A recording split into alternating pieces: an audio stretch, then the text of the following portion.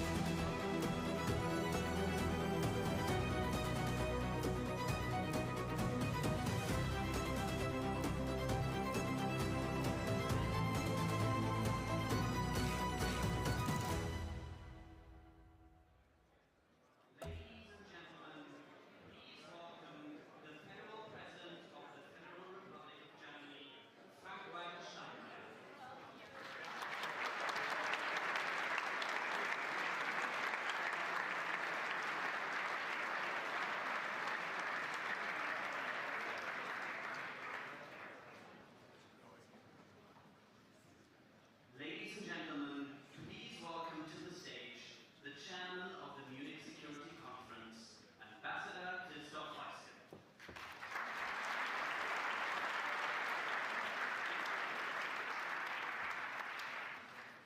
Herr Bundespräsident, Excellencies, ladies and gentlemen, dear friend. Welcome to this year's Munich Security Conference. Before we start, I would like us all to take a few seconds of silence for the victims of yesterday's dreadful car attack here in Munich.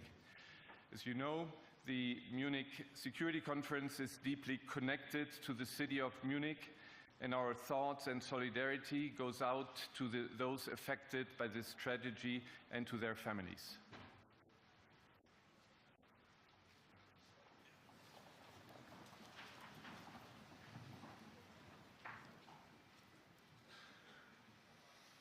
Thank you very much. Since Ewald von Kleist 61 years ago organized the first conference, US presence at the MSC has always been a defining feature. It's my pleasure to again this year welcome a strong US delegation. It was also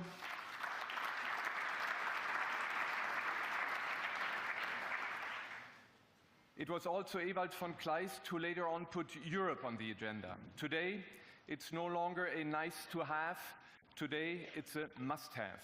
Europe is expected to play a key role in security, and I'm happy that we can welcome today the EU leadership.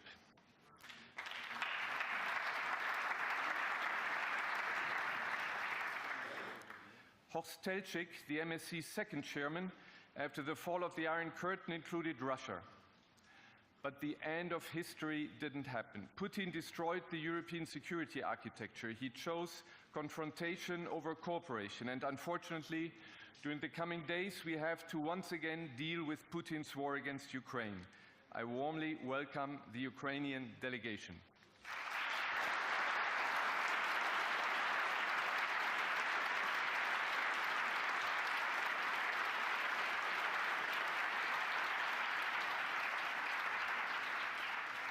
The third MSC chairman, Wolfgang Ischinger, opened up the MSC to a broader understanding of security. The conference now addresses climate, energy, health, food, cyber, AI, and disinformation. I'm deeply convinced that the many problems we are confronted with today warrant a global response. This is why I'm very happy that the MSC has become a truly global conference with many leaders from Africa, Asia, and Latin America. And a special welcome to all of you.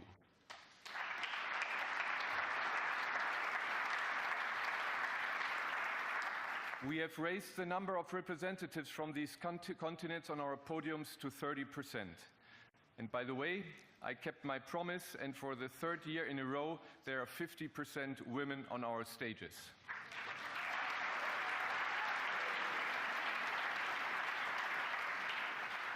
The MSC's motto is peace through dialogue, and I hope that you will all use this conference to try and contribute to achieving this objective. Dialogue is needed more than ever in view of a record number of ongoing conflicts, from Sudan to Ukraine to Haiti to Somalia, the DRC and Myanmar. In the Middle East, the ceasefire is hanging by a thread. To contribute to the objective of lasting peace, the MSC has established a dedicated Middle East consultation group with participants from the region. Our Munich Security Report discusses the theme of multipolarization. Multi, because we are debating about the number of political poles this world has, about the domestic polarization we face, and about the question if there is one or are there multiple international orders. My view is very clear. Our debates and the solution to the many problems we face have to be based on one ordering principle, the rule of law. For Germany's first Chancellor, Konrad Adenauer, the most important objectives were peace and the rule of law. In this respect, the German constitution has been extremely successful. On the European level, when we have differences, we no longer go to war, but to the European Union in Brussels and the European Court of Justice in Luxembourg. On a global scale, after the horrors of World War II, world leaders were also committed to the rule of law. They enshrined their commitment in the Charter of the United Nations and the Universal Declaration of Human Rights. The UN Security Council, the General Assembly, the International Court of Justice, the International Criminal Court, and many more institutions were established to safeguard the rule of law. I'm convinced there is no better alternative in sight. So this conference will be about peace through dialogue, but also about the imperative that the pursuit of peace through dialogue is based on the rule of law and not on the rule of the strongest.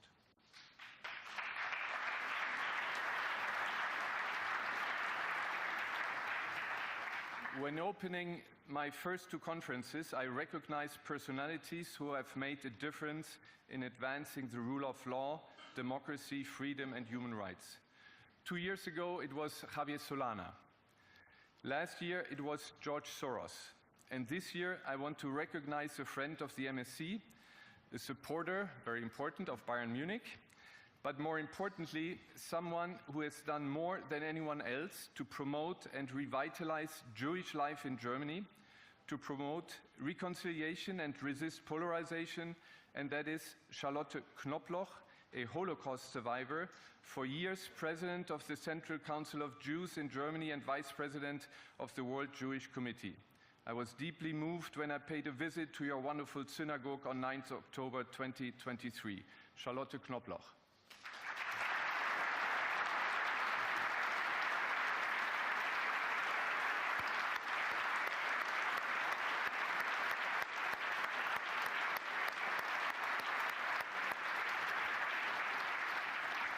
I would like to express my gratitude to all our supporters and partners who make this conference possible. The State of Bavaria, the City of Munich, the Federal Ministry of Defense, and the people of Munich who have endured and are enduring our blocking of parts of the city, our generous business and foundation partners, our host broadcaster Bayerischer Rundfunk, who will be broadcasting the conference live on BR24, and last but not least, the wonderful MSC staff.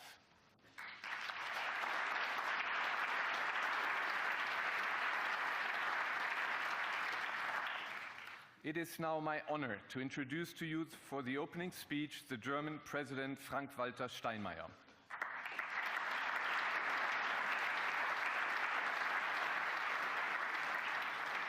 Mr. President, you stood here 11 years ago as Foreign Minister and urged Germany's political establishment to assume more international responsibility. 5 years ago, you joined the MSC as Federal President and made a strong pledge for the international rule of law and European unity.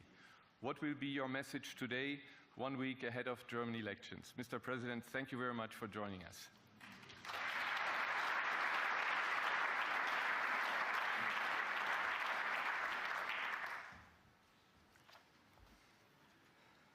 Meine sehr verehrten Damen und Herren, Ladies and gentlemen, liegt heute ein dunkler Schatten. a dark shadow has been cast over the city of Munich. Yesterday, an attacker inflicted serious wounds on 36 people, amongst them a child. I've just visited the scene of the attack, and I'd like to convey my deepest sympathy to the people affected and their relatives. And I'd like to thank you for having spent a minute to commemorate what happened here in this hall a minute ago. Christoph Heusgen, honored guests from around the world, I bid you a very warm welcome to the 61st Munich Security Conference. Most of you, as I cast a look around, are not here for the first time. Many of you return every year when the international security community gathers in Munich at the height of winter and the cold season. You're all familiar, I trust, with the close-knit atmosphere here in this hall and the occasional squeeze in the busy corridors, an ambience that lends this conference its unique character year after year and that I've experienced myself. At the outset, my hope is that we make full use of this special gathering for respectful dialogue, for fresh ideas, and for forging new connections. We need all of these things, especially in these turbulent times. I extend my sincere gratitude to the Bavarian Minister President and the Lord Mayor of Munich for their proverbial hospitality in hosting us here. And I'd like to thank the organizers for their planning and organization, for curating the agenda, and for bringing together such a diverse and distinguished group of guests. And I wish to express my particular gratitude to Christoph Heusgen. Thank you, Mr. Heusgen, not only for leading the Munich Security Conference in recent years, but also for devoting an entire career to our country and to our diplomatic service.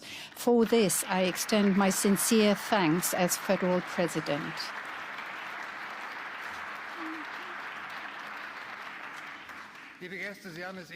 Dear guests, the point was made a minute ago. 5 years ago was the last time I had the opportunity to open the Munich Security Conference.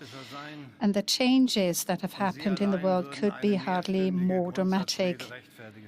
Changes that could well warrant an hours-long keynote speech, yet with some reluctance, I have to say, I will forego such an address and instead outline 4 key theses that I believe are critical to our foreign and security policy in the coming years, matters that are particularly close to my heart.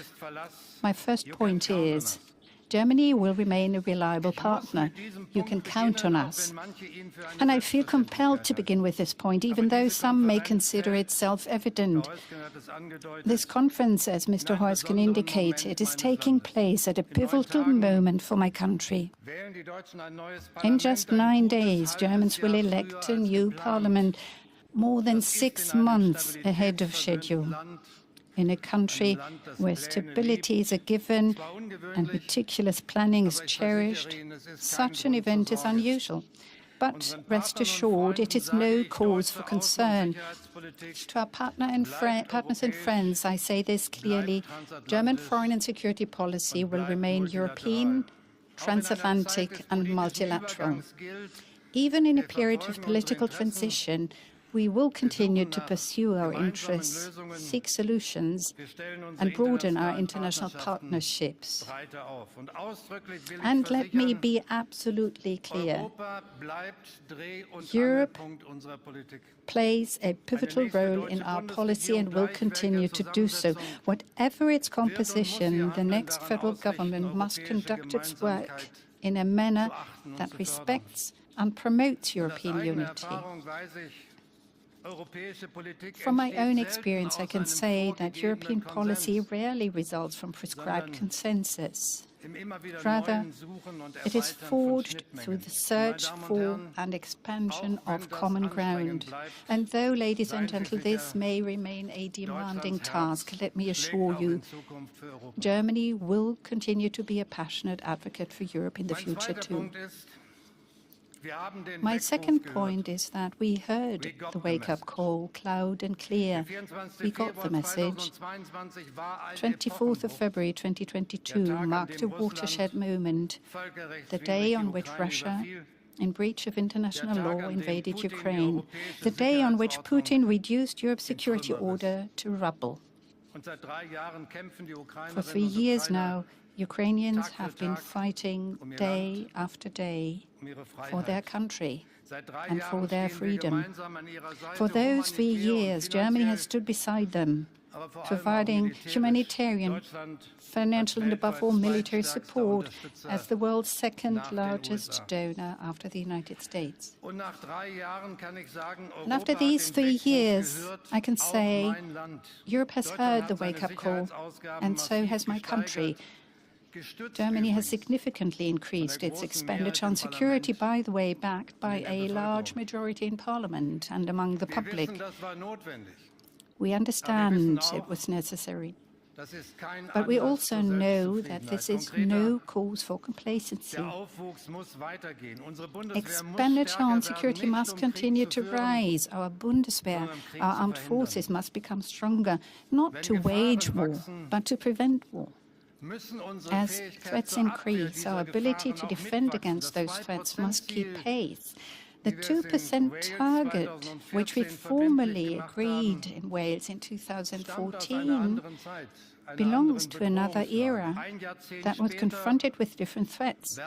And a decade on, we will need to spend considerably more than was agreed back then. There's no way around this.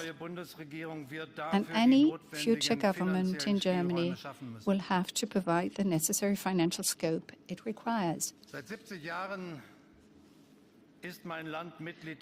My country has been a member of NATO for 70 years. I believe we Germans should not merely look back nostalgically, grateful for 7 decades of security. No.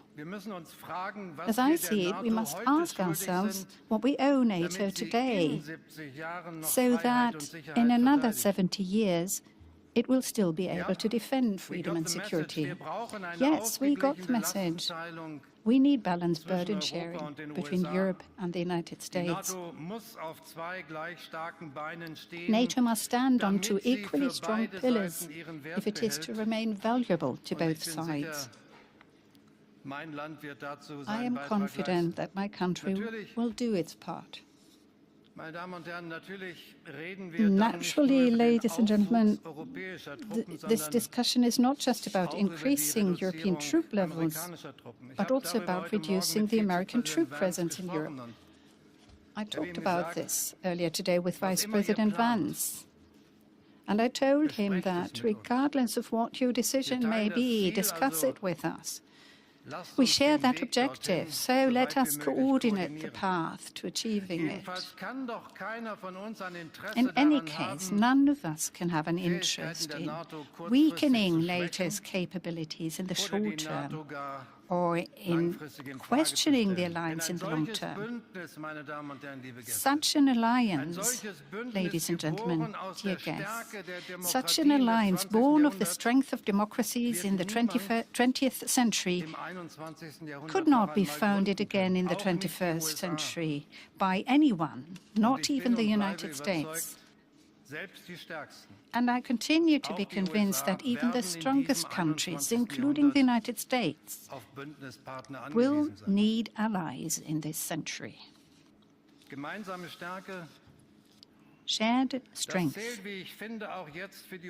That is precisely what matters now for Ukraine as well, as I see it. President Trump has spoken with President Putin and President Zelenskyy, and I'm certain that possible paths to ending the war will also be at the heart of discussions and the many engagements here in the corridors in Munich.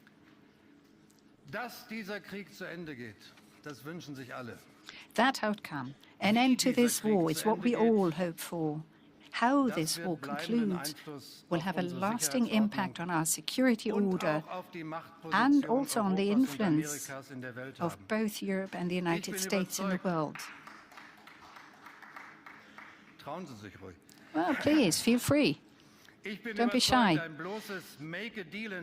I firmly believe that simply making a deal and leaving would weaken us all, Ukraine and Europe, but also the United States. And for this very reason, every scenario, be before or after the end of fighting, requires our combined power of deterrence and strength. And that is why in every scenario, support for Ukraine must continue, namely from Europe and the United States.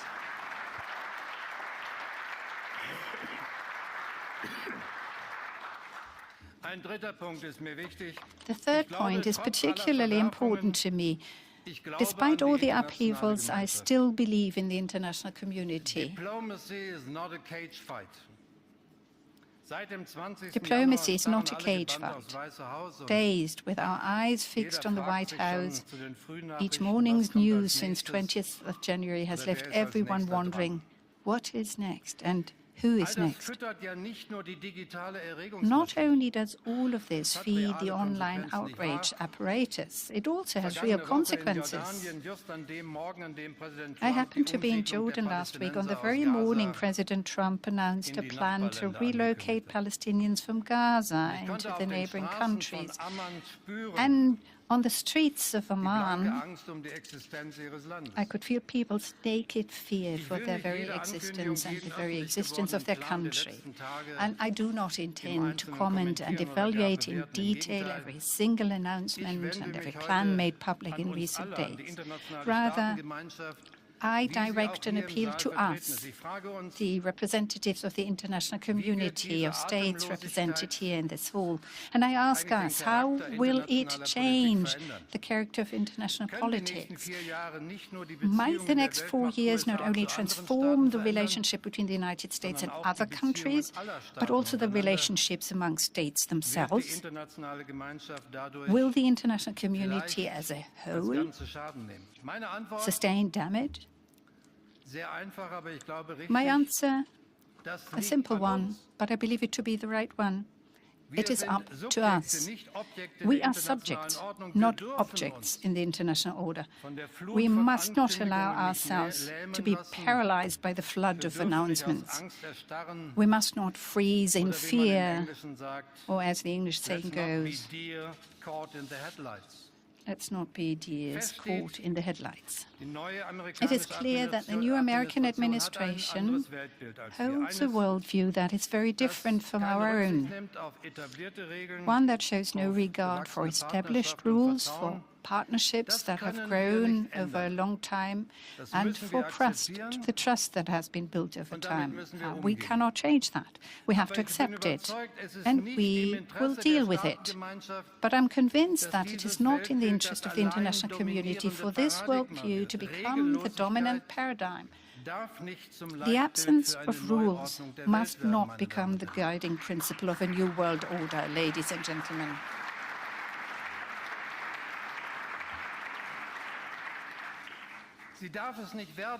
It must not become the guiding principle of a new world order, because that would mean abandoning our civilization's most crucial achievement laid down 80 years ago in the Charter of the United Nations, which would never have come to being without the ardent support of the United States. If we were to abandon this, we would only be playing into the hands of others, such as Russia and China, and all those countries that have been violating laws and undermining rules for years, precisely because they seek to dismantle this very achievement. And that is nothing new. Some of you may say, and it is right, it does make a difference. Yes, there is a difference when the world's leading democracy and global power says we can do without rules. And that is why my appeal is this. Let us stand by what serves us best. And I continue to believe that cooperation serves us, that partnerships and alliances are worthwhile. There are shared interests, there are rules and institutions through which we can resolve conflicts. And this truth must not be relegated to the past, because this will remain true in the future. Every country, everyone here in this hall knows this from experience. experience, and it is now our task to uphold it. The central task of the coming years will be to preserve the idea of an international community.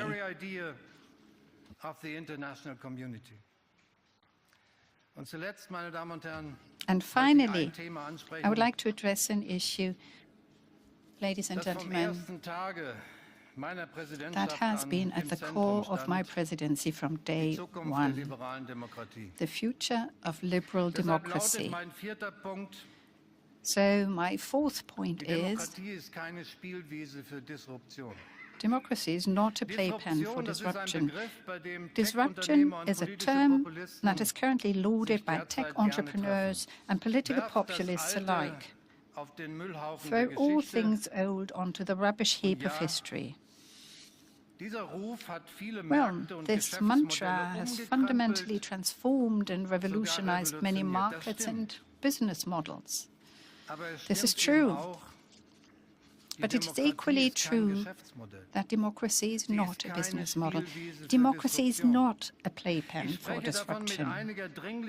And I'm speaking about this with such urgency because geopolitical opponents, first and foremost Russia, have for some time now been using the domain of digital communication to wage a hybrid war on liberal democracy, because China is using digital technology to exercise and expand autocratic power. And as if this were not disconcerting enough, historically unprecedented concentration of technological, financial and political power is taking shape in the United States. I'm being frank with you. As a Democrat, it causes me concern, great concern, to see how a small elite group of business people has both the means and the desire to rewrite a significant part of the liberal democracy playbook. And I'm even more concerned when some of these business people openly express their contempt for our democratic institutions and norms. It gives me cause for concern.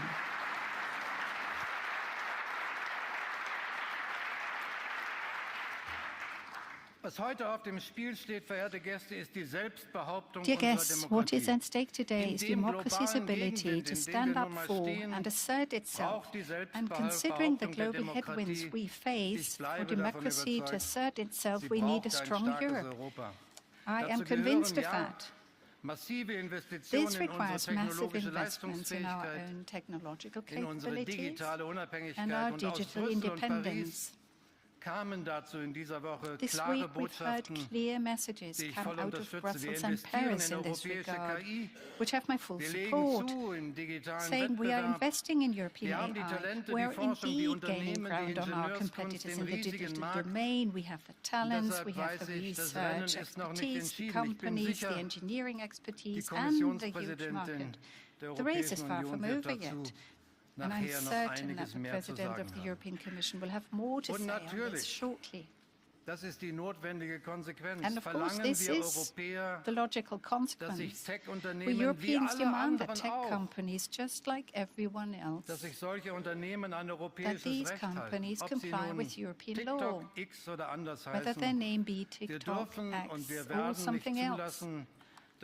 We cannot and will not allow platforms to destroy our democratic societies or cause serious harm to our children.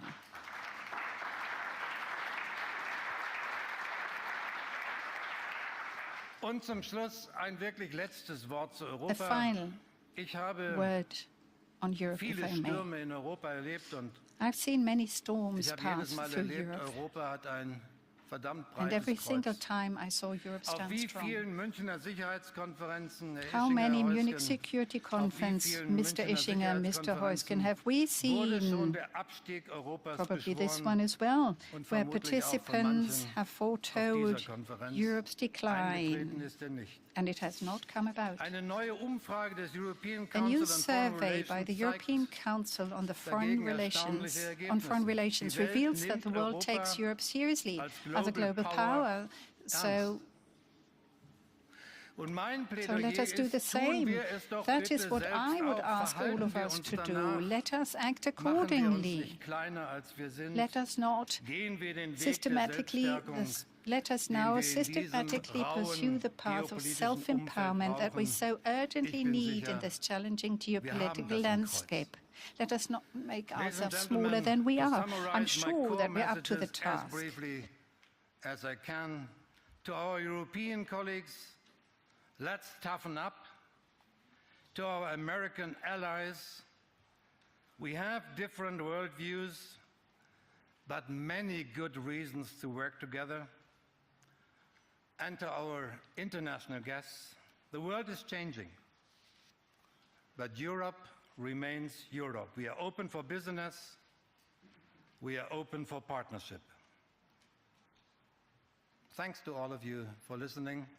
I wish you a productive Munich Security Conference. Thank you.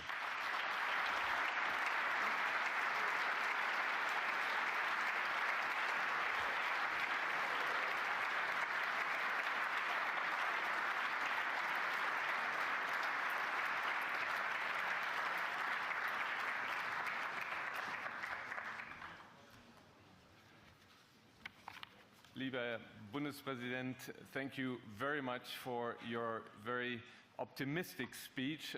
Always look for a silver lining with all the gloom and doom, and you gave this silver lining personally and with your speech. Thank you for this. It is now my pleasure and honor to introduce the Prime Minister of Bavaria, Markus Söder.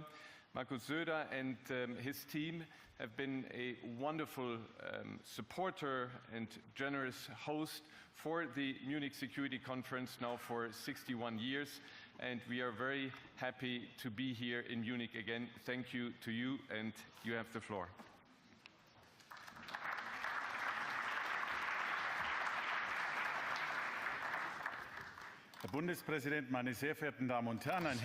Fellow President, ladies and gentlemen, a very warm welcome once again to Bavaria. We are very happy that you're all here, and we would like to be a good host once again. And actually, Bavaria is quite good at this. We are not only the secure and federal state of Germany, but also the one with the strongest economy.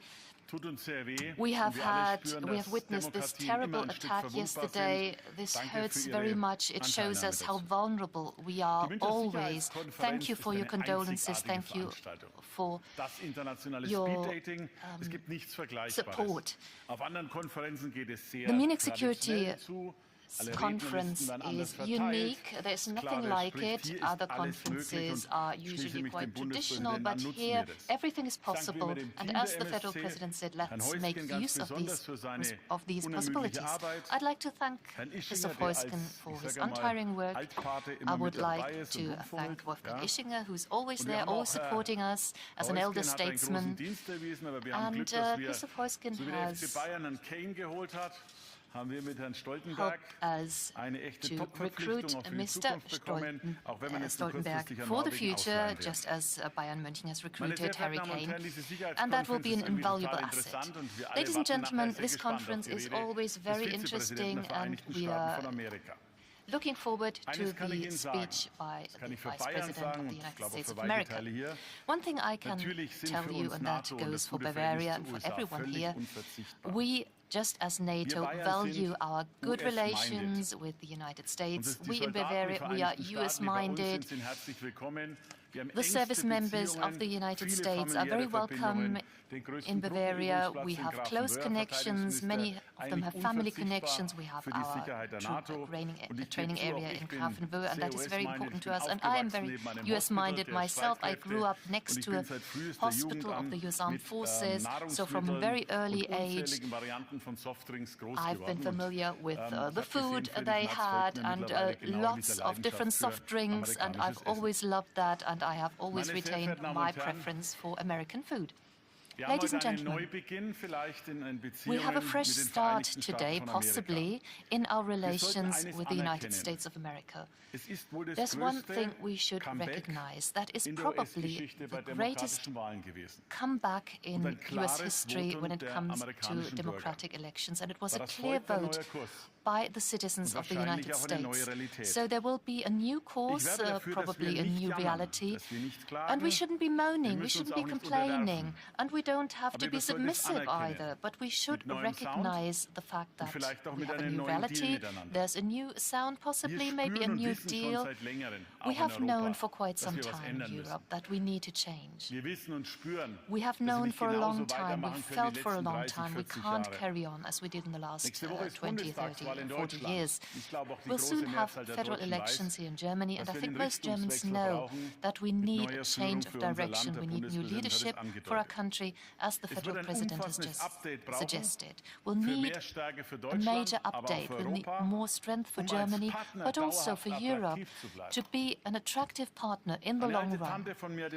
I had an aunt who said, if you moan, you will never be visited by anyone. You won't have any visitors. So we have to be attractive, we have to be strong. And for Germany, this means, and we agree on that, we need a lot more money, not just a little more money. We need more personnel because we have our borders to protect. We have NATO borders to protect. We want to support our NATO partners in Europe. Just think of the Baltics. And we need more armament. We need better equipment, better technology. We are facing challenges every day. We have 2 new members in NATO. They gave up their neutrality, which used to be part of their identity, but now they've joined us. Why did they do that? Because they feel that we have new challenges, new demands to our security. Of course, we don't want any war with Russia, but given the recent events in Europe, we are not really in a peaceful situation. And that's why we need new technology. And we in Bavaria are happy to offer what we can. The papers just wrote that Bavaria is one of the main defense technology locations in Europe. So, of course, we're happy to propose what we have to offer, and we are happy to play on our strength. We are pro-NATO, pro-EU, pro-United States, and we want to be true friends to the United States, not just acquaintances. And one thing I can say from the depth of my heart, I understand that in recent years some people in the United States didn't like what they heard about opinions, what the outcome of the US elections should be. But please bear with us and understand that the other way around, it is also true for Germany. We decide what coalitions we enter into after the elections.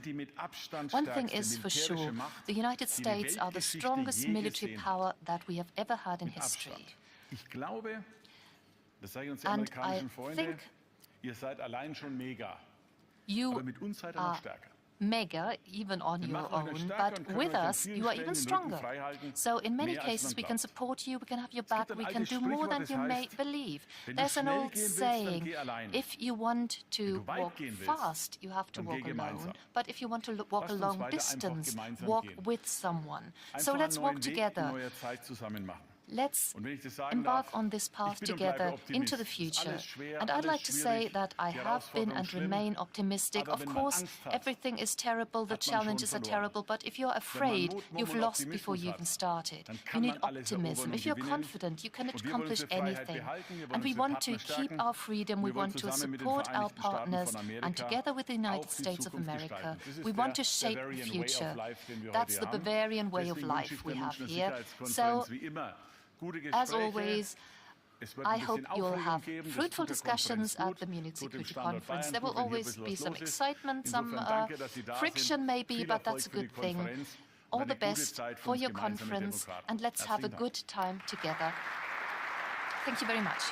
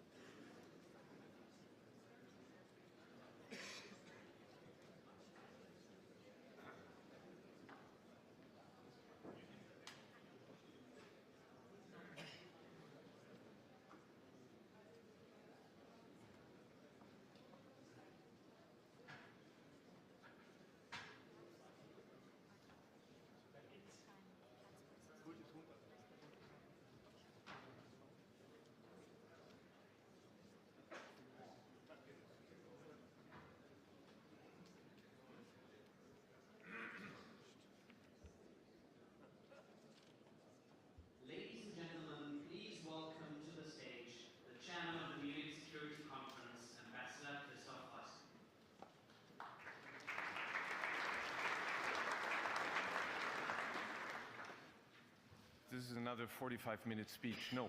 Ladies and gentlemen, it is my pleasure and honor to welcome the President of the European Commission, Ursula von der Leyen.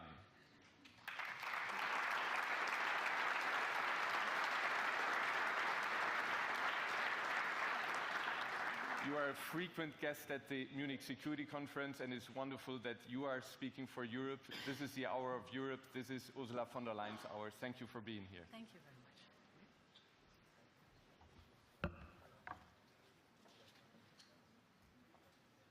Herr Bundespräsident Steinmeier, Ministerpräsident Soder, Excellencies, ladies and gentlemen, can we lower a little bit this piece here, or is that impossible? It seems impossible. Okay.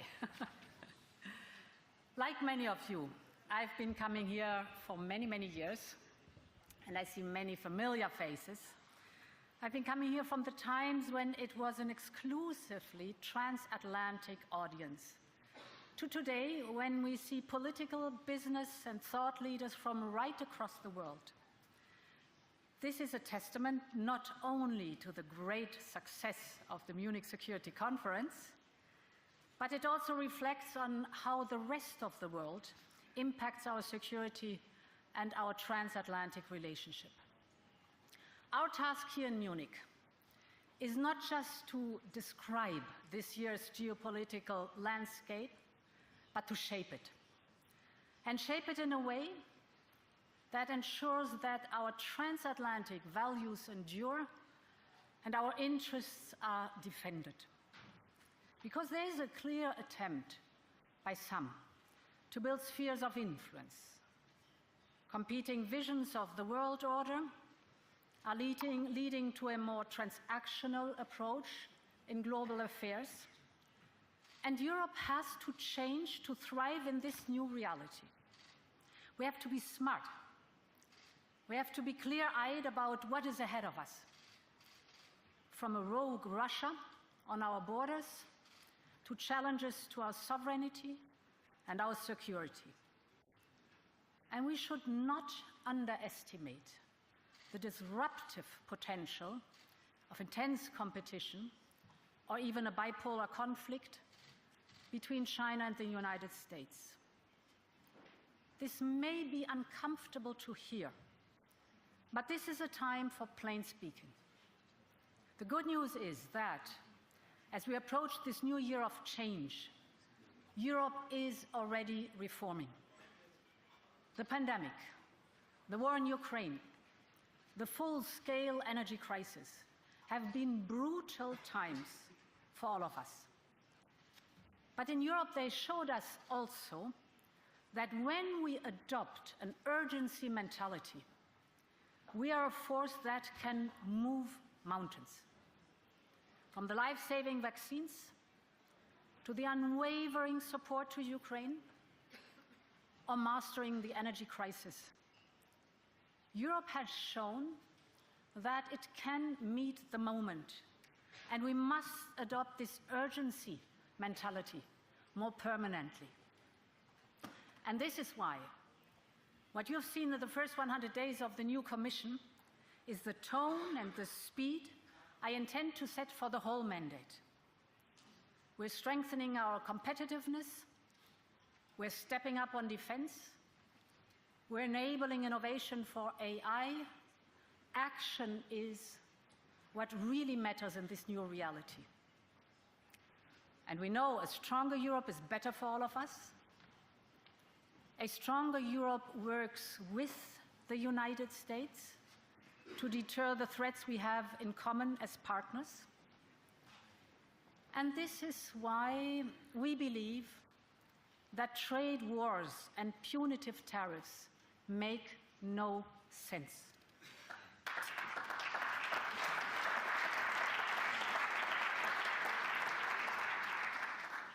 Tariffs act like a tax.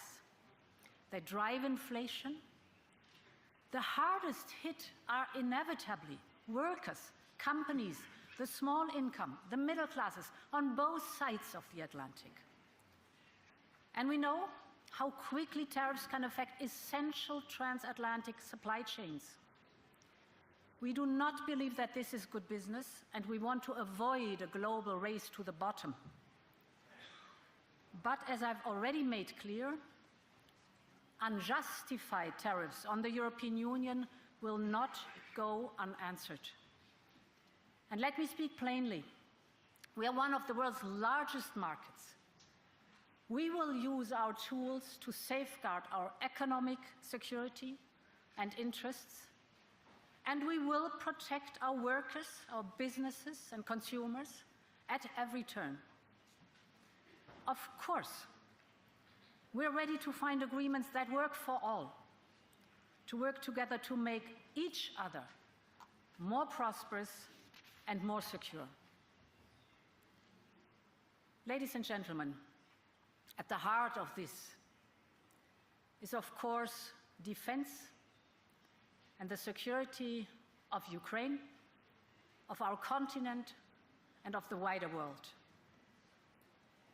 In this room, we all feel it, what's at stake. This is a moment in history.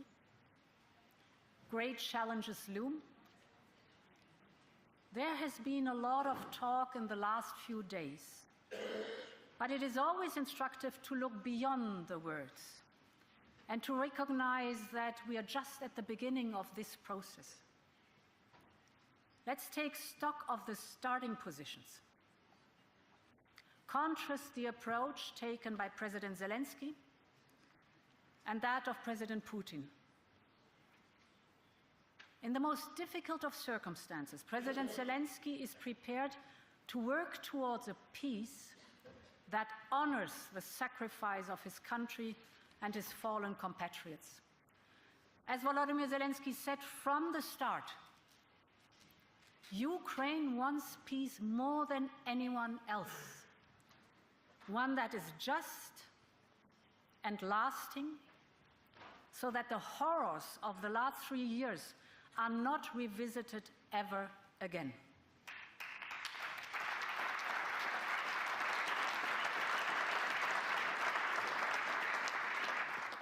On the other hand, President Putin says he's willing to meet, but on what terms?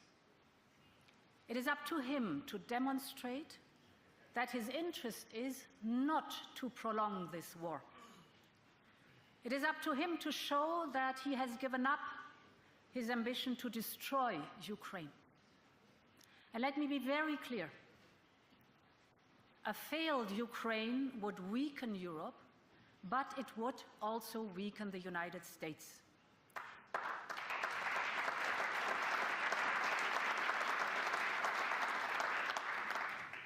It would intensify the challenges in the Indo-Pacific and threaten our shared interests. Because what we have seen is the authoritarians of this world are carefully watching whether there's any impunity if you invade your neighbor and violate international borders, or whether there are real deterrents. They are watching us very carefully, what actions we choose to take. And this is why it is so important that we get this right. Ukraine needs peace through strength. Europe wants peace through strength. And President Trump has made clear the United States is firmly committed to peace through strength. So I believe that by working together, we can deliver that just and lasting peace. And there is a lot that Europe already has brought to the table. Historic amounts, actually. Financially and militarily, the overall support amounts to 134 billion euros. That is an equivalent of $140 billion. That is more than anybody else has contributed. This includes $52 billion of military assistance, on par with the United States. We have put in place hard-hitting sanctions, substantially weakening Russia's economy. We have broken one taboo after another and smashed our reliance on Russian gas, making us more resilient permanently. And we are about to do more. We are working with Ukraine on their EU accession because Ukraine is part of our European family, and this is where their future lies, here in Europe.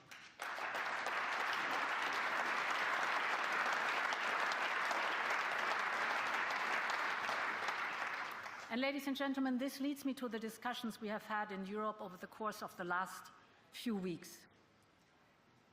Many in the security circles in Europe were confused, some even worried, by the comments made by senior US official earlier this week. But we need to be honest here, and we need to avoid outrage and outcry.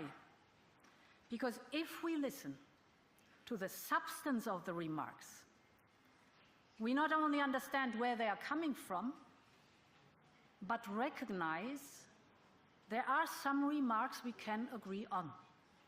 Because yes, both the United States and the European Union want an end to the bloodshed. We want a just and lasting peace, one that leads to a sovereign and prosperous Ukraine.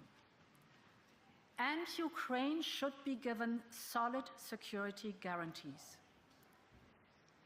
But perhaps what resonates with me the most is the need for Europe not only to speak frankly, but also to act accordingly. So let there be no room for any doubt.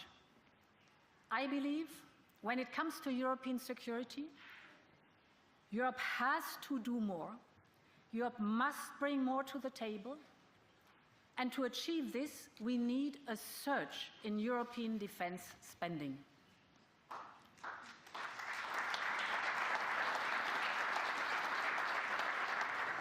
Currently, the EU27 are spending around 2% of GDP on defense. And yes, our defense spending went up from just over 200 billion before the war to now over 320 billion last year.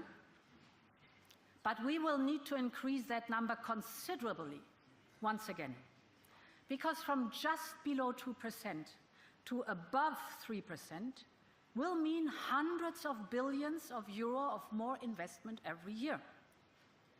So we need a bold approach. Let's take one step back. In previous extraordinary crises, look at what we did. We empowered member states with extra fiscal room by activating the escape clause. In simple terms, we empowered member states to substantially increase public investments linked to the crisis. I believe we are now in another period of crisis which warrants a similar approach. And this is why I can announce that I will propose to activate the escape clause for defense investments. This will allow member states to substantially increase their defense expenditure. Of course, we will have to do this in a controlled and conditional way. And I will also propose a wider package of tailor-made tools to address the specific situation of each and every one of our member states, from their current levels of defense spending to their fiscal situation. Second, for a massive defense package, we also need a European approach in setting our investment priorities. This will allow the investments in much-needed defense projects of common European interest. And thirdly, we will step up our work to accelerate the accession process of Ukraine to the European Union. We have made significant progress already, but again, now is the time to move mountains in the European Union. Increase the spending possibility of the national budgets, have common European funding for projects of common European interest, and accelerate the accession process of Ukraine. This must be the goal of the new Europe that is working for these goals intensively.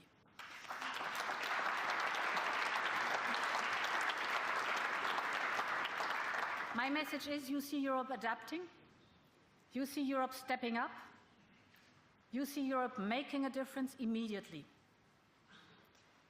Ladies and gentlemen, what is being discussed here today is ultimately about us, our prosperity, our economy, our security, our ability to make good on Europe's enduring promise of peace. Our values do not change. They are universal. But because the world is changing, we have to adapt the way we act. We need a Europe that is more pragmatic, more focused, more determined, one that will counter its threats, one that will leverage its enormous strength and power, and one that is standing by Ukraine and its partners. And there's a lot that this Europe can do, and it will rise to the moment. Thank you very much, and long live Europe.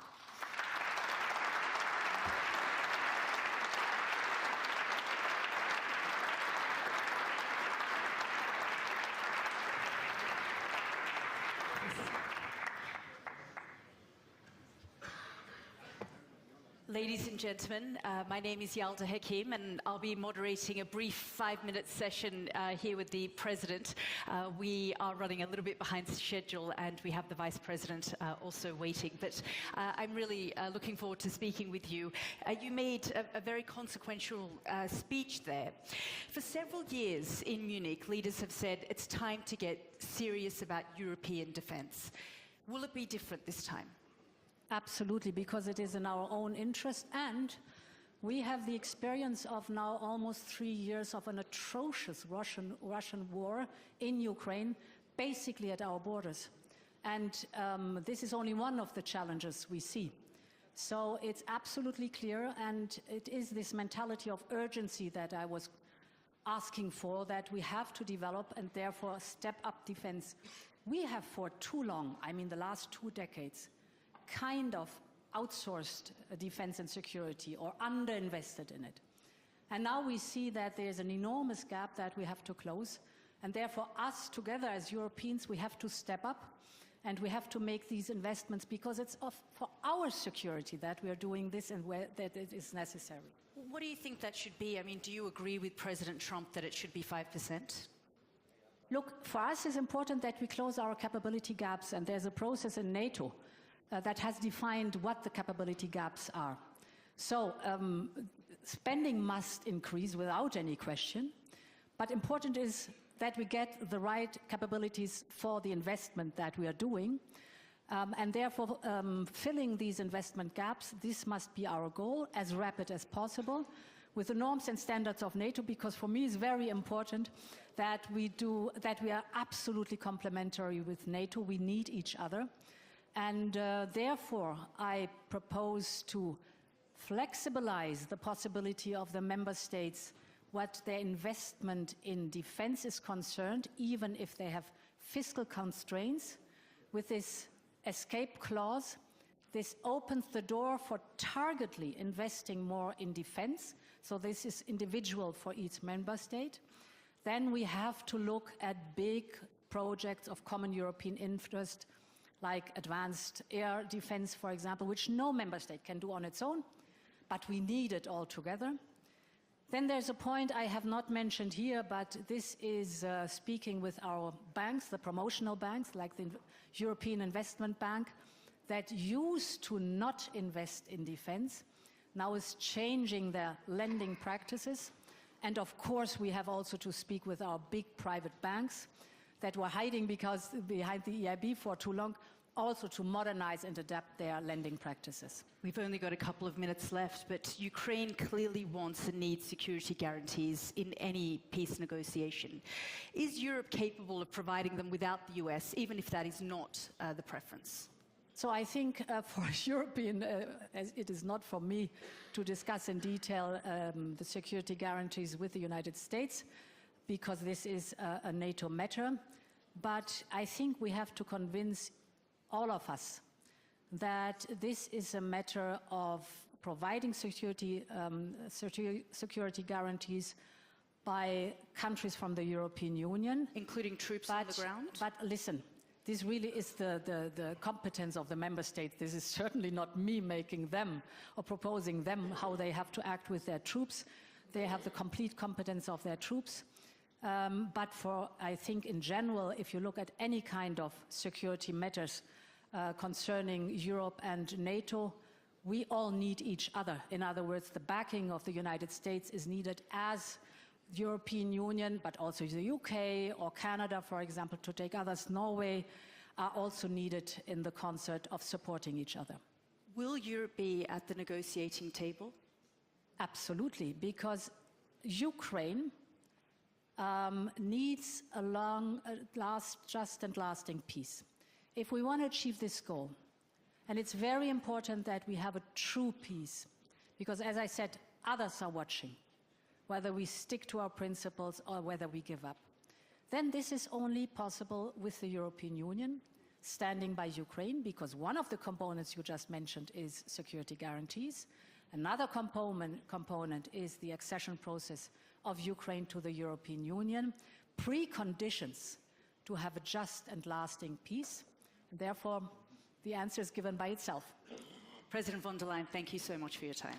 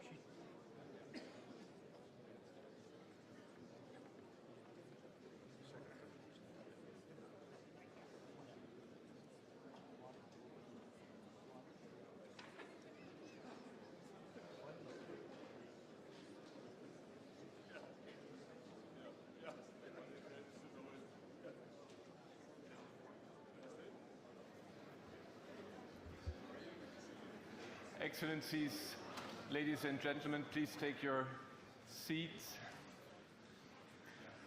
It is now my honor and pleasure to welcome the Vice President of the United States, Mr. JD Vance, who was here last year as Senator, and we are very happy that he has come back to Munich, and we are very much looking forward to his speech. Please welcome Vice President JD Vance.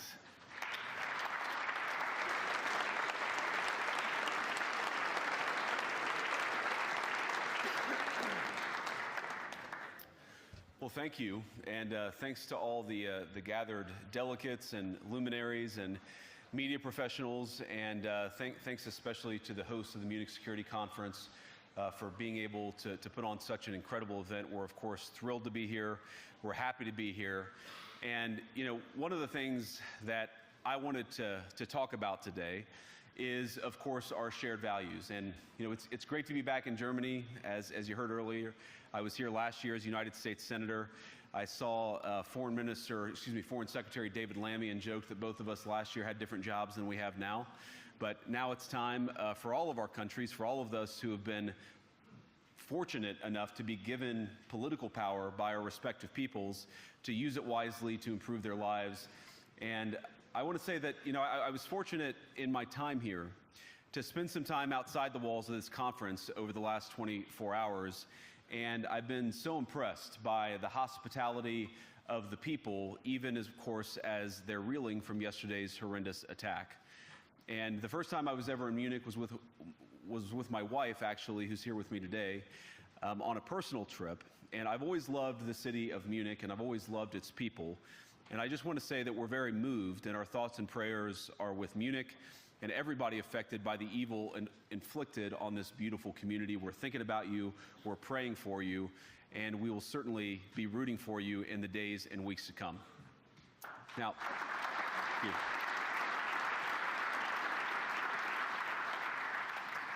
I hope that's not the last bit of applause that I get, but we gather at this conference, of course, to discuss security, and normally we mean threats to our external security. I see many great military leaders gathered here today. But while the Trump administration is very concerned with European security and believes that we can come to a reasonable settlement between Russia and Ukraine, and we also believe that it's important in the coming years for Europe to step up in a big way to provide for its own defense, the threat that I worry the most about vis-a-vis Europe is not Russia, it's not China, it's not any other external actor. And what I worry about is the threat from within, the retreat of Europe from some of its most fundamental values, values shared with the United States of America. Now, I was struck that a former European commissioner went on television recently and sounded delighted that the Romanian government had just annulled an entire election. He warned that if things don't go to plan, the very same thing could happen in Germany too. Now, these cavalier statements are shocking to American ears. For years, we've been told that everything we fund and support is in the name of our shared democratic values. Everything from our Ukraine policy to digital censorship is billed as a defense of democracy. But when we see European courts canceling elections and senior officials threatening to cancel others, we ought to ask whether we're holding ourselves to an appropriately high standard. And I say ourselves because I fundamentally believe that we are on the same team. We must do more than talk about democratic values, we must live them. Now, within living memory of many of you in this room, the Cold War positioned defenders of democracy against much more tyrannical forces on this continent. And consider the side in that fight that censored dissidents, that closed churches, that canceled elections. Were they the good guys? Certainly not. And thank God they lost the Cold War. They lost because they neither valued nor respected all of the extraordinary blessings of liberty. The freedom to surprise, to make mistakes, to invent, to build. As it turns out, you can't mandate innovation or creativity, just as you can't force people what to think, what to feel, or what to believe. And we believe those things are certainly connected. And unfortunately, when I look at Europe today, it's sometimes not so clear what happened to some of the Cold War's winners. I look to Brussels, where EU commissars warn citizens that they intend to shut down social media during times of civil unrest the moment they spot what they've judged to be, quote, hateful content. Or to this very country, where police have carried out raids against citizens suspected of posting anti-feminist comments online as part of, quote, combating misogyny on the internet, a day of action. I look to Sweden, where 2 weeks ago the government convicted a Christian activist for participating in Koran burnings that resulted in his friend's murder. And as the judge in his case chillingly noted, Sweden's laws to supposedly protect free expression do not, in fact, grant, and I'm quoting, a free pass to do or say anything without risking offending the group that holds that belief. And perhaps most concerningly, I look to our very dear friends, the United Kingdom, where the backslide away from conscience rights has placed the basic liberties of religious Britons in particular in the crosshairs. A little over 2 years ago, the British government charged Adam Smith Connor, a 51-year-old physiotherapist and an Army veteran, with the heinous crime of standing 50 meters from an abortion clinic and silently praying for 3 minutes.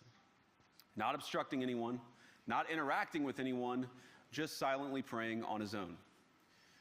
And after British law enforcement spotted him and demanded to know what he was praying for, Adam replied simply, it was on behalf of the unborn son he and his former girlfriend had aborted years before. Now, the officers were not moved. Adam was found guilty of breaking the government's new buffer zones law, which criminalizes silent prayer and other actions that could influence a person's decision within 200 meters of an abortion facility. He was sentenced to pay thousands of pounds in legal costs to the prosecution. Now, I wish I could say that this was a fluke, a one-off crazy example of a badly written law being enacted against a single person. But no, this last October, just a few months ago, the Scottish government began distributing letters to citizens whose houses lay within so-called safe access zones, warning them that even private prayer within their own homes may amount to breaking the law. Naturally, the government urged readers to report any fellow citizens suspected guilty of thought crime. In Britain and across Europe, free speech, I fear, is in retreat. And in the interest of comedy, my friends, but also in the interest of truth, I will admit that sometimes the loudest voices for censorship have come not from within Europe, but from within my own country, where the prior administration threatened and bullied social media companies to censor so-called misinformation. Misinformation like, for example, the idea that coronavirus had likely leaked from a laboratory in China.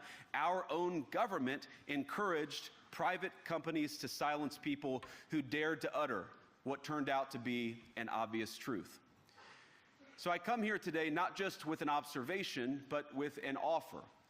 And just as the Biden administration seemed desperate to silence people for speaking their minds, so the Trump administration will do precisely the opposite, and I hope that we can work together on that.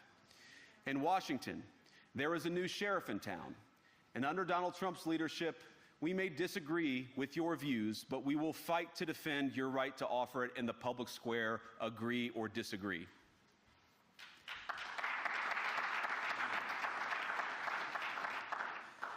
Now, we're at the point, of course, that the situation has gotten so bad that this December, Romania straight up canceled the results of a presidential election based on the flimsy suspicions of an intelligence agency and enormous pressure from its continental neighbors. Now, as I understand it, the argument was that Russian disinformation had infected the Romanian elections. But I'd ask my European friends to have some perspective. You can believe it's wrong for Russia to buy social media advertisements to influence your elections. We certainly do. You can condemn it on the world stage even. But if your democracy can be destroyed with a few $100,000 of digital advertising from a foreign country, then it wasn't very strong to begin with. Now, the good news is that I happen to think your democracies are substantially less brittle than many people apparently fear. And I really do believe that allowing our citizens to speak their mind will make them stronger still. Which, of course, brings us back to Munich, where the organizers of this very conference have banned lawmakers representing populist parties on both the left and the right from participating in these conversations. Now, again, we don't have to agree with everything or anything that people say. But when people represent, when political leaders represent an important constituency, it is incumbent upon us to at least participate in dialogue with them. Now, to many of us on the other side of the Atlantic, it looks more and more like old entrenched interests hiding behind ugly Soviet-era words like misinformation and disinformation, who simply don't like the idea that somebody with an alternative viewpoint might express a different opinion or, God forbid, vote a different way or, even worse, win an election. Now, this is a security conference, and I'm sure you all came here prepared to talk about how exactly you intend to increase defense spending over the next few years in line with some new target. And that's great, because as President Trump has made abundantly clear, he believes that our European friends must play a bigger role in the future of this continent. We don't think, you hear this term, burden sharing, but we think it's an important part of being in a shared alliance together that the Europeans step up while America focuses on areas of the world that are in great danger. But let me also ask you, how will you even begin to think through the kinds of budgeting questions if we don't know what it is that we're defending in the first place? I've heard a lot already in my conversations, and I've had many, many great conversations with many people gathered here in this room. I've heard a lot about what you need to defend yourselves from, and of course that's important. But what has seemed a little bit less clear to me, and certainly I think to many of the citizens of Europe, is what exactly it is that you're defending yourselves for. What is the positive vision that animates this shared security compact that we all believe is so important? And I believe deeply that there is no security if you are afraid of the voices, the opinions, and the conscience that guide your very own people. Europe faces many challenges, but the crisis this continent faces right now, the crisis I believe we all face together, is one of our own making. If you're running in fear of your own voters, there is nothing America can do for you. Nor, for that matter, is there anything that you can do for the American people who elected me and elected President Trump. You need democratic mandates to accomplish anything of value in the coming years. Have we learned nothing that thin mandates produce unstable results? But there is so much of value that can be accomplished with the kind of democratic mandate that I think will come from being more responsive to the voices of your citizens. If you're going to enjoy competitive economies, if you're going to enjoy affordable energy and secure supply chains, then you need mandates to govern, because you have to make difficult choices to enjoy all of these things. And of course, we know that very well in America. You cannot win a democratic mandate by censoring your opponents or putting them in jail, whether that's the leader of the opposition, a humble Christian praying in her own home, or a journalist trying to report the news.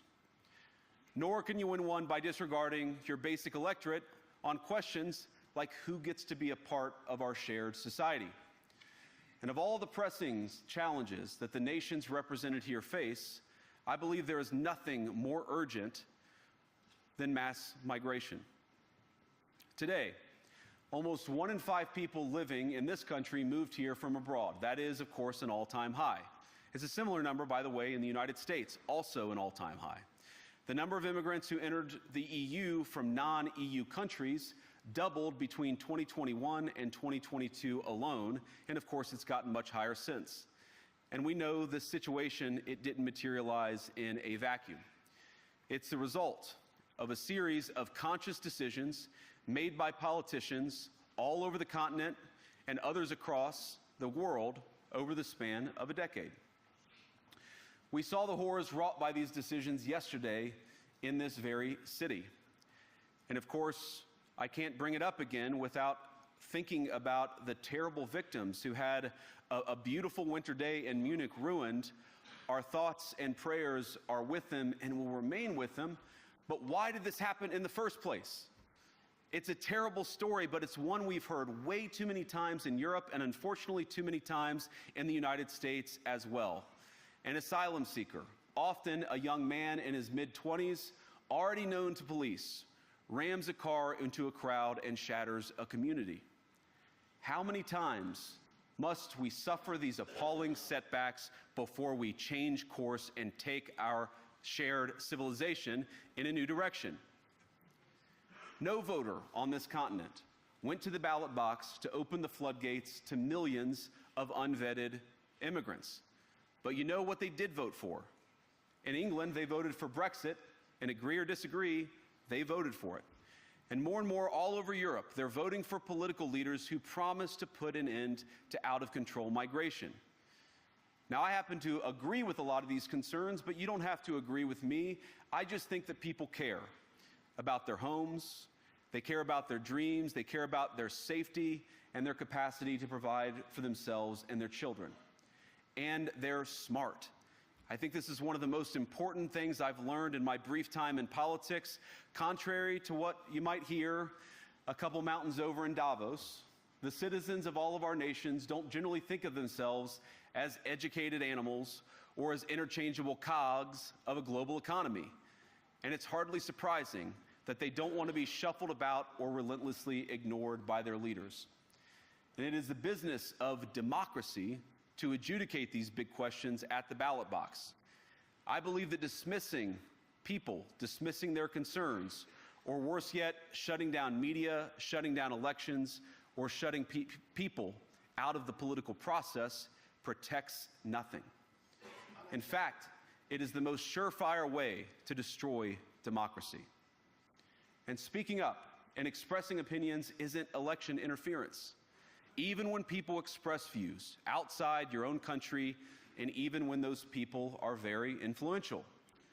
And trust me, I say this with all humor, if American democracy can survive 10 years of Greta Thunberg scolding, you guys can survive a few months of Elon Musk. But what German democracy, what no democracy, American, German, or European, will survive is telling millions of voters that their thoughts and concerns, their aspirations, their pleas for relief are invalid or unworthy of even being considered. Democracy rests on the sacred principle that the voice of the people matters. There's no room for firewalls. You either uphold the principle or you don't. Europeans, the people, have a voice. European leaders have a choice. And my strong belief is that we do not need to be afraid of the future. You can embrace what your people tell you, even when it's surprising, even when you don't agree. And if you do so, you can face the future with certainty and with confidence, knowing that the nation stands behind each of you. And that, to me, is the great magic of democracy. It's not in these stone buildings or beautiful hotels. It's not even in the great institutions that we have built together as a shared society. To believe in democracy is to understand that each of our citizens has wisdom and has a voice. And if we refuse to listen to that voice, even our most successful fights will secure very little. As Pope John Paul II, in my view, one of the most extraordinary champions of democracy on this continent or any other, once said, "Do not be afraid." We shouldn't be afraid of our people, even when they express views that disagree with their leadership. Thank you all. Good luck to all of you. God bless you.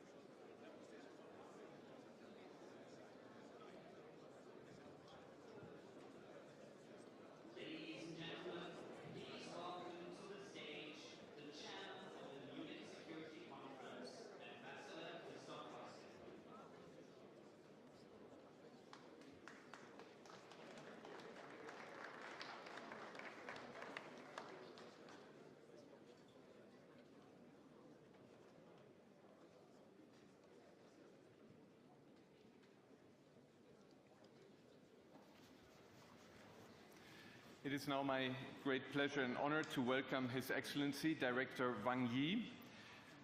Director Wang Yi is the head of the Communist Party Central Committee's Foreign Affairs Commission and Minister of Foreign Affairs of China. Mr. Wang Yi has been a long-time guest of the Munich Security Conference. We are very happy that you are representing China's view on this conference every year, again this year, and we are also very happy that you are ready after your introduction to enter into a discussion which I'm looking forward to hold. Director Wang Yi, you have the floor. Again, thank you very much for coming.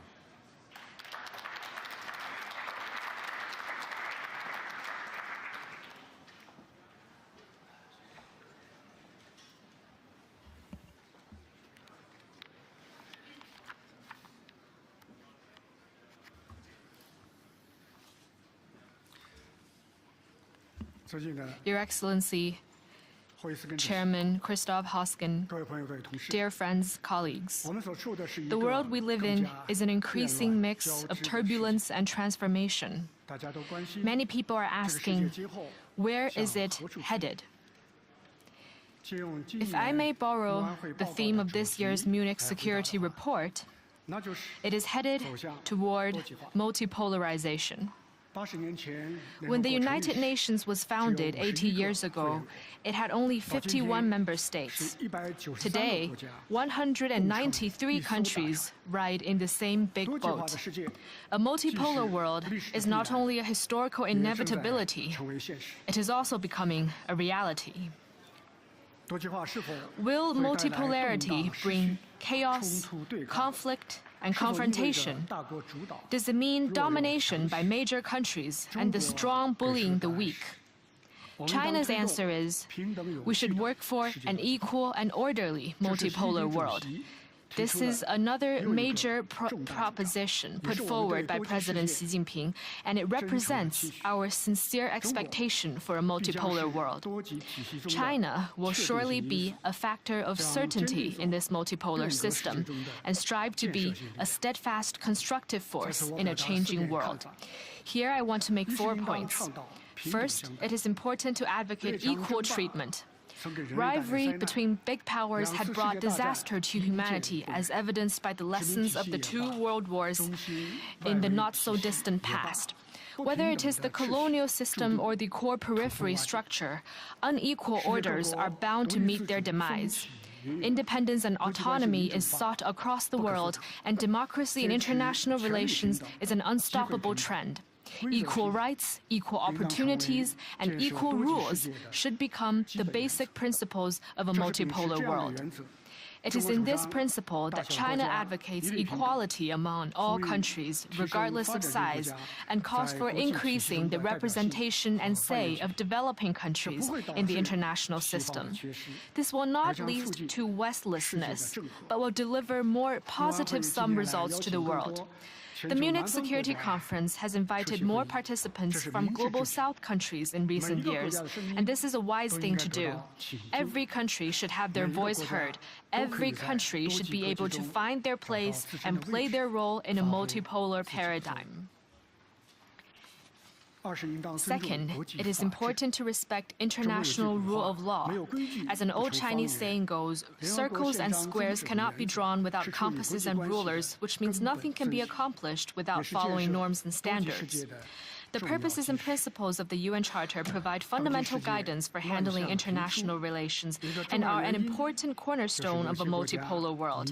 The world today is witnessing incessant chaos and confusion, and one important reason is that some countries believe might makes right and have opened a Pandora's box marked the law of the jungle. In reality, all countries, regardless of size or strength, are stakeholders in international rule of law. The multipolar paradigm must not be a state of disarray. Without norms and standards, one may be at the table yesterday but end up on the menu tomorrow. Major countries must take the lead in honoring their words and upholding rule of law, and must not say one thing but do another or engage in zero-sum game. It is based on the above points of view that China resolutely upholds the authority of international rule of law and actively fulfills its international responsibilities and obligations. It is a member of almost all universal intergovernmental organizations and a party to over 600 international conventions. It never practices exceptionalism, still less cherry-picking. It is providing the greatest certainty in this uncertain world. I wish to emphasize that there should be no double standards in observing international law. Respect for all countries' sovereignty and territorial integrity should mean support for China's complete reunification. Third, it is important to practice multilateralism. In the face of emerging global challenges, no country can stay unaffected. And the we-first approach in international relations only leads to a lose-lose result. The UN is at the core of practicing multilateralism and advancing global governance. This edifice has shielded all countries from wind and rain for nearly 80 years, and is all the more needed in the multipolar world of the future. We should cement its foundation rather than destroy its pillars. We should take up our responsibilities on governing global issues rather than seek self-interests only. It is from this understanding that China upholds true multilateralism and advocates the vision on global governance featuring extensive consultation and joint contribution for shared benefit. We have firmly upheld the authority and stature of the UN and contributed to more than 20% of the UN regular budget. We have acted earnestly on the Paris Agreement on climate change and built the world's largest clean power generation system. We have also proposed and delivered on the Global Development Initiative, the Global Security Initiative, and the Global Civilization Initiative, providing public goods for improving global governance. Fourth, it is important to pursue openness and mutual benefit. Development holds the key to addressing various problems. The multipolar world should be one where all countries develop together. Protectionism offers no way out, and arbitrary tariffs produce no winners. Decoupling deprives one of opportunities, and a small yard with high fences only ends up restraining oneself. It is important to pursue open cooperation and support an equal and orderly multipolar world with a universally beneficial and inclusive economic globalization. It is for this goal that China stays committed to sharing development opportunities with all countries. An Australian scholar called China an enabler, which I find very fitting. With a 5% GDP growth last year, China contributed to nearly 30% of the world economic growth. It has served as an important engine for global economic growth and shared with the world the benefit of its supersized market. China is willing to synergize high-quality Belt and Road cooperation with the European Union's Global Gateway Strategy, so as to empower each other and empower the entire world. Friends, China has always seen in Europe an important pole in the multipolar world. The two sides are partners, not rivals. This year marks the 50th anniversary of China-EU diplomatic relations. Taking this opportunity, China is willing to work with the European side to deepen strategic communication and mutually beneficial cooperation and steer the world to a bright future of peace, security, prosperity, and progress. Thank you.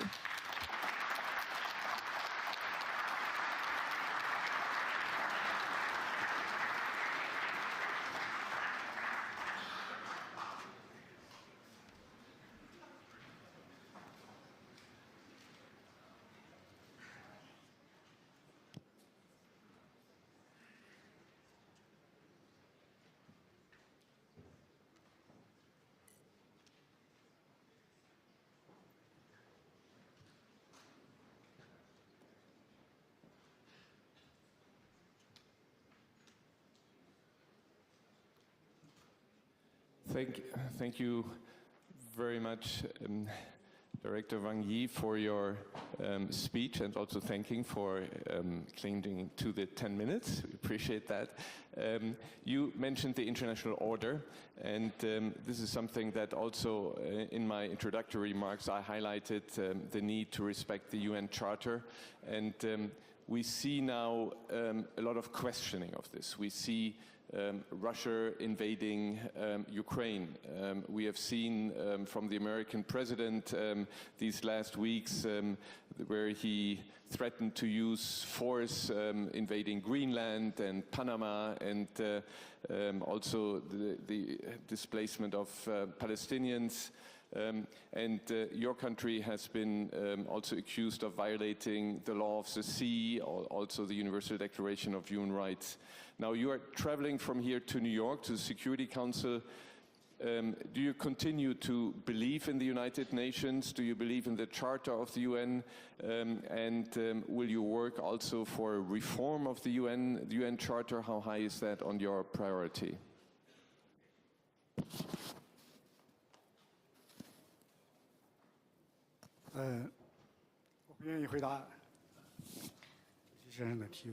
Well, thank you for your question, Mr. Chairman. I think you mentioned two keywords. One is order, the other is rules. Now, talking about order, over the years, some have been saying that China is attempting to change the order, and China wants to start a new system. Now, we don't see much talk of that, because now there is a country that is withdrawing from international treaties and organizations. And I think in Europe, you can feel chills almost every day. As for China, it is growing in the existing order. China is a beneficiary of the existing order. So what China is doing and will do is to, as most countries expected, to move the order in a more just and reasonable direction. Now, talking about rules, people might have different understanding of rules. But I think we can agree on the point that we need to safeguard the UN-centered international system, observe the basic norms governing international relations based on the purposes and principles of the UN Charter. And I think that's the biggest common denominator. As long as we recognize that point, there will not be double standards or the space for double standards. And for major regional and international issues, as Mr. Chairman said, we will have the same yardstick for judging them. China is well aware of the international responsibilities on its shoulders, and we are willing to provide more public goods to the international community. President Xi Jinping has proposed a series of major initiatives and propositions, including the Global Development Initiative, Global Security Initiative, and Global Civilization Initiative. All of these are aimed at having the international community joining hands to address the growing development deficit, security deficit, and governance deficit we face today. And President Xi Jinping has proposed the major vision of building a community with a shared future for mankind. It is a very grand vision, and we hope to see that all countries will rise above the differences in histories, culture, systems, and ideologies, and work in solidarity to protect this planet, this only planet we all call home, and make the global village a better place where we share the same future. So this is a reflection of the international vision of the Communist Party of China. It is also a reflection of the fine traditional Chinese culture of thinking for the greater good. It has been receiving more support and recognition from the international community, and we will do more to contribute our part to realizing this vision. Thank you. Thank you. One of the topics here since 22 has been Russia's invasion of Ukraine. At the MSC, just a few days before Russia's invasion, you stated, and I quote, "The sovereignty, independence and territorial integrity of any country should be respected and safeguarded because it is a basic norm of international relations. Ukraine is no exception." So you confirmed the Charter of the United Nations. Now, today, Russia has become what John McCain once said here at the Munich Security Conference, China's gas station. I would add it's a gas station with an army. This means you have a lot of influence on Ukraine.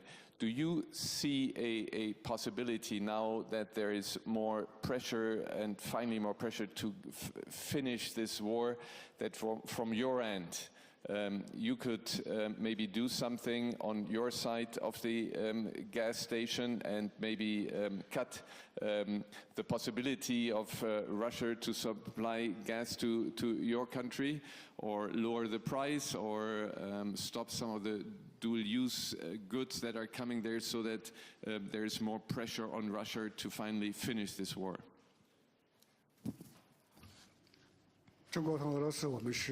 China and Russia are two neighbors with a long border line.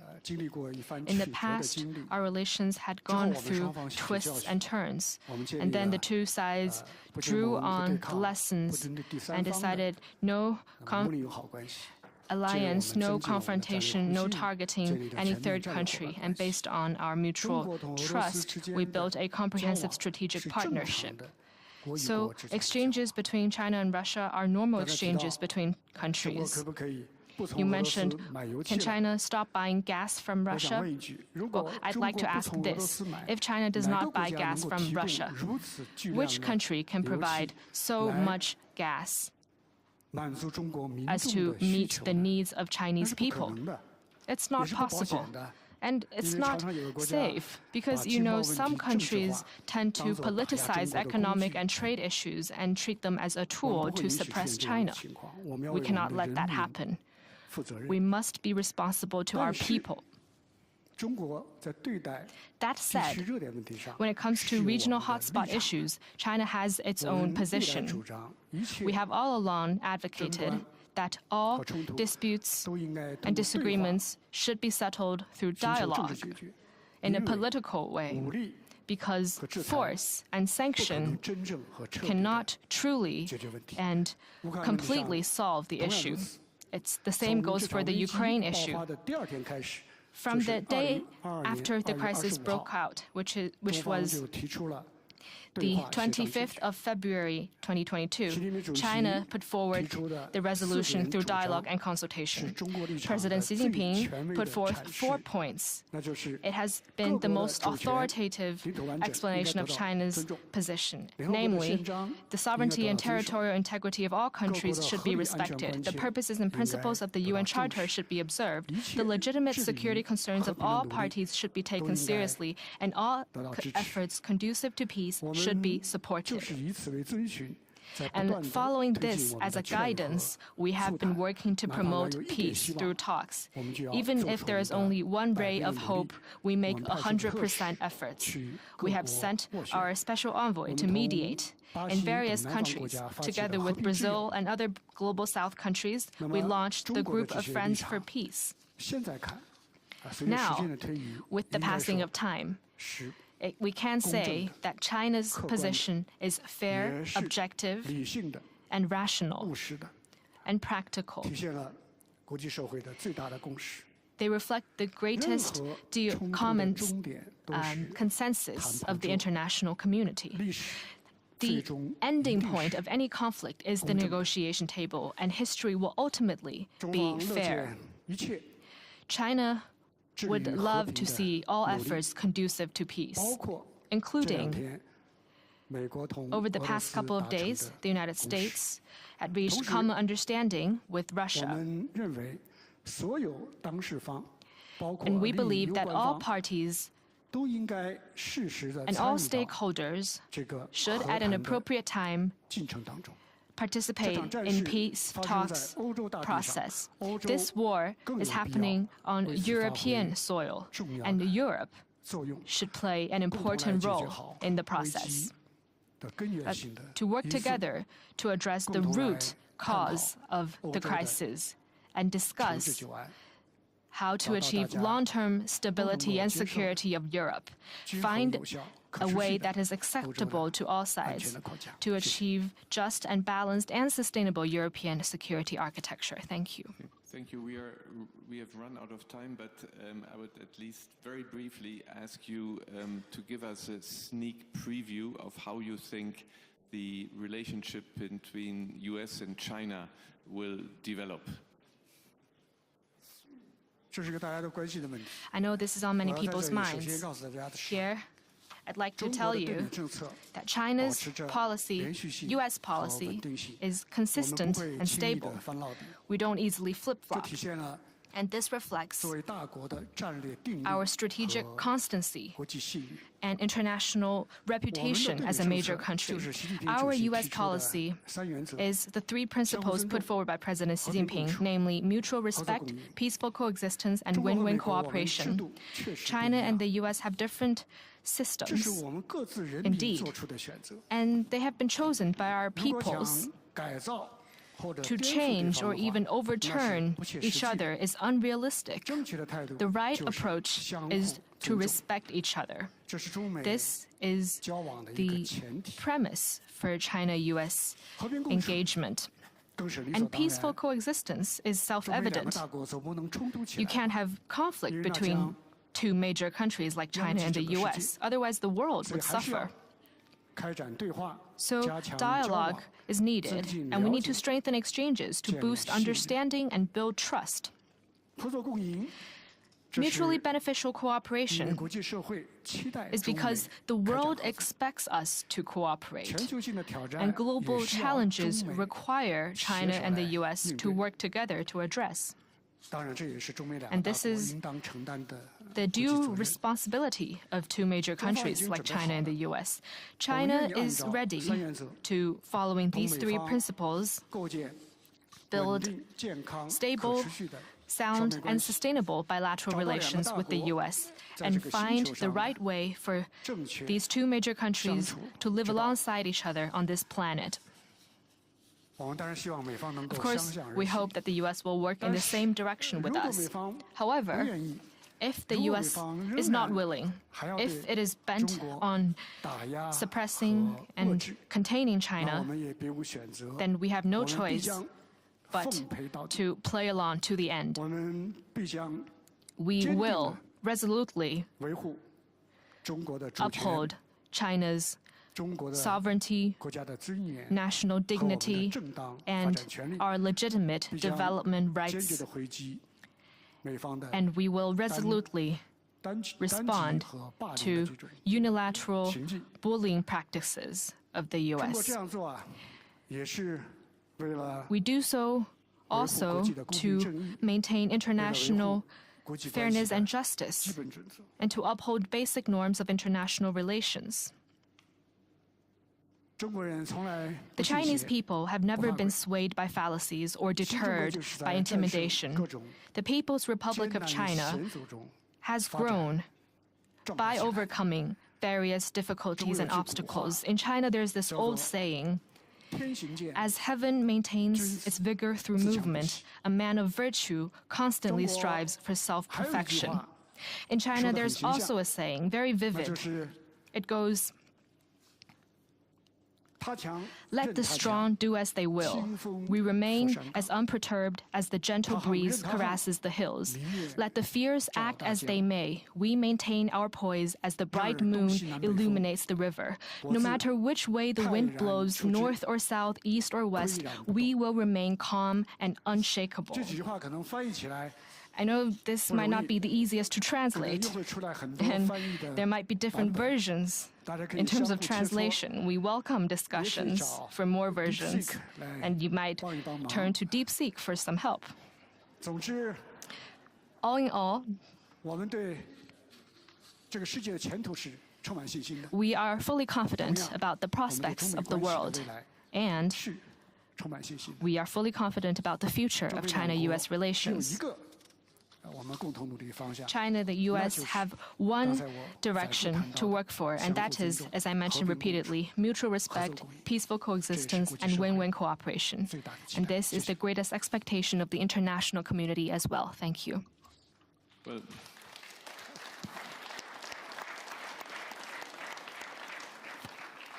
thank you very much. Also for this proverb, we see if we have ChatGPT or so translating it. But I thought the English translation we got was pretty good. Thank you for being here. I sincerely hope, also you can use the possibility of Munich to meet with representatives of the new U.S. administration. It would be very good that what you are also proposing, more talks and discussion on these issues, would materialize here in Munich. I wish you again good luck on your trip to New York, and thank you for being such a good guest here to the Munich Security Conference. Thank you for this. All the best.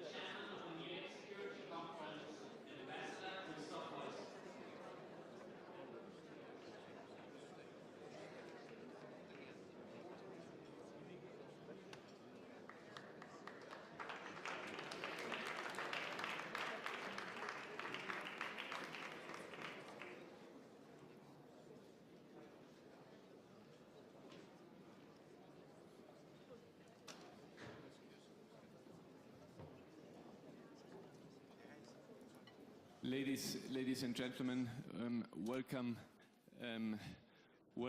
to this panel.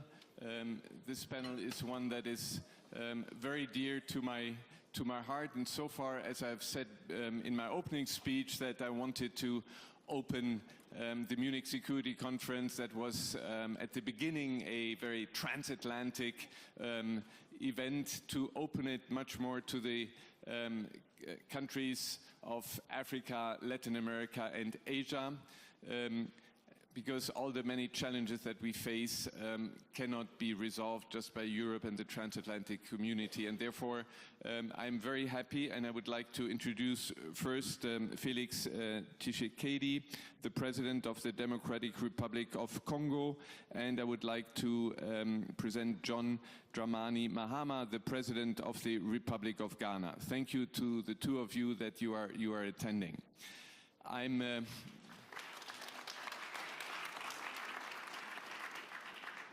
We know that to be here at the Munich Security Conference, you are missing parts of missing the summit of the African Union, so we really appreciate that you are here. But what I also wanted to do when we have these panels, I wanted to have it not one where we concentrate transatlantic or south, but to mix it up. And who to mix it up better than with the Vice President and High Representative for Foreign Affairs and Security Policy of the European Commission, former Prime Minister of Estonia, and a very good friend of the Munich Security Conference, Kaja Kallas.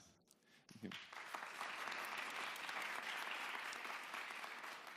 And those of you who listened to my introductory speech, I said, well, we here in Munich want to reach peace through dialogue, but on a basis. And this basis is the United Nations Charter, the rule of law, the Universal Declaration of Human Rights. And I'm very happy that we have Volker Türk with us, the High Commissioner for Human Rights, the United Nations. Volker, thank you very much for being here today with us.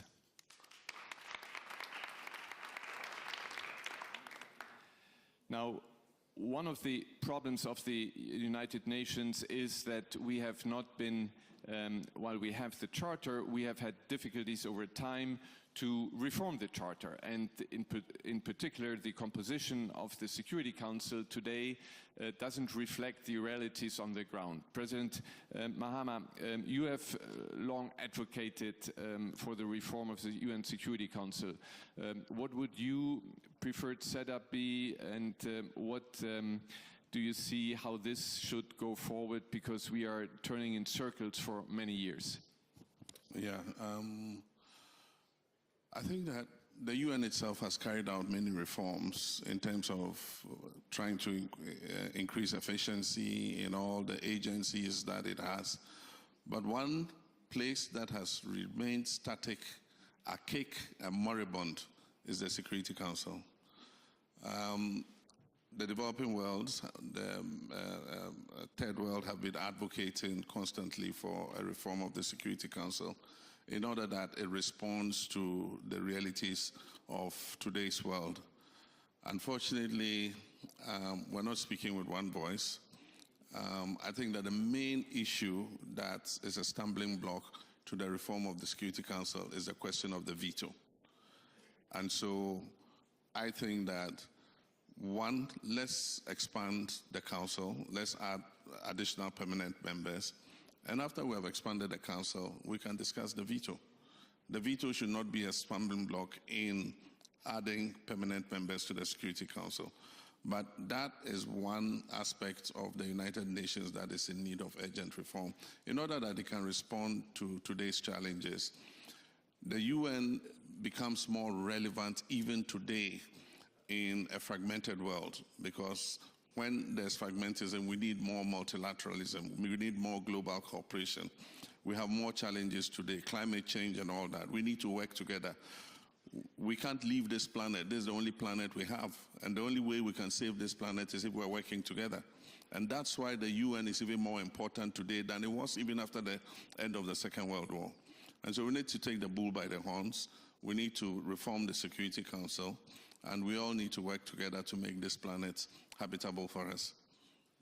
Yes, we hope that there is progress, and thanks for this commitment to the UN world. Not everybody does that these days. President Tshisekedi, you have in your country one of the longest serving missions of the United Nations has been active, and that is MONUSCO.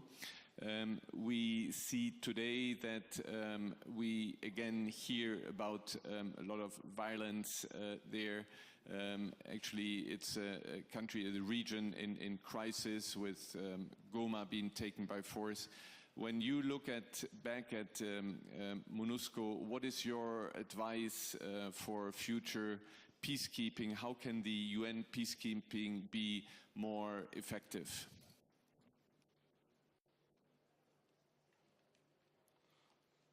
Bien, merci. Je crois que la réponse à cette question revient sur la première question que vous avez posée au président Mahama. En fait, c'est celle du rôle de l'ONU. Si aujourd'hui mon pays a été attaqué de manière ostentatoire et que ça n'est pratiquement pas ému grand monde, ça veut dire que le droit international est totalement remis en cause. Comment se fait-il qu'un pays, l'intégrité d'un pays puisse être violée comme ça, ses habitants être massacrés, sans qu'il n'y ait de sanctions contre le pays qui en est responsable? Cela donc pose la question de l'Organisation des Nations Unies, qui pour moi est devenue une organisation à deux vitesses. Selon que l'on est puts the role of the United Nations into question, because it, I think, reacts in two speeds, in a way, in two ways, whether it is a weak country, a less privileged country or not. And I think that very much puts multilateralism into question. But coming back to your question, I think the entire multilateral system has to be rethought to make sure that a mission like the MONUSCO mission, usually we are talking about UN missions, that they have more ways to act, and that they can actually protect people on site, and that they can actually make sure that international law and humanitarian law is respected. And I think as long as we've not solved this question of multilateralism, as long as it's not really been made clear what role international organizations such as the United Nations play, the international law is going to be disrespected by different parties. And this is a conflict that has been going on for over 20 years in the DRC. The mission has been here for many, many years as well, with the task of providing stability and protecting the people. Today, over 7 million people have been displaced in the DRC, internally displaced, and that is also due to the most recent actions taken by Rwanda. Rwanda has repeatedly provoked such situations for many years, and there have not been any countermeasures taken, no measures taken to ascertain the territorial integrity of the DRC. And that, of course, leads to reactions, and other countries might use that as a role model. It's a precedent that is created. Now, of course, it's a complex issue. The entire conflict itself is very complex, but I think we quickly have to tackle these issues, because in particular on our continent, on the African continent, this can set a precedent that can lead to more instability. UN missions with stronger mandates, which you get from a new composition of Security Council. Kaja, Kallas, for the European Union and European Union members that have always been strong supporter of the UN. How do you look at the UN right now when the United States is withdrawing from the World Health Organization, withdrawing from the UN Human Rights Council, withdrawing from, I think, UNESCO, etc.? How do you look at that? Is Europe ready to take a lead there in defending the UN Charter? Yes, first I would go back in history. Why United Nations was established after the Second World War, that there would be no more wars in the world. So the UN Charter states the principles, how the states should communicate with each other and what rights the states have. What we see now is that we have powers constantly violating UN Charter when it comes to Russia attacking Ukraine, when it comes to Congo, what is happening in Congo, when it comes to different wars in the world. So clearly the rules are not functioning correctly. The principles are still there, and EU stands behind all those principles when it comes to territorial integrity, sovereignty of countries.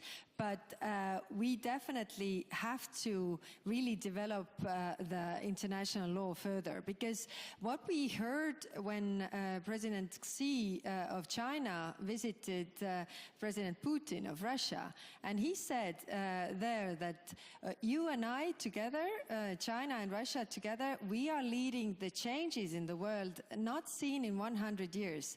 So I think this is something that we need to really keep an eye on. What the international order lacks is accountability. I mean, the principles are there, but what happens if you really violate those principles? And there we really need to work for the accountability so that we can prevent wars in the future. But I think every international crisis what we have had in history is also the room for developing the international law further. And we really need to get our act together, all those who believe in multilateralism, and like the previous speaker was saying, there is no alternative really. We have to do things together if we want to prevent peace. By the way, one of the elements of the United Nations when it was established, and the Security Council that was also established there was that there would not be, nuclear weapons for the smaller countries, because the bigger countries will keep peace in the world. But right now, if we see that this is not happening, I mean, then of course we could also see the proliferation of nuclear weapons, because that seems to be the only thing that protects you, and that is one very dangerous world. Yes, but still, you also say that the principle as such, we should continue to adhere, make clear that also there is accountability for violation, etc. Volker, where you sit, responsible for human rights, defending human rights, how, when you get up in the morning, I mean, you must have had a nightmare before, because when you look at violations of international humanitarian law, international human rights law, it must be, as I said, a nightmare for you. How do you describe the situation, and what is the remedy? I mean, I fully agree with the two presidents, with the High Representative, that we are going through a very profound change in the world. And it goes to the core of the value of multilateralism, and it goes to the core of the value not only of the Charter of the United Nations, but also of the Universal Declaration of Human Rights and all the subsequent human rights instruments that we have developed so painstakingly after the end of the Second World War. In a multipolar world, if the multipolar world does not have rules or guardrails, it's chaos, it's unpredictability, it's violence. And I think we are really at that point where we have to, and this was precisely the period before the First World War. There were no rules, there were no guardrails in the way that in the 20th century they were built up. So it allowed everyone to say, well, this is my territory. I intervene here because of on the basis of a pretext that is, of course, totally ludicrous. And I cast aside with the greatest of ease the international humanitarian law framework and the international human rights framework that was established. For us, the response has to be consistency in the approach. We have to take each and every life seriously. It's not a question of politics or ideology, it's a question of care, and it's a question of establishing the facts, which we're doing, by the way, now that we got the Council resolution in the context of what's happening in Eastern Congo. We have to apply the law, and we have to commit to the law, and we should not throw the institutions and the office holders that are meant to do this under the bus, because I see, unfortunately, a lot more of that than ever before. We have direct attacks against international institutions, against international criminal system, against office holders that we have not seen in the same way before, and we cannot afford this, because if these institutions that are meant to be the guardrails are weakened, everyone is going to be weakened. And that's really important, but it's also important, and that's what human rights does. It is not only about violations and the doom and the gloom. It is also what has transformed societies for the better, what has promoted equalities around the world, what has promoted the richness and the diversity that we so much enjoy in our world. And it has transformed societies even on the economic and social grounds, on the development front, that we cannot even imagine if we didn't have that. So we need to go back to these roots and to the basics of it and be conscious of that. No, thank you for this statement. Now I will turn to the audience, and we have, as Munich Security Conference, we have every year a group of Munich young leaders, and they're privileged to ask the first question.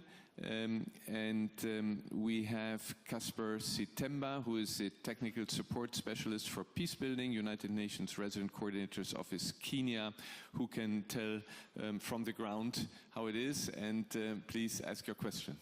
Thank you very much. My question goes to the two presidents, Excellency Mahama and Excellency Shekedi. And what we've listened today is that the global system, the international system is changing in contested ways. But at the end of the day, as a believer in multilateralism, there's consensus that there's need for strengthened multilateralism. So the question to you is, do you believe that regional organizations, as they are right now, whether it's EAC, SADC, or the African Union, have the credibility to help you or all of us address some of the challenges that we face? And are there complementarities with the UN, with the reformed UN system right now for that to be able to happen? Thank you. I think that the United Nations should be strengthening its partnership with the regional economic communities. I was going to make a comment about peacekeeping and saying that it doesn't work in every circumstance. There are circumstances where the UN cannot restore peace because there's a violent situation taking place. I remember with ECOWAS, when we had the Liberian Civil War, it took ECOWAS to form the ECOWAS Monitoring Group, ECOMOG, to go in while fighting was taking place, secure the port area, inject ECOWAS forces in there, and protect civilians and push back the rebels and create a safe zone. It's very difficult to insert a UN force into a situation like that. And so I do think that partnerships with RECs are important, and we must bring those closer. But for instance, right now, 3 of our neighbors, the Sahelian countries, are breaking away to form their own alliance. And that is because of the Islamist jihadist insurgency that is taking place. We could do a multinational joint task force, but our economies require those resources for healthcare, for education, and to provide other social services for our people. And so unless we got resources from an organization like the UN or the AU, it makes it difficult for us as a regional organization to make any intervention. And so I think that there should be stronger partnerships going forward between the regional economic communities and the United Nations. Thank you. You want to respond? Oui.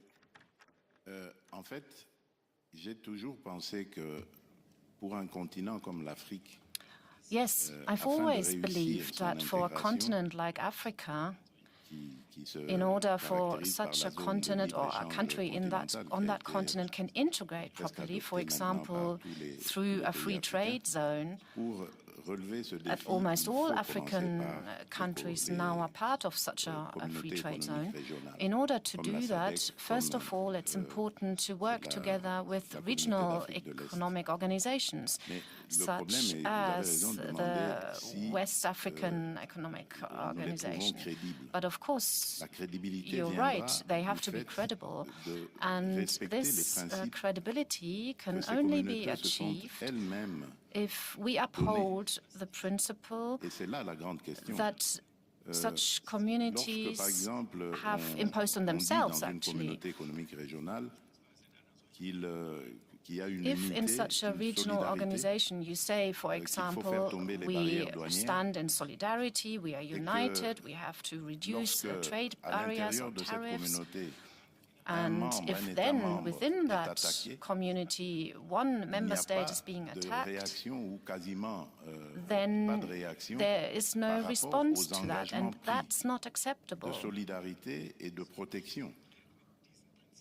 So the principles of solidarity and protection are not applied, and that's a problem if we end up with such a situation. And I believe that the credibility of regional economic organizations has a lot to do with upholding what they have imposed on themselves, or what they have agreed to themselves. And I believe that is a true question.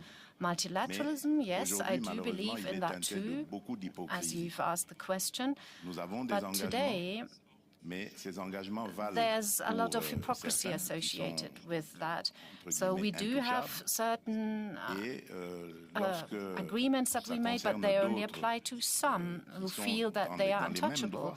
And if these obligations affect others who have the same rights, then these obligations are no longer complied with. And that's what we need to talk about before we rebuild multilateralism. Hypocrisy or setting of double standards, and Munich Security Conference, we just issued a paper on the issue, which is great. Now, I know that Kallas has to leave a bit earlier, so the next question, please, is turned to Kallas. Who would like to ask this question?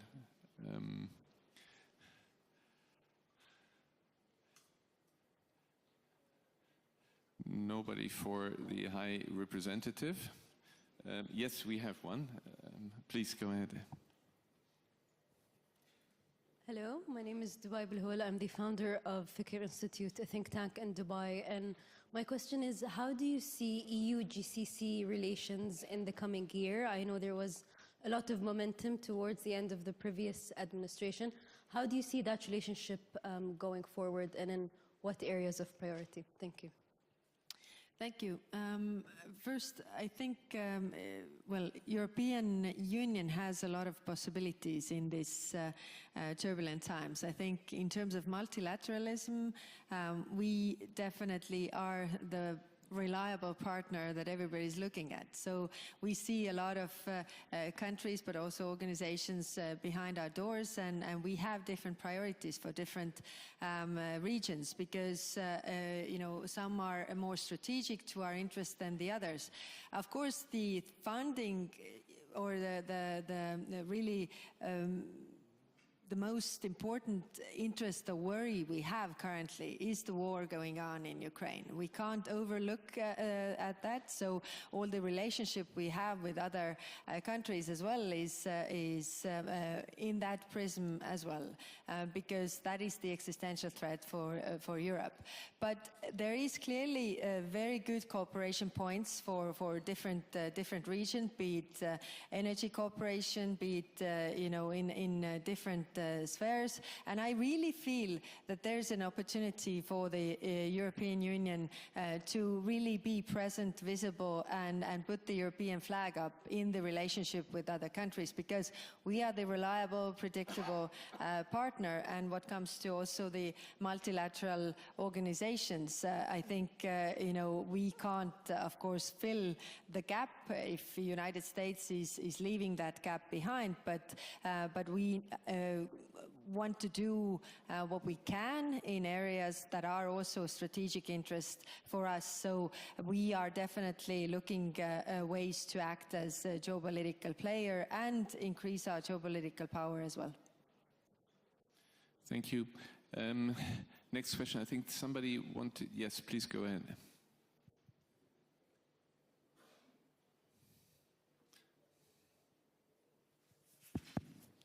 Thank you, Your Excellency. I'm the Minister of Defense of Rwanda, and I want just to put some clarification on the comment I heard from the panel. So, first of all, Rwanda is committed to supporting the multilateralism. The UN as a unifying force is more crucial than ever during this period of fragmented division. The foundation of a stronger UN lies in the reinforcement of multilateralism, and we must work together to collectively address global issues that lie ahead. As we heard from the panel, the crisis in the Eastern DRC is a challenge for all of us in the region. Rwanda has been heavily affected with devastating human, political, and economic consequences of the crisis. However, Rwanda has nothing to gain from an unstable DRC. On the contrary, our vision for prosperity is tied to regional stability and economic cooperation. If I give you an example, in 2021, Rwanda exported close to 700 million USD worth of goods to the Democratic Republic of Congo. In 2022, Rwanda also, our exchange with Congo was over 33% of our total exports. Why Rwanda would be a country with an ambitious agenda for socio-economic development and at the same time want to jeopardize this cooperation. So Rwanda's best interests and economic ambitions are better served by peace, not conflict. It is time to move beyond simplistic narratives and focus on facts and solutions. Please. Yes. Thank you. What I was trying to say is that we are not accepting the finger-pointing strategy because we want to know that Rwanda has the concern and Rwanda has never attacked the Congo and will never do so. What we have done is to ensure that nothing can cross from Congo and jeopardize our security. I thank you very much. Well, thank you for your remark. We are not able here to resolve the issue, and we don't want to have a debate on this. What I propose is that maybe you'll try on the margins to talk to each other. I mean, this conference is about peace through dialogue. So instead of making declaration, maybe you could sit down and talk, and maybe the UN can help doing this. I don't know what is happening right, but this is not the right way forward. Kaja, Kallas, I think you have to leave. Thank you very much, and thanks for still staying here. Thank you.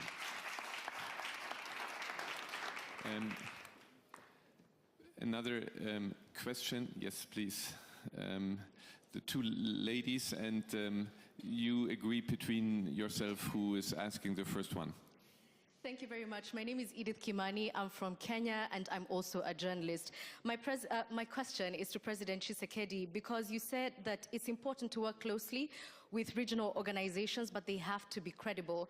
And at the same time, you've also, on many occasions, called onto the international community to say something about what's happening in your country. So the question is, do you not trust that the AU, SADC, the EAC are doing enough to resolve the situation in Eastern Congo? Mr. President. Vous avez parlé de l'Union africaine ou de l'Union européenne? Parce que j'ai cru que vous avez dit... You talked about the African Union, right? No, I think elle a parlé de l'Union africaine. Right? Oui. You talked about the African Union? Moi, j'ai eu la traduction Union européenne. Oui. Oui, mais en fait, c'est pas que je n'ai pas confiance en l'Union africaine. D'ailleurs, it's not as if I wouldn't trust the African Union. Des CER, des communautés économiques régionales, se pose. There is an issue with these regional economic organizations, and the same issue is one that we find with the African Union too. The worst is that the representatives of the African Union are non-permanent members of the Security Council of the United Nations, and that's a typical case that we are experiencing in my country at the moment. I'm surprised, actually, that there seems to be some kind of amnesia when it seems to be like that among the leading classes of Rwanda. Everyone can see how Rwanda's army has staged an invasion in our country, but here the minister says that they have not attacked us. So I believe they live in a different world. But let's come back to this crisis.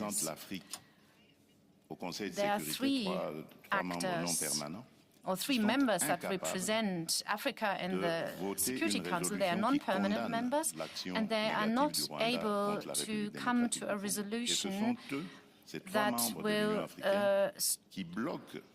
ban the malignant acts of Rwanda against us. And there are members on the Council that block this resolution that could condemn Rwanda. So all day there's talk about unity of the African continent, solidarity and fraternity, but when concrete realities are concerned, we are not able to uphold these principles and to voice them. And that's the problem about multilateralism in Africa. That really is the big issue. And that's why it really affects the credibility of our organizations. We have to be honest about that. At the international level, there's similar hypocrisy. It's unfortunate that Mrs. Kallas had to leave, because in the European Union too, memorandum of understanding has been signed with Rwanda, a country that has no resources, no natural resources, and the memorandum says that you want to exploit natural resources, but the country doesn't have any, and the country is well known for exploiting its neighbor. Do you think that is normal? That's a huge hypocrisy, right? Luckily, this is now public knowledge and has led to a mass movement, and now pressure is being put on the European Union to change that. It's unfortunate that you're only asking this question now, because it would have been really interesting to hear the High Representative on that question. Still stick around, so maybe you have a chance to pick it up with her afterwards. Although she's not in charge of the trade, nevertheless, she's member of the. Now we have 15 seconds left. Can you ask 10 seconds and have a 5-second answer? Yes, I have one question to the DRC president. My name is Mime Fo. I am a journalist with the German broadcaster DW. Today we are having reports that the M23 rebels have taken over Bukavu, just at the airport in that strategic city. I wanted to first of all find out what your reaction is to this latest news from the DRC. And the second question that I wanted to find out from you is, it seems like African regional bodies are failing, and even you are here abroad also trying to seek solutions to the situation in the DRC. Is it possible for you to have one-on-one discussions with the president of Rwanda to put an end to the conflict in the DRC, and what is stopping you from doing that? That's my first question, and the other question is to... One question only. Okay, yes. Sorry. Je vais commencer par la dernière question sur les discussions avec le président du Rwanda. I'll start with the last question about talking with the president of Rwanda. Yes, we've done that on 15th of December. A peace agreement was supposed to be signed, or negotiations were supposed to take place, but he did not come, he attacked us, and he violated the integrity of our borders. And for this reason, the question should be posed to him.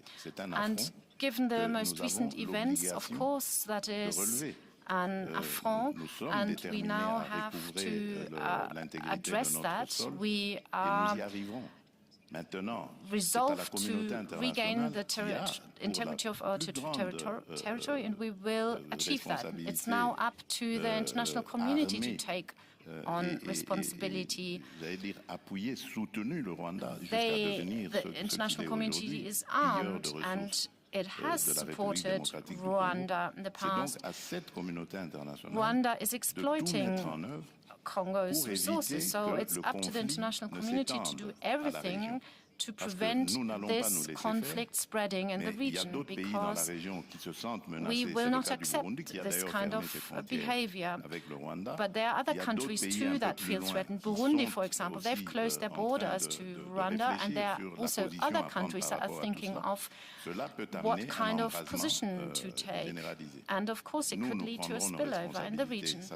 We will assume our responsibility, that's clear, but it's now also up to the international community to do the same. In this panel, we concentrated a bit too much on the DRC. On the other hand, this is a conflict that is happening right now, where people lose their lives, and so it's also good for this conference not only to look at Ukraine, but also look at what is happening in the DRC.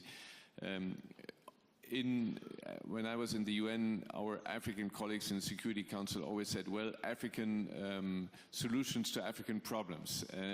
But I understand from what you said that we are not there yet. But I can only tell you from the experience of the European Union, it is really very important that you have these international organizations, the African Union or the regional organizations, that look after these problems and do it through discussions, debate, negotiations, and of course, as you said, they have to be empowered to do that. So I hope also that we make some progress there. And thank you to Volker Türk for being here. He is the one who is defending human rights. Not an easy job for him to do. But I think the most important is, and you said that before, on the UN, on the rules-based order, we have to go by the law, we have to go have state principled, no matter who is the culprit, we have to make the point, otherwise we lose the credibility. But I still believe, as I said in my speech, we don't have an alternative to the Charter of the UN, to the Universal Declaration of Human Rights, and thank you for confirming this, and let's work together to make it better. So thank you very much, and again, thank you for the two African presidents that you are spending your time here, but it's very valuable that you bring the issues here to Munich. Thank you.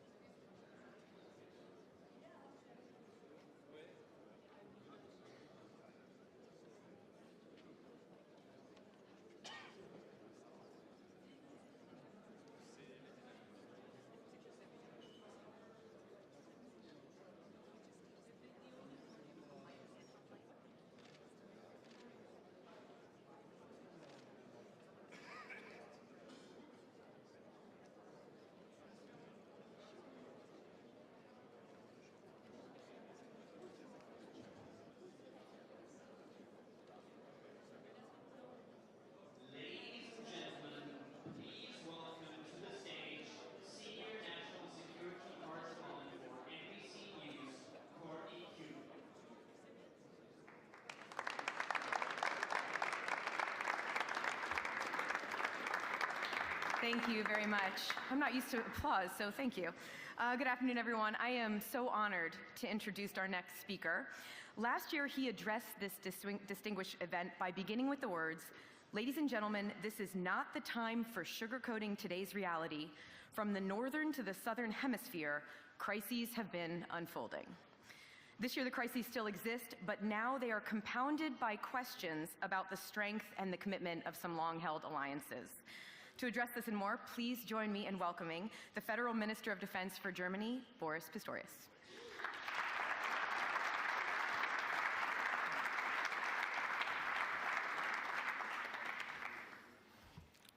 President Soder, Madam Chair Pusirev, Mrs. Kubi, ladies and gentlemen.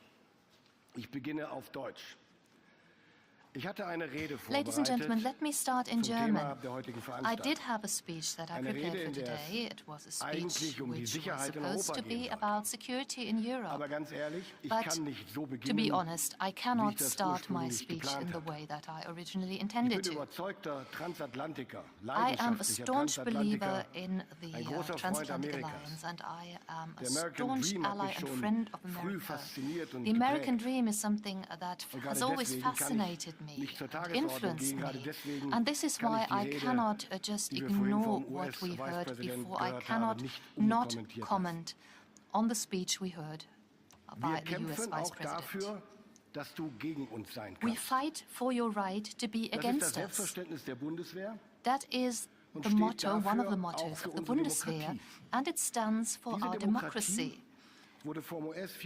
This democracy that was just called into question by the US Vice President, and not just the German democracy, but Europe as a whole. He spoke of the annulment of democracy, and if I understood him correctly, he compares the condition of Europe with the condition that prevails in some authoritarian regimes. Ladies and gentlemen, this is not acceptable.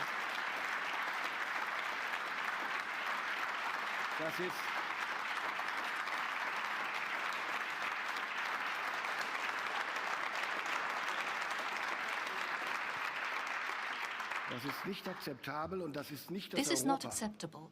This is not the Europe, not the democracy where I live and where I conduct my election campaign right now. And this is not the democracy that I witness every day in our parliament. In our democracy, every opinion has a voice. And it makes it possible for parties that are partly extremist, such as the AfD, and they can campaign just as any other party. This is democracy.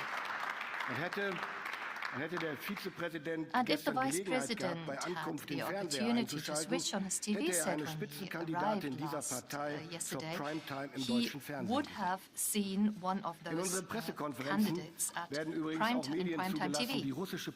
By the way, we even admit media that spread Russian propaganda, and the representatives of the federal government answer their questions. Nobody is excluded.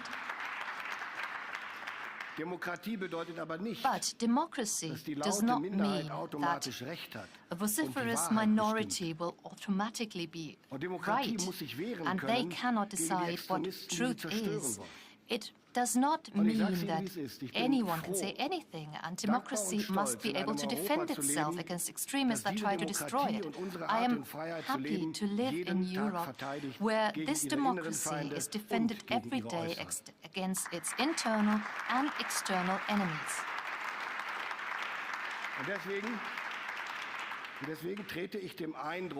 And therefore, I would like to explicitly contradict and oppose the impression that Vice President Vance suggested here, that our democracies oppress and silence minorities.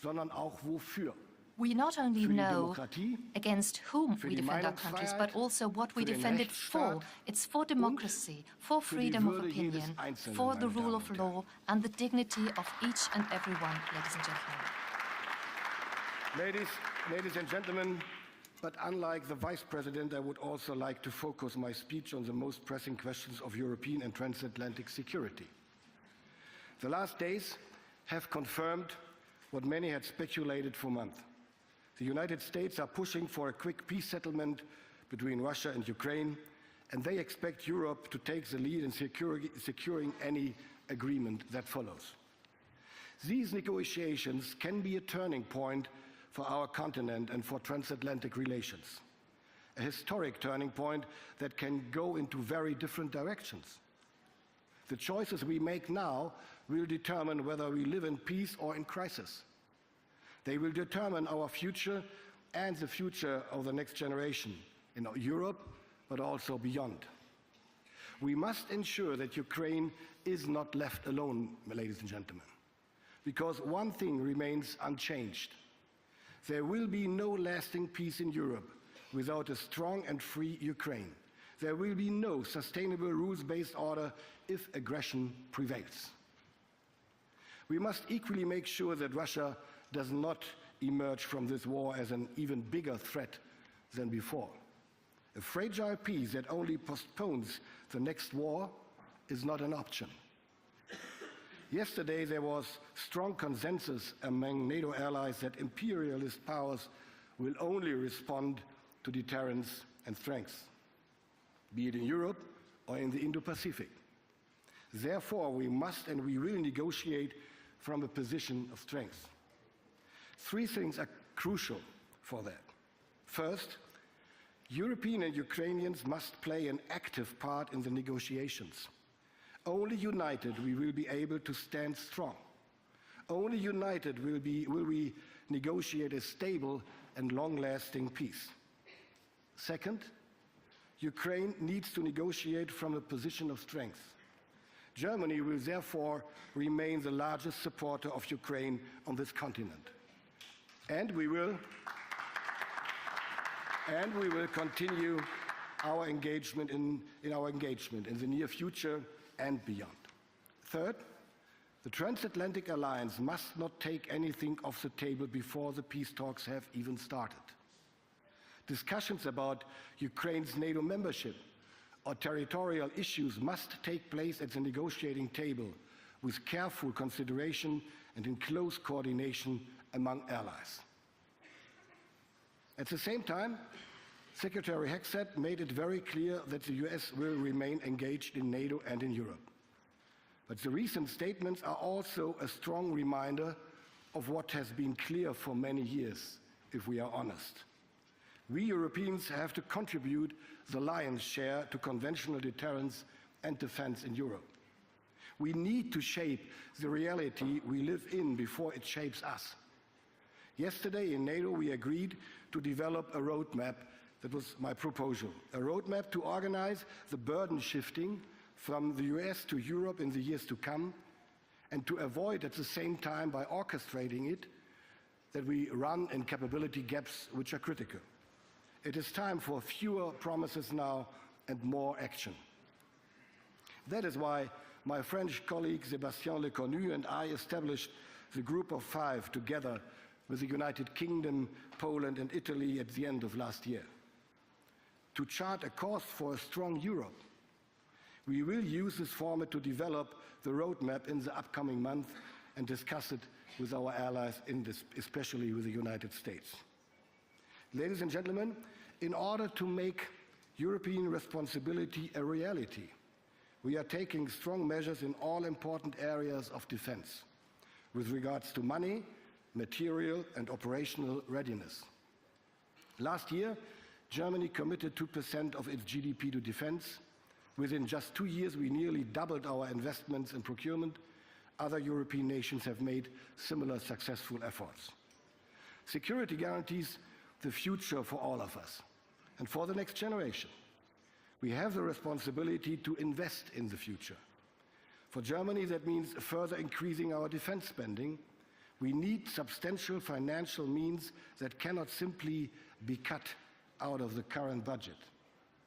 Excluding defense spending from our national debt limit is therefore inevitable. Security is not a short-term expenditure, it is a long-term commitment. That is why I am developing a 10-year program. We need to make defense spending more predictable. That means achieving security next generation. At the European level, we need to act in a similar way. We must ensure that all countries can effectively strengthen their security. That should involve adapting the Maastricht criteria to allow nations that face tight budgetary restrictions a greater flexibility to defense investments. And it would also involve a shift towards defense in the priorities of the European Union's multi-annual financial framework, just as we heard it by Mrs. von der Leyen earlier. More cash, that's the truth, must of course translate into more capabilities.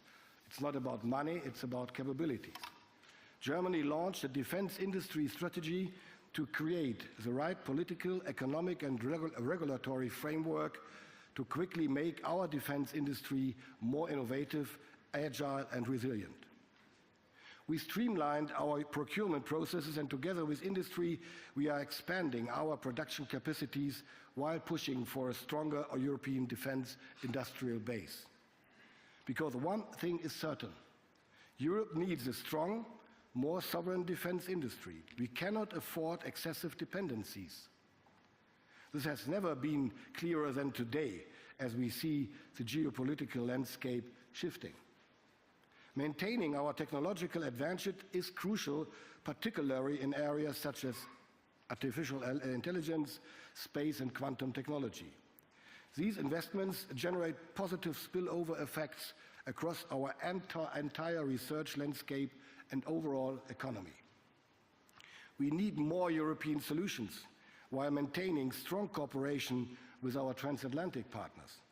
We need both in order to increase our defense capacities as quickly and comprehensively as possible while building and maintaining a strong industrial base. Simply put, we Europeans must develop together, build together, buy together, deploy together, even if that involves adapting and merging certain industries and setting aside national interests in some cases. This requires better coordination of who produces what to avoid duplicating efforts. We have proved that we are capable for this. The European Sky Shield Initiative is an example. The same is true for the European long-range strike approach initiated by Germany and France. And let me mention one more example, the German-Norwegian submarine project. Soon, German crews will be able to sail on Norwegian submarines and vice versa. This is European defense integration in action. We are inviting additional nations to join, also from across the Atlantic. This will boost NATO's naval presence from the shores of the Baltic Sea across the Atlantic all the way to the Arctic, which the latter being more and more in the focus of NATO's adversaries. Projects like these are the future of procurement. They show what we can achieve when we act together and overcome national constraints. That brings me to operational readiness. After Russia's full-scale invasion of Ukraine, we have significantly scaled up our efforts to secure NATO's eastern flank. We increased our presence in the air, on land and at sea. As of this year, 35,000 personnel stand prepared at the highest readiness levels to defend NATO's territory if needed. In Lithuania, we are moving from a rotational to a permanent presence. Together with our allies, we have as many as 1,400 boots on the ground today as part of the multinational battle group Lithuania. We are in the midst of preparing the permanent deployment of a full combat-ready brigade. We will have roughly 5,000 personnel permanently in Lithuania in the years to come. On this note, thank you very much, President Nausėda, for being such an exemplary partner in the historic endeavor.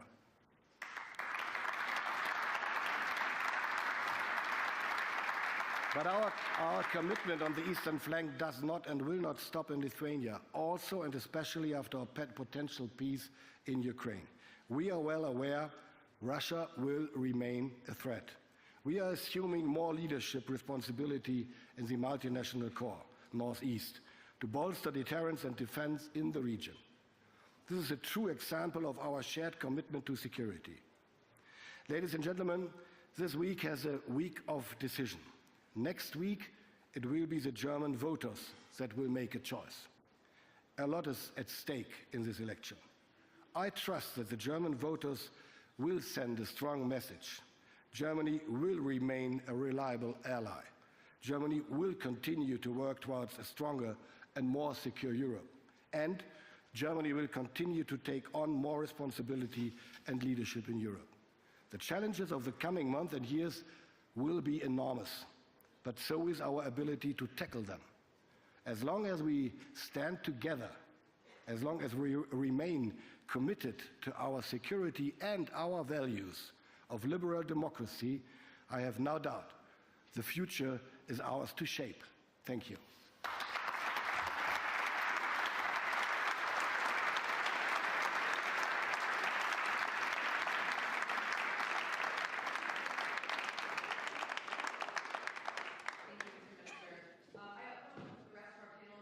Panelists up on stage, please, our speakers.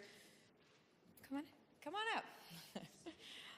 As they get situated, I also want to remind the audience that we are going to have some time for a Q&A at the end of this panel. But if you have a burning question on the topic we're discussing, raise your hand, get my attention. I'm hoping that we can all, you can't do it before we started talking.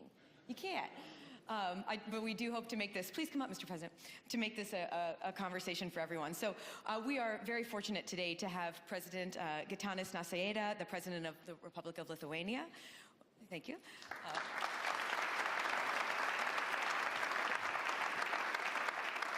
We've just heard from Minister Pistorius, of course, and then we have the Secretary of the Committee on National Defense and Armed Forces, Natalia Puzirev. Thank you for being here, ma'am.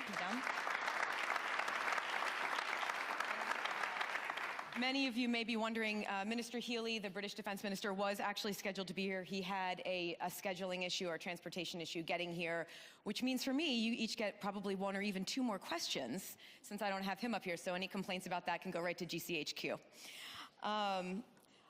When the wonderful conference organizers came to me, first approached about a panel discussing whether Europe would have to accept more security responsibility several weeks ago, it seemed almost theoretical at the time, or at a minimum, it was a longer-term evolution of change in security in Europe. But just this week alone, it has become much more of an immediate reality. So I do want to start with that. Mr. President, Germany, as we heard from the minister, is planning to station 5,000 more soldiers, a combat brigade in Lithuania as a permanent presence by 2027.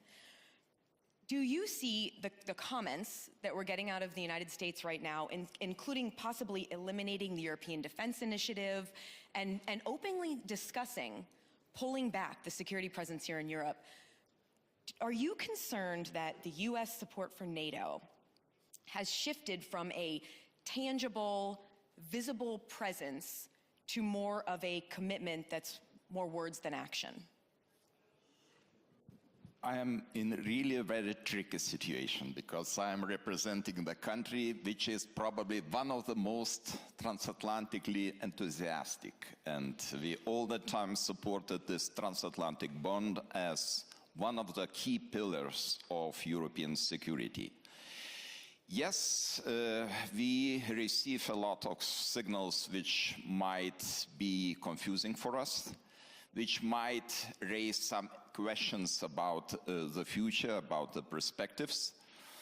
But probably right now it would be too premature to draw the conclusions and to say that we have to face new reality, we have to restructure, to regroup, to rethink ourselves and probably go another way. NATO is a very strong organization. NATO used to be a very strong organization during the very long period of Cold War. Why? Because it was determined, it was really ready to fight back, ready to retaliate, and this created certain balance between the former Soviet Union and NATO. I think we should create a strong NATO organization, but first of all, we have to deliver on our promises. And if we are talking that we have to take more responsibilities, I am thinking about the summit of NATO in Wales. There was a promise to invest 2% of our GDP 11 years ago. What happened in Vilnius? Vilnius summit, we were hosting in Vilnius NATO summit in 2023. There was the promise to spend on defense, yes, again 2%, but the 2% as a floor of investment. And now we are talking, approaching The Hague, we are talking about 3% spending. But the situation is totally different. Average spending of NATO countries is 1.9% of GDP. Despite long discussions, despite nice plans, we are still below threshold of 2%. In this situation, I think we have to be honest to ourselves and to do much more. And I'm talking not only about defense spending, but I am talking about support to Ukraine and other issues. My country is ready to do what is needed, and recently we have announced that the defense spending in 2026-2030 should reach the level of 5 to 6% of GDP. This is really pretty high figure, and we will be putting a lot of efforts in order to achieve this level.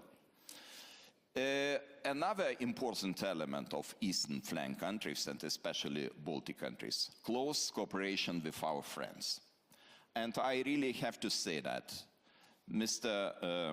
Boris Pistorius, the Minister of Defense of Germany, is a person who was very emotionally engaged into this project. And probably you, dear Minister, were the person who was truly believing to the success of this project from the very beginning. And now this is a matter of our honor to do the rest, to deliver on our promises, to implement all the measures which are necessary for full accommodation, training of a German brigade. And we are sure that we will be able to deliver. I see the defense minister of Lithuania, and she agrees with me. So I think this is a good guarantee that we will proceed. But coming back to your question, I think we have to take more responsibility. We have to deliver more. We have to require from ourselves much more than we did in the past. And we should use all the possibilities not to lose the transatlantic bond. I still strongly believe in the transatlantic bond, but of course we have to closely work with our partners, United States, and this is our duty to do. It's generally a good idea to agree with the president for job security, just so you know. Smart. Because the president brought up money, Mr. Minister, I want to ask you about that. I believe Germany reported to NATO spending about 90.6 billion euros in defense spending in 2024, but about 20 billion of that was from the special fund. That met the 2% threshold for Germany, but if I understand it correctly, the special fund may not be around for much longer. Correct me if I'm wrong. I'm a journalist. Math is not my strong suit, clearly. But is it even possible, now that this discussion of 5%, I mean, that's becoming more mainstream, or at a minimum 3%. Is it even possible for Germany to meet that? From my perspective, it's not the question whether it is possible or not, or achievable. It has to be. There's no doubt about not a question of whether, but of when and how quickly. Because, I mean, we can discuss about 5%. I don't care. Sorry to say that, because my primarily focus is to achieve the NATO capability requirements which we have to face in summer. And the head of states will then conclude. This is the challenge we have to fulfill, and to do that in between the years we get for that. And that might cost in 1 year 100 billion in Germany, and the next year 120, and the next 90. I don't care. We have to make it possible. We have to make it happen.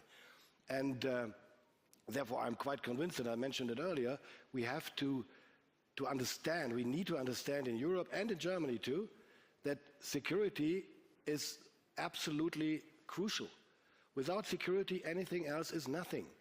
If we don't acknowledge that investments in security is investment in our future before we can discuss anything else, then we make a severe mistake for our children and grandchildren. And therefore, and I know very well it is a challenge for every society, to be honest. I mean, we are now spending, you named the number, in 2028 the special fund will be spent totally. Then we go back, if nothing happens, to 52, 53 billion euros a year, which means something about 1.3 or something like that. So the next government coming in office after the elections, Sunday 23rd, anytime, the first challenge it will have to face is to solve that issue. How do we manage the budget for 28 and follows? Because we need at least 85 to 90 billion euros in 28 for achieving 2%. To achieve 3% would mean 120 billion, 130 billion, which would mean, compared with today, with a regular budget of my ministry, more than 70 billion euros more. So it has to come from anywhere. And I don't believe it is possible to cut that out of the regular budget. Social welfare, healthy system, infrastructure. It is impossible. Then we will have a division of our societies, and the only ones who will benefit of that will be the far right and populist parties. And that will damage our democracies. And therefore it is so crucial to acknowledge that finally we have to do more as quickly as possible. Madame, I want to ask you about the French military and support for Ukraine. They've already been training Ukrainian troops for some time now. We heard from the US Defense Secretary this week saying that he believes if peacekeepers go to Ukraine, if there is some sort of a peace deal or a ceasefire, they should not be under NATO and they should not have Article 5 protection. Do you believe that France should send peacekeepers if there is an agreement, a peace agreement, and should they have Article 5 protections? Yes, it's working. Thank you. First, I wanted to thank Minister Pistorius for his words, because if we have to compare the freedom of speech in Europe, I think it's better than in Russia. Yeah, much better. So coming to the question, yes, it's again a matter of political will. And we often refer to the coalition of the willing and the capable, and this is part of the European Constitution Treaty. So, of course, the threat is not perceived the same way by different countries, but I think we more or less all agree that Russia is a long-lasting threat. It's even existential to some countries, like the Baltic countries. I think Russia has a plan. It will start by Moldova or Georgia, but it can, penetrate even Europe. So we are really in danger, and the manipulation of information is part of the risk we have to face because it can jeopardize our democracies. We have seen it in Romania recently.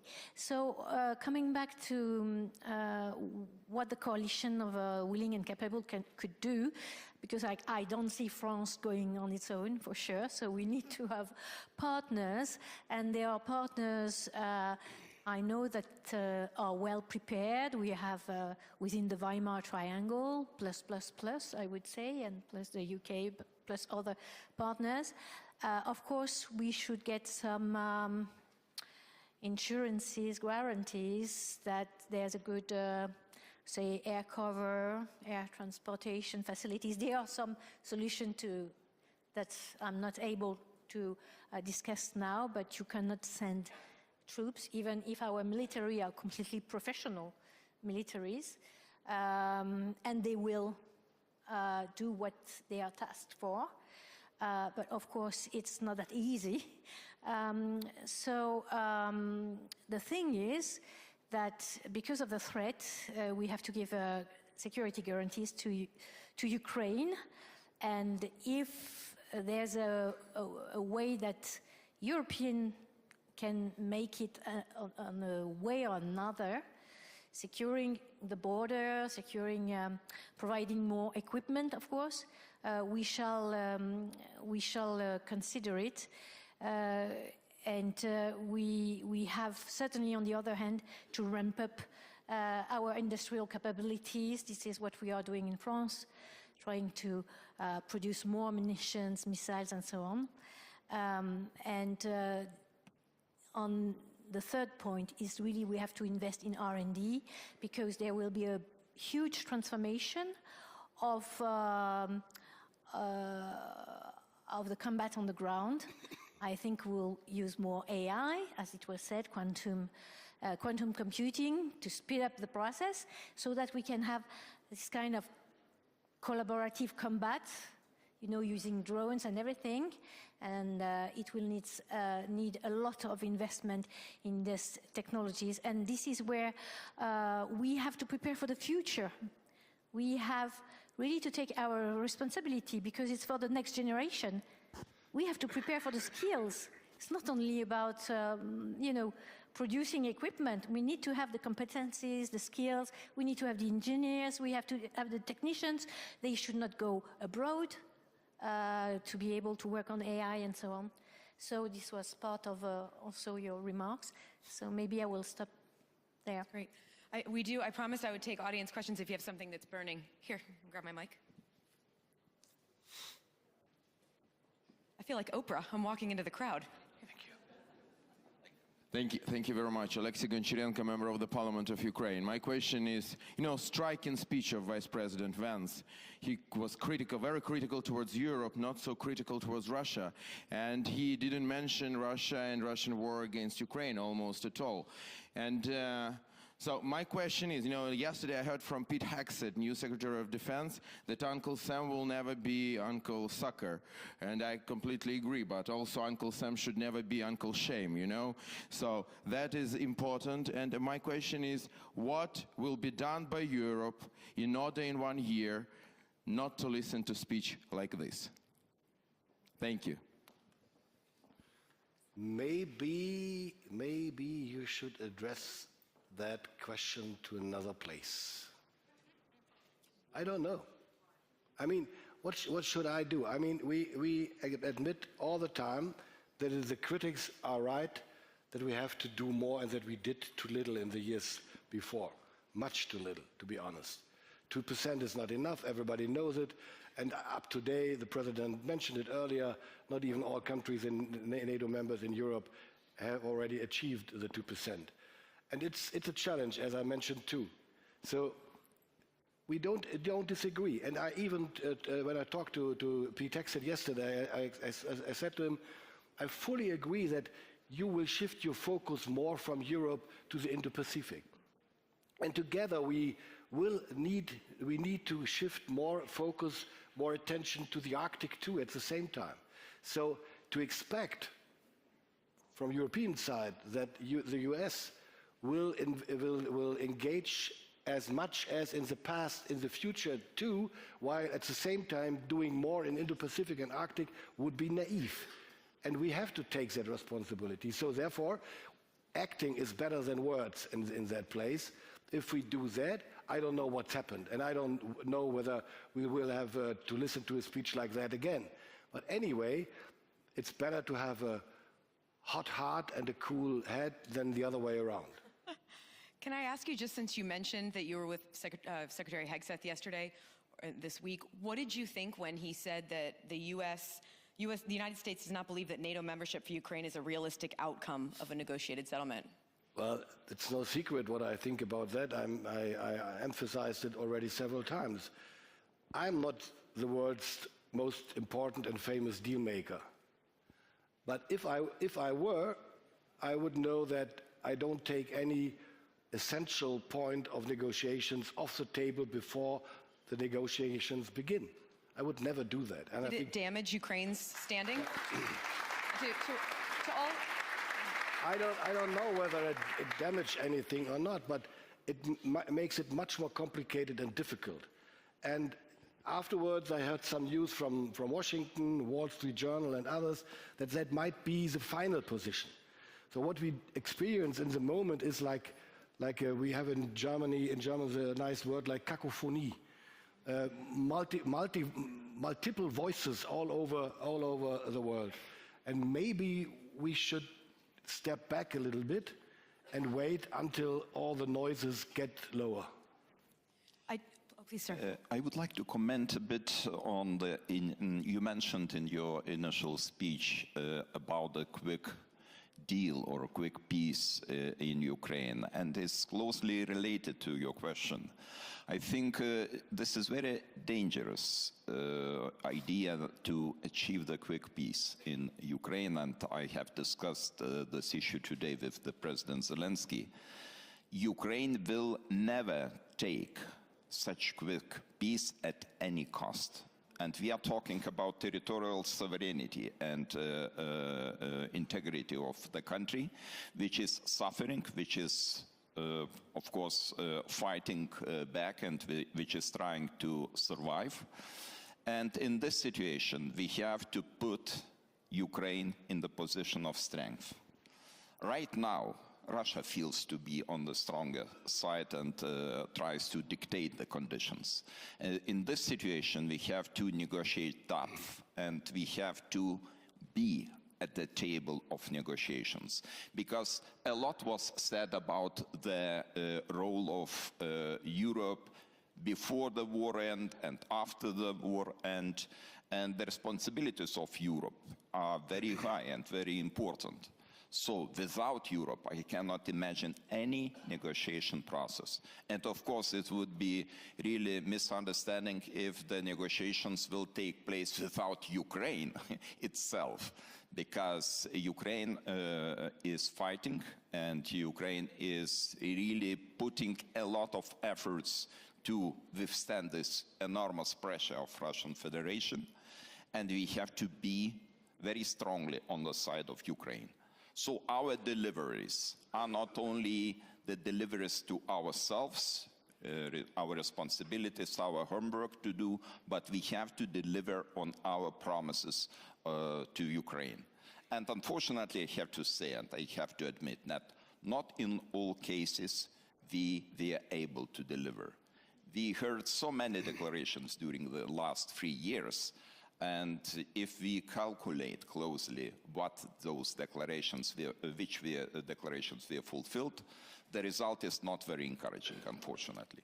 My country, Nordic countries, Germany, other countries, were strong enough to deliver and keep the promises. This is very important, especially in this stage of the war. Yes, very quickly. Some American fellow congressmen said that Donald Trump would strike a strong deal. So just let it be. Let's hope it will be a strong deal, and that it will imply that the Europeans will be involved in the negotiation along with the Ukrainians, of course. I do want to take a question from one of our Munich young leaders. Hi, thank you very much. First of all, I'd like to very much thank you, Minister, for what you said on European democracy at the beginning of your speech. I think you captured the feeling of many people in the room, so I just wanted to thank you for this. My question is thank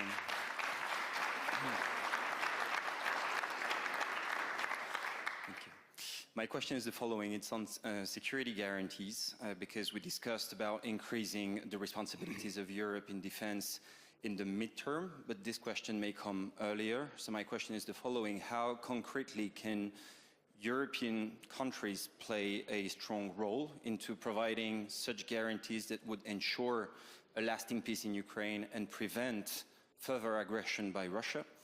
And as a sub-question, what could be, would be, should be the role of the US in this respect, also in light of the recent statements we've heard, and you referred to it, by Pete Hegseth in the past few days? I would like, if you don't mind, to put that in the order of what is coming up. I mean, the first step was a phone call between President Trump and President Putin Wednesday at lunchtime, I think.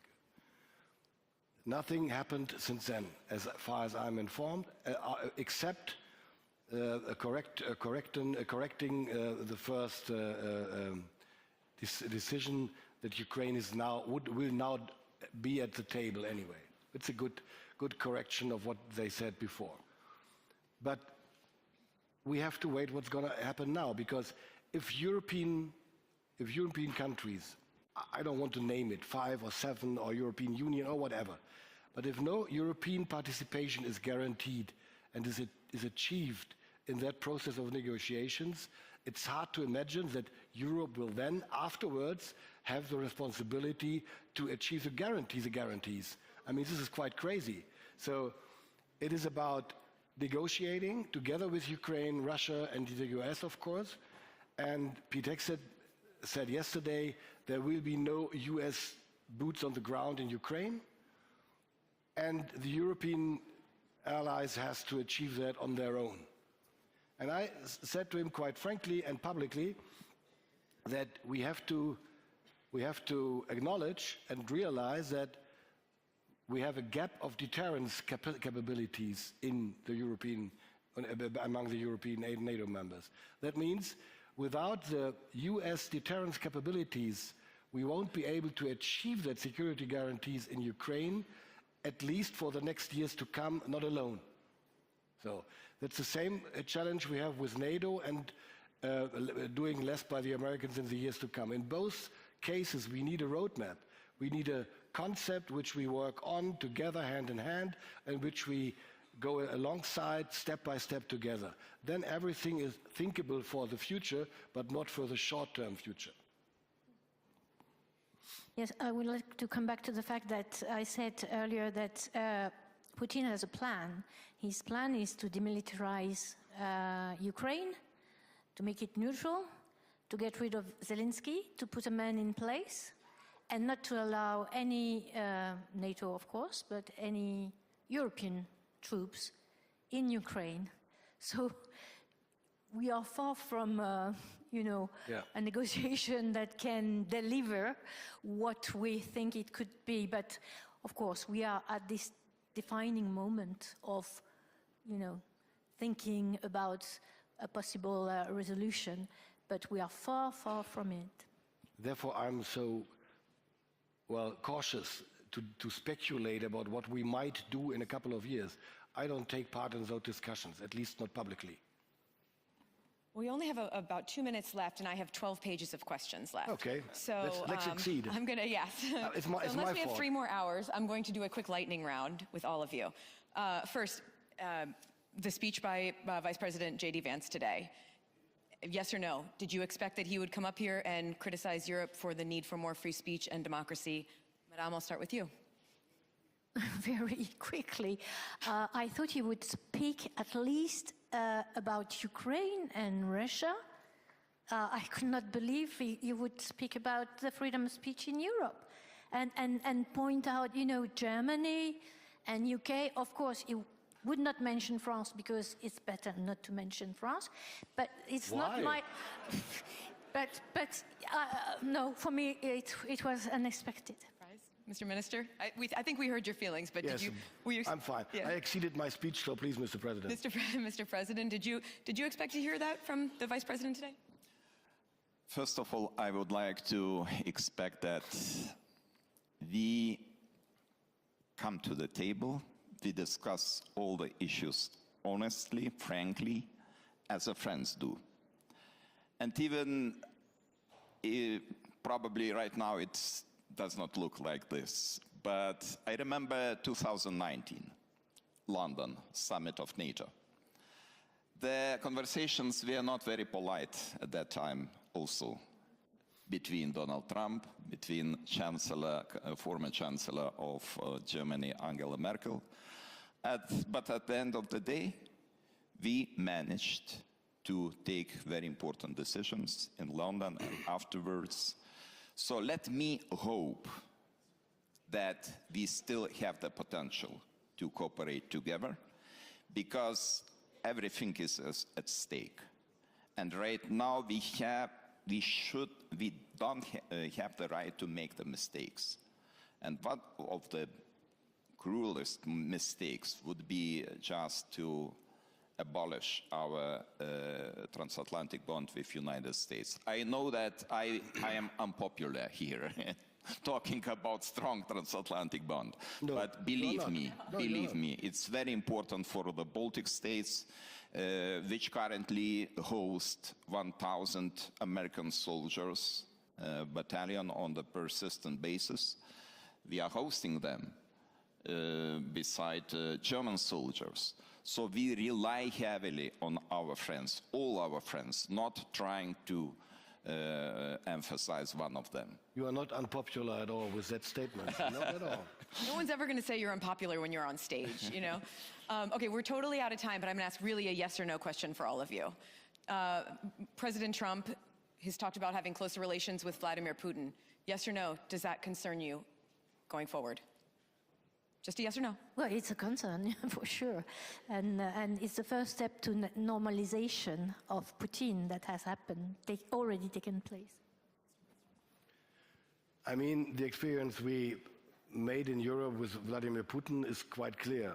We could never trust him, and we won't be ever able to trust him. So we have to be very careful what we do, and still, it's of course better to talk and to negotiate than to do not.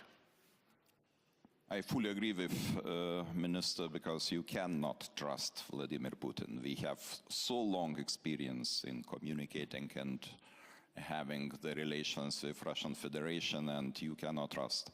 But switching back to your question, I think this is very important to understand that, yes, as a first stage, these discussions are okay, but in the second stage, we need the involvement of Europe, involvement of Ukraine, most importantly. Ukraine is a critical part of these negotiations, because otherwise I cannot understand what is going on. Thank you all so much. We have to leave it there. It was a fascinating discussion. Thank you to the Munich Security Conference as well.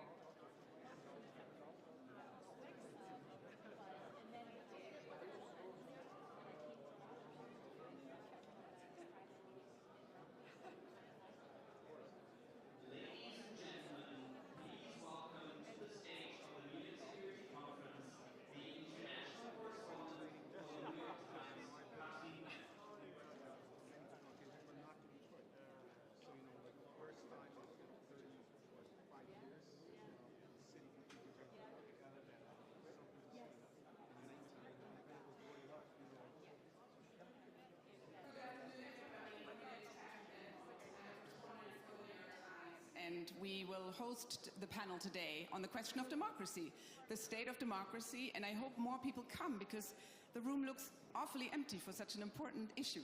I would like my panelists to join me up here.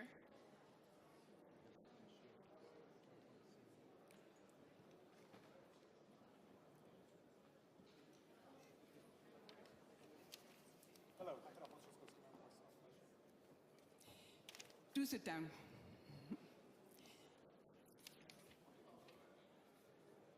So before we dive in, I just wanted to sort of take stock of where we are. A celebrity billionaire has become the voice of ordinary Americans. China proclaims to be the biggest democracy in the world. Russia has become the new role model for how to invade your neighbor. The German government has collapsed. The French government is in a permanent state of near collapse, which means that Italy is now officially the most stable democracy in Europe. Now, democracy is something that's on many people's mind. Many Europeans are worried about the state of democracy in America at the moment. JD Vance is very worried about the state of democracy in Europe, as we heard today.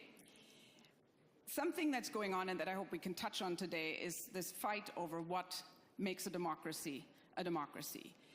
And I have a great lineup of people here today who have all been dealing with this issue in their various countries. I'd like to come to you first, Elissa, since the whole world is currently trying to make sense of the reality of Trump #2. You are a senator and you are a Democrat. So I guess I want to start by asking you whether our premise is fair. Is this a crisis of democracy, or is this a crisis of the Democrats? Because Mr. Trump, of course, got a mandate, a clear mandate, and even turnout was up. So is democracy perhaps doing fine?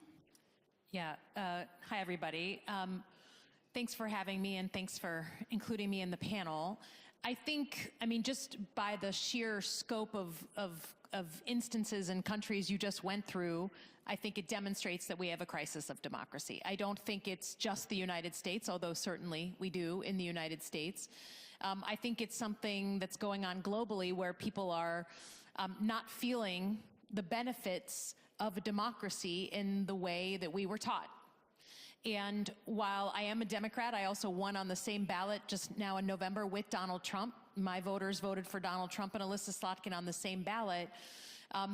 And there I can tell you the mandate was not about ignoring the Constitution or putting a broligarch in charge of the government. It was inflation was too high, prices were too high, and I'm going to vote for the person who says that they can lower those costs. So I think it's important not to conflate a mandate on lowering prices, which is yet to be seen, versus a mandate to do some of the things that are going on right now, which, you know, constitute, I think, close to a constitutional crisis in the United States. So it's very important to zero in on this difference. I mean, we often have these ideological swings, but you're saying this change of the guards is actually something much more fundamental. They are challenging constitutional democracy itself. How confident are you that in 4 years' time, those checks and balances will have survived? Well, I think we're in the middle of this first 100 days of President Trump, and he is absolutely pushing the boundaries of our Constitution, and in some cases rolling right over them. Our courts have been involved. Obviously, the legislature is involved, and it's yet to be seen how he reacts. Does he get pushed back and we're now back in the boundaries, or does he just keep going, you know, rifling over those? So I think it's yet to be seen. But I think what is important, again, from the place I come from, not every single person is sitting around their table talking about the ideological shifts in constitutional democracies. They're looking at the price of food, the price of gas. They can't get a new home, and they feel that very acutely. So, you know, you can't pay your rent with democracy.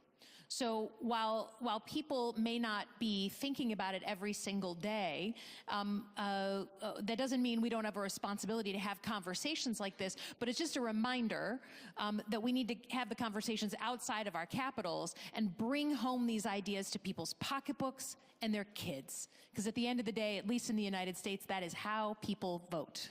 And I actually want to come to that point in a more sort of in a deeper way and actually have a bigger conversation about the sort of what we can do and what in particular center-left parties can do, because my sense from reporting in countries like Germany, the UK, and France, people feel almost betrayed more by the center-left than the center-right, because center-left parties always said that they would have their back.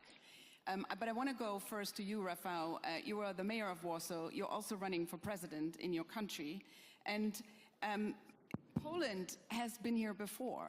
You have had 2 terms of democratic backsliding and illiberal democracy. It would be interesting to know what your advice would be as the US is entering this phase now. What would you recommend how to safeguard checks and balances at this point? Well, I'm not going to be so presumptuous as to give advice to anyone, but I can tell you that, yeah, we've been there. And when it started in Poland, the democratic backsliding 9 years ago when the conservative populists won, lots of my friends in the US and in Western Europe thought that this is just a Polish-Hungarian problem. And I was telling them this is a problem with democracy. You know, there's no longer a differentiation between the right and the left. You know, it's a question of rising polarization. It's a question of social media. The algorithms work the way they work, which means that they actually emphasize conflict.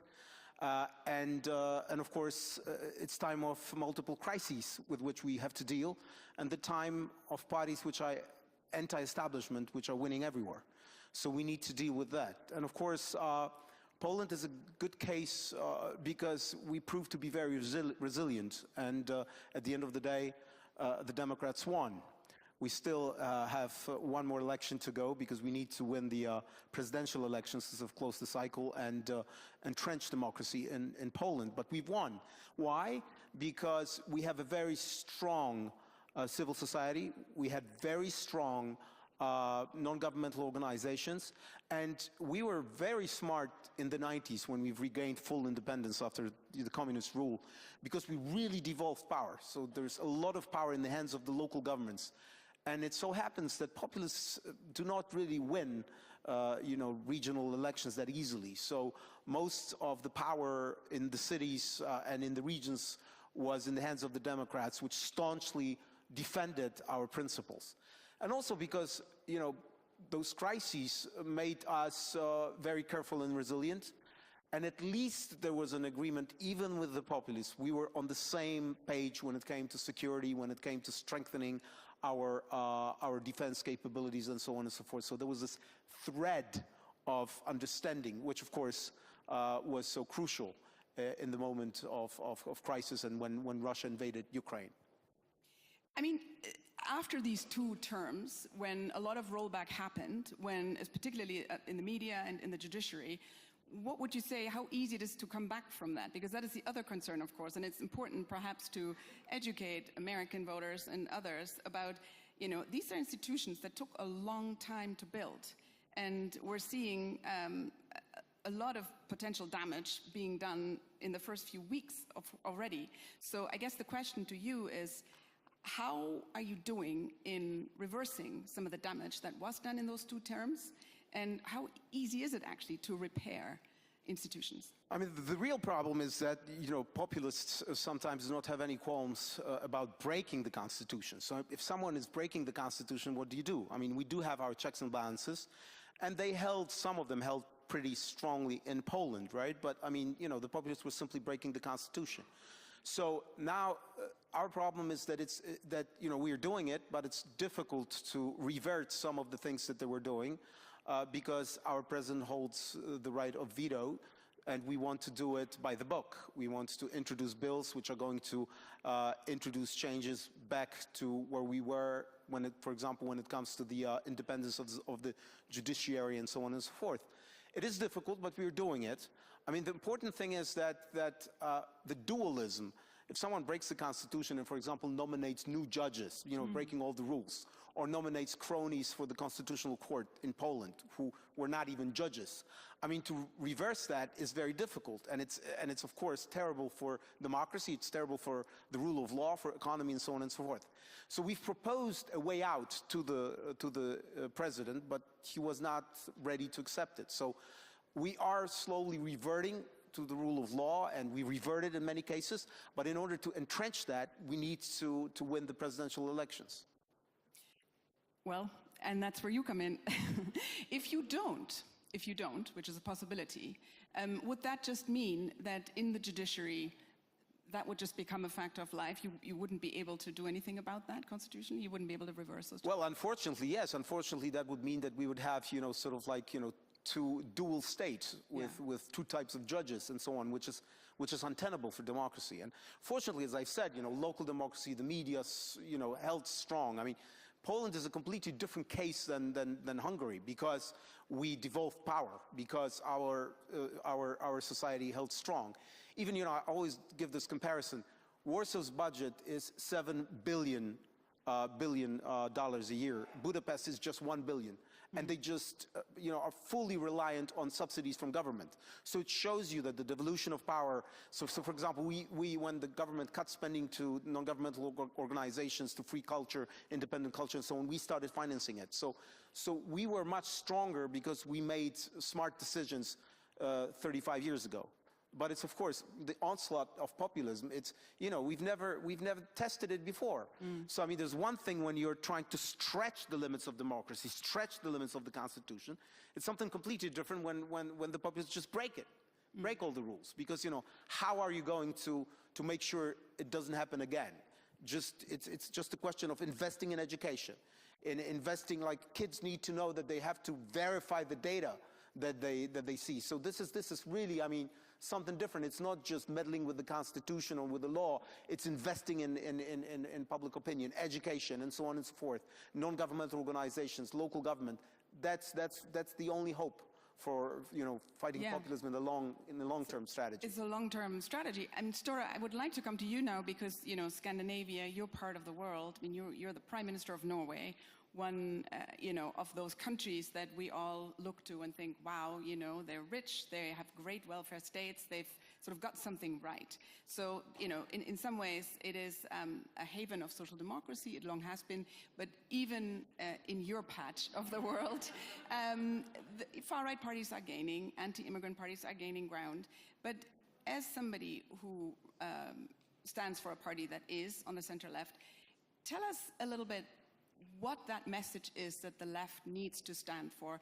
How can the left, which is globally in crisis, I think is fair to say, and has been losing the trust and the votes of its traditional constituency, working class people, which partly is because that term has lost meaning somewhat in today's economy, but what is it that the left needs to understand about today's politics in order to be attractive again?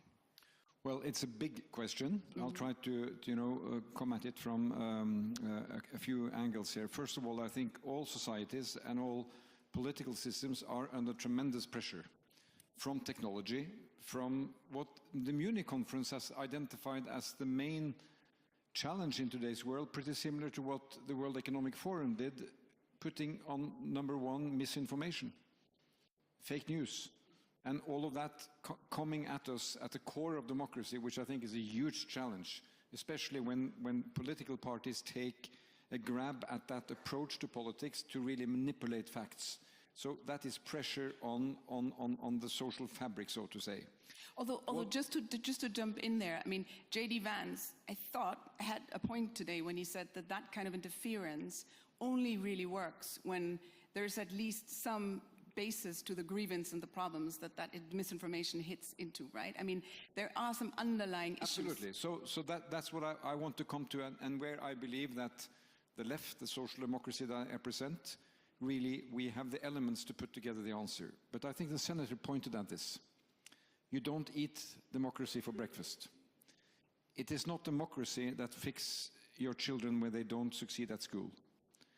So this is about the real reality of what your daily life is. If you go through, as we do as a political party in cooperation with sister parties in our part of the world, the #1 theme on people's concern this last year has been cost of living and purchase power going down. And until you fix that and give security to that, everything else becomes a bit irrelevant.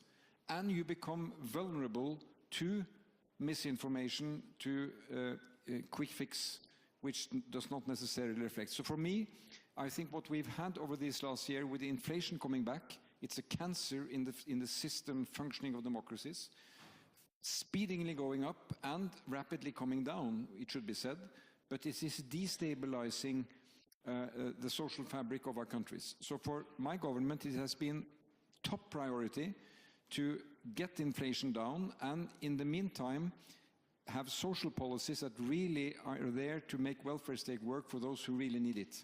So we have taken down the price of kindergartens, childcare. We have increased pensions for those with the lowest incomes throughout, and a lot of social spending on that side of the equation, so that people can see that we are working for their position, their dignity, their ability to manage their lives.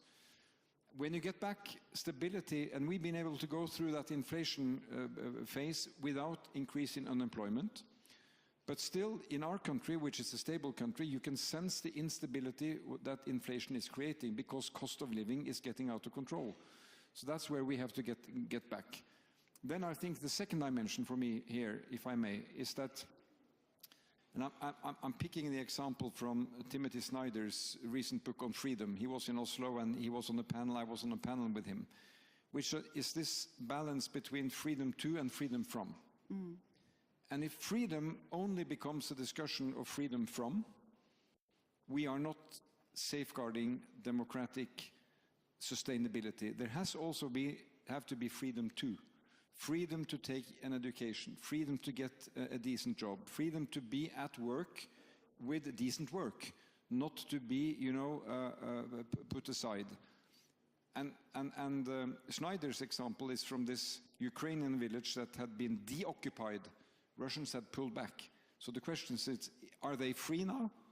Well, they are free from occupation, but they are not free to enjoy what you need to do to enjoy a decent life. So I think these issues about securing people's ability to live decent lives, combined with managing their daily economic outcome, safety of their children, investing in, sports, leisure, and activity for children so they get, to be involved in community, that is part of where the center-left should be. And that's where we aim to be, and that's where we also aim to win elections on that basis. And I see this sort of fundamental dilemma in this argument, which I think makes a lot of sense. People do want security. They want public services that work.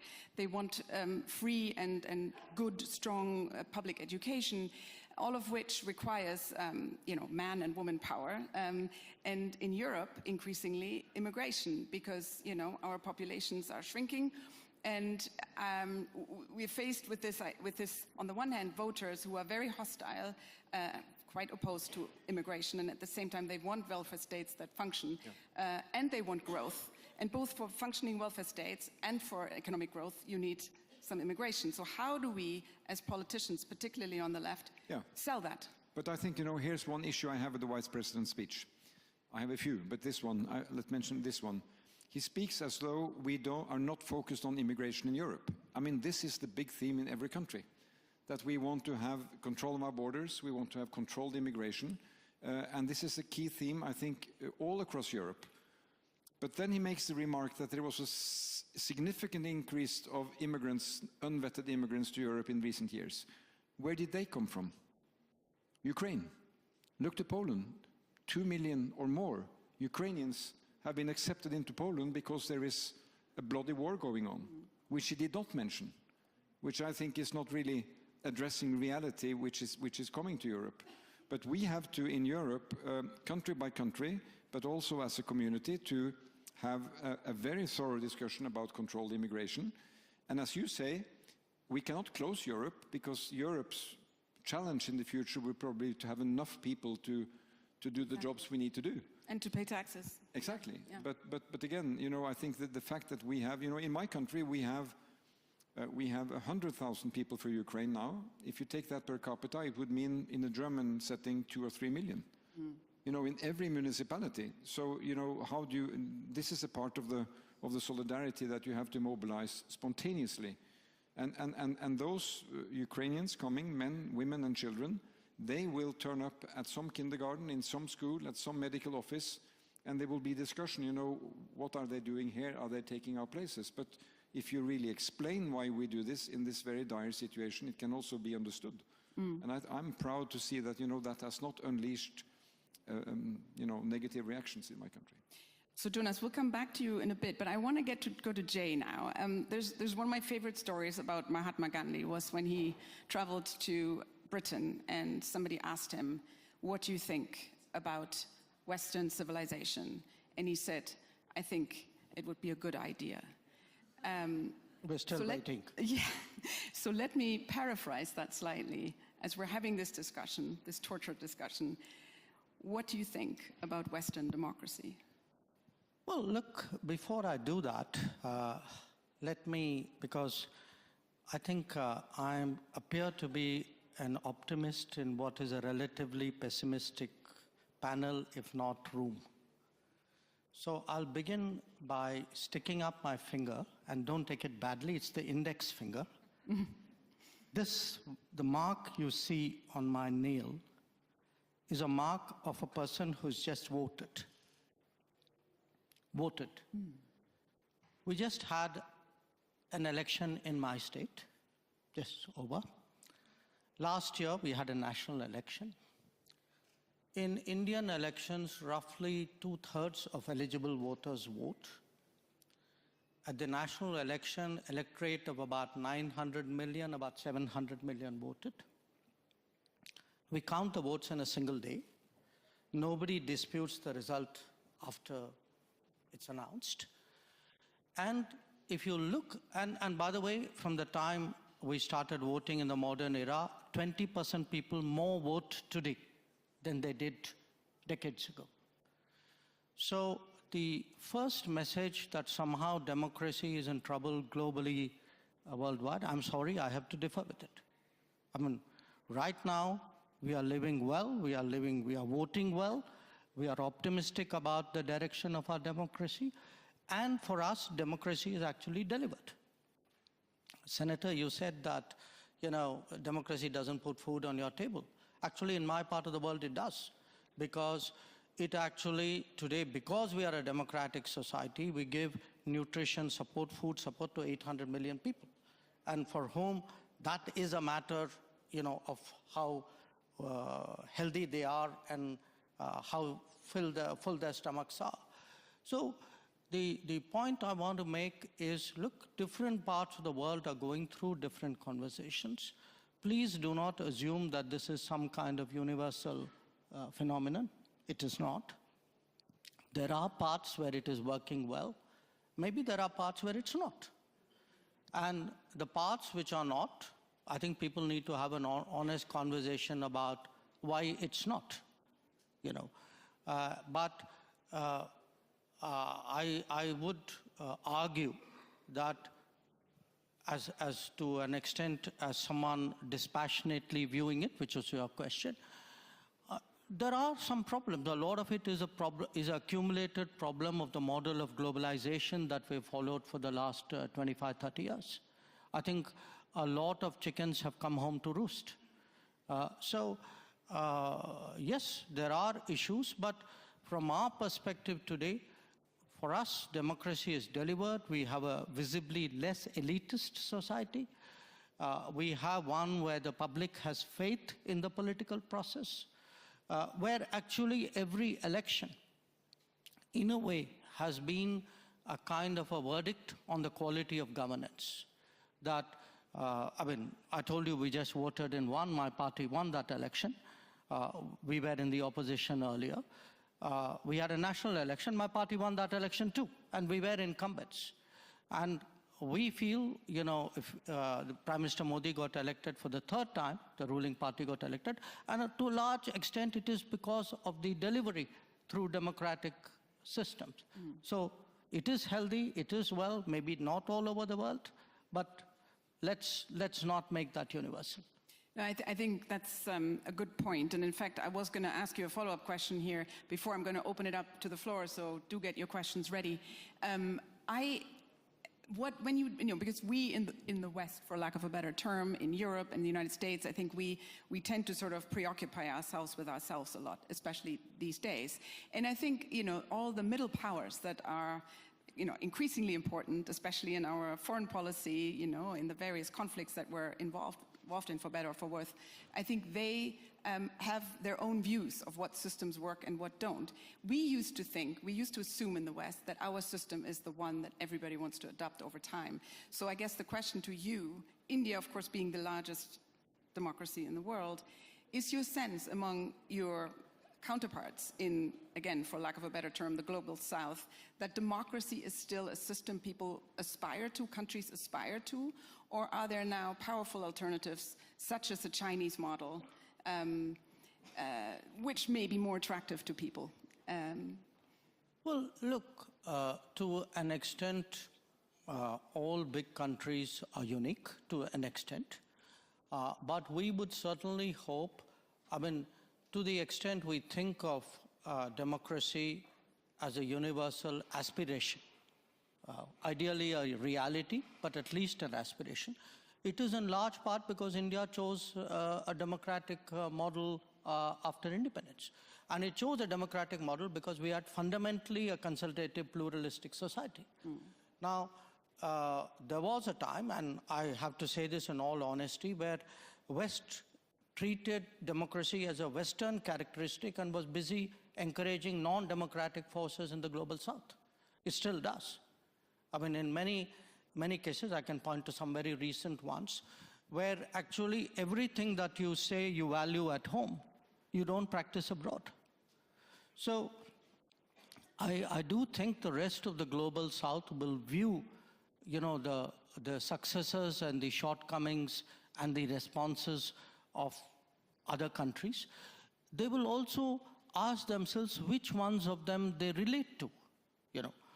I would argue that in many ways, India, because it's historically been an open society, one very much linked with the world, many countries of the global South are more likely to say the Indian experience is more transposable to their societies than perhaps those of others.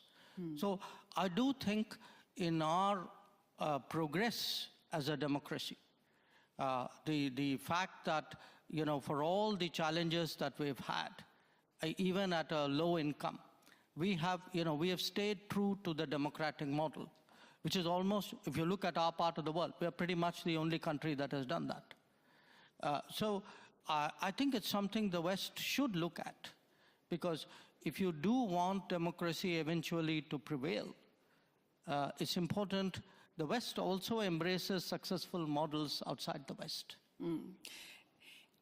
Are there any questions in the hall at the moment? Yes, the lady in the front. Trudy Rubin, a columnist from the Philadelphia Inquirer. When Vice President Vance spoke today, he seemed to be arguing that democracy requires almost illiberal values. I would be curious to hear about how you all on the stage took his remarks. Did you see it as an outspoken attack on European democracy, a sort of declaration of war?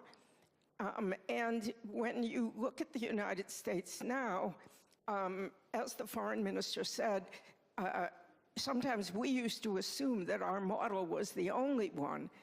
But when you look at the US model now, does it have anything anymore to offer the rest of the world as a model?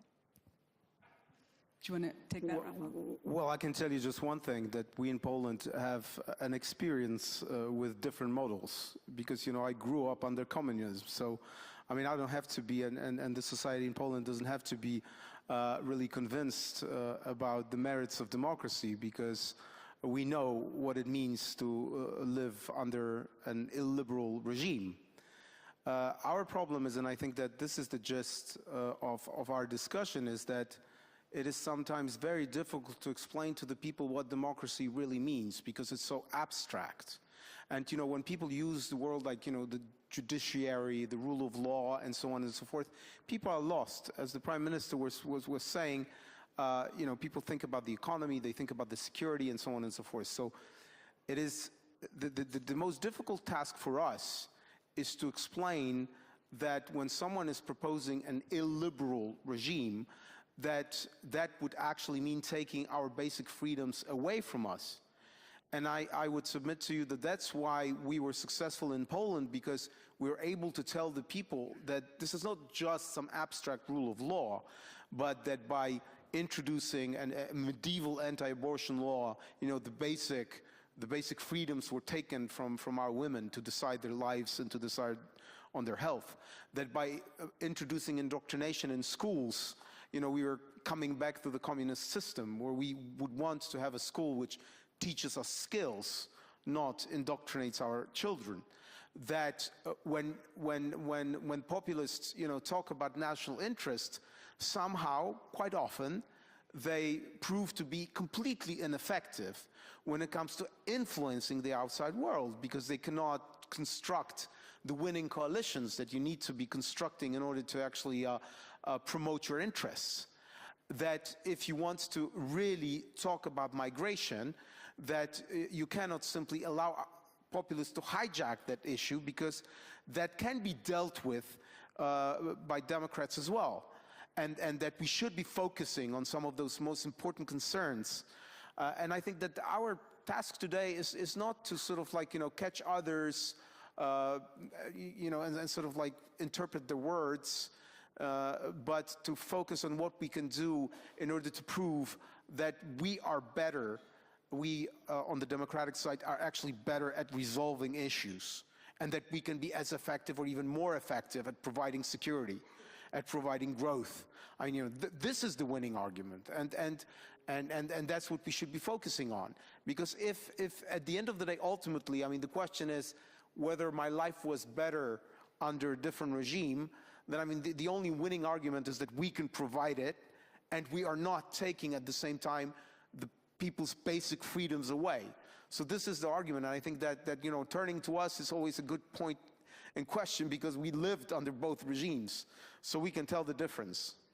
But just maybe to reinforce the sense, I mean, maybe to sharpen almost a little bit more what we just heard as a question is, I mean, was there anything in what JD Vance said about the shortcomings, supposedly, of European democracy that spoke to you? Was there something, for example, in this idea that we freeze out far-right parties in certain countries, in this country, for example, with the firewall? Are we afraid? Are we too afraid? Are we perhaps not? Are we more liberal than actually democratic sometimes? Well, I think on that one, first of all, I think what is refreshing is that when we come together here, there is freedom of speech. And the Vice President can decide that this is how he would like to address his audience. He likes to raise these themes. And although we may disagree, that is fair enough. I think, you know, not addressing some of the key security issues that we face today is a missed opportunity.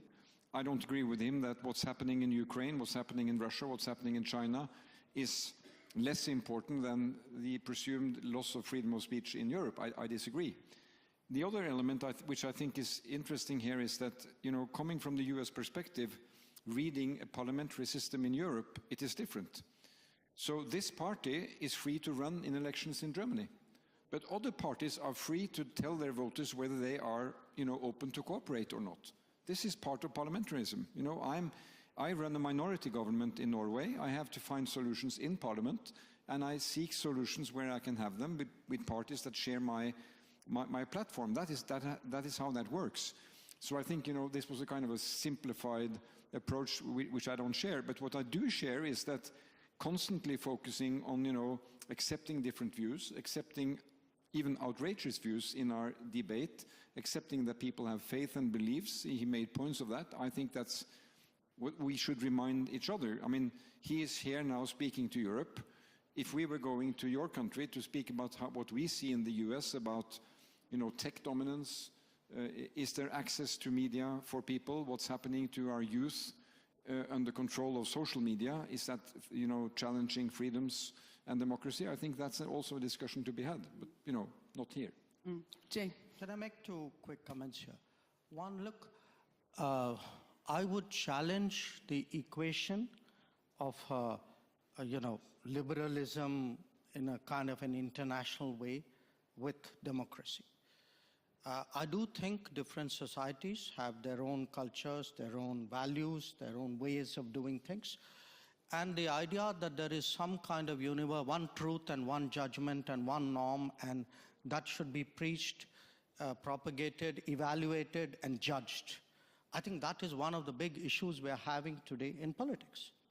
And it is done by think tanks, it's done by people who do ratings, it is done by newspapers.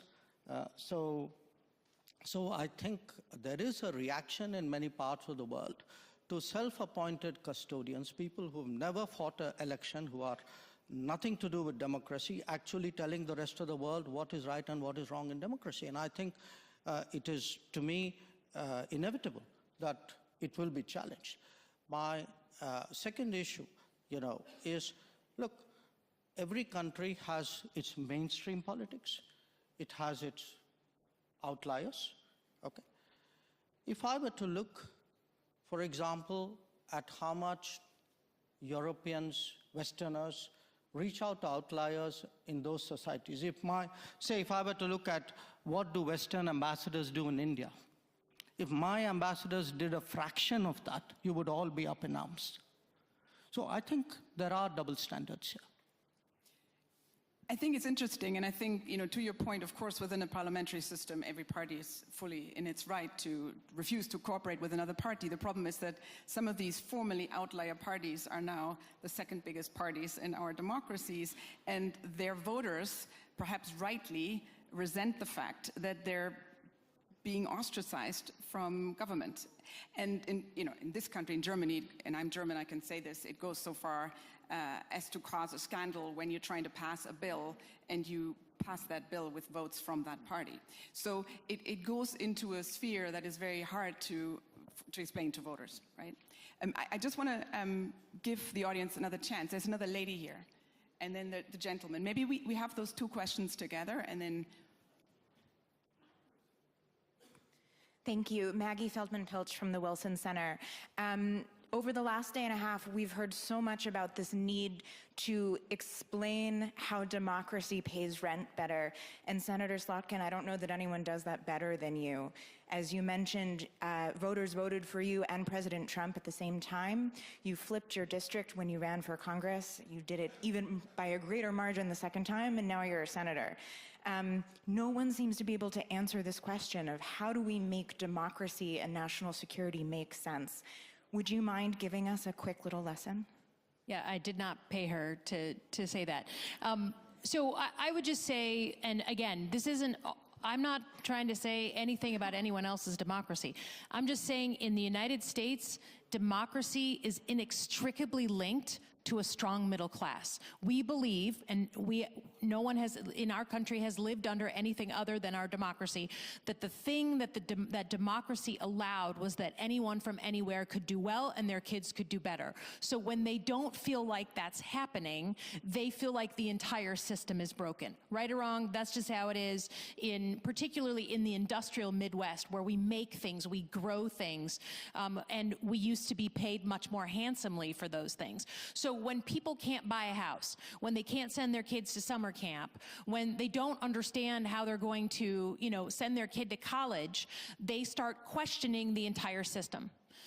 And that anger and that frustration leads them down paths where they're less generous with their neighbors. They don't have the ability to as easily to say, okay, I feel secure, so I'm okay with you being secure. There's an entire theory of the civil rights movement in the United States that we were able to do what we did in the late 60s because of how strong our middle class was after World War II, that people felt secure enough to say, you having rights doesn't take away my rights in a diverse democracy. So I just have seen the inverse happen, that as people feel desperate, they don't feel generous with their fellow man, and they start blaming the system of democracy. So we have to explain, and I think the Polish example is super interesting. We have to be able to say that if we don't have a reliable justice system, here's what's going to happen. Maybe not today, maybe not tomorrow, but it will come to your doorstep, right? If we don't have the financial, right now we just are in the middle of taking down our basically financial police on our big banks. If we don't have that, then it's the customer, the consumer who gets screwed, not the big bank.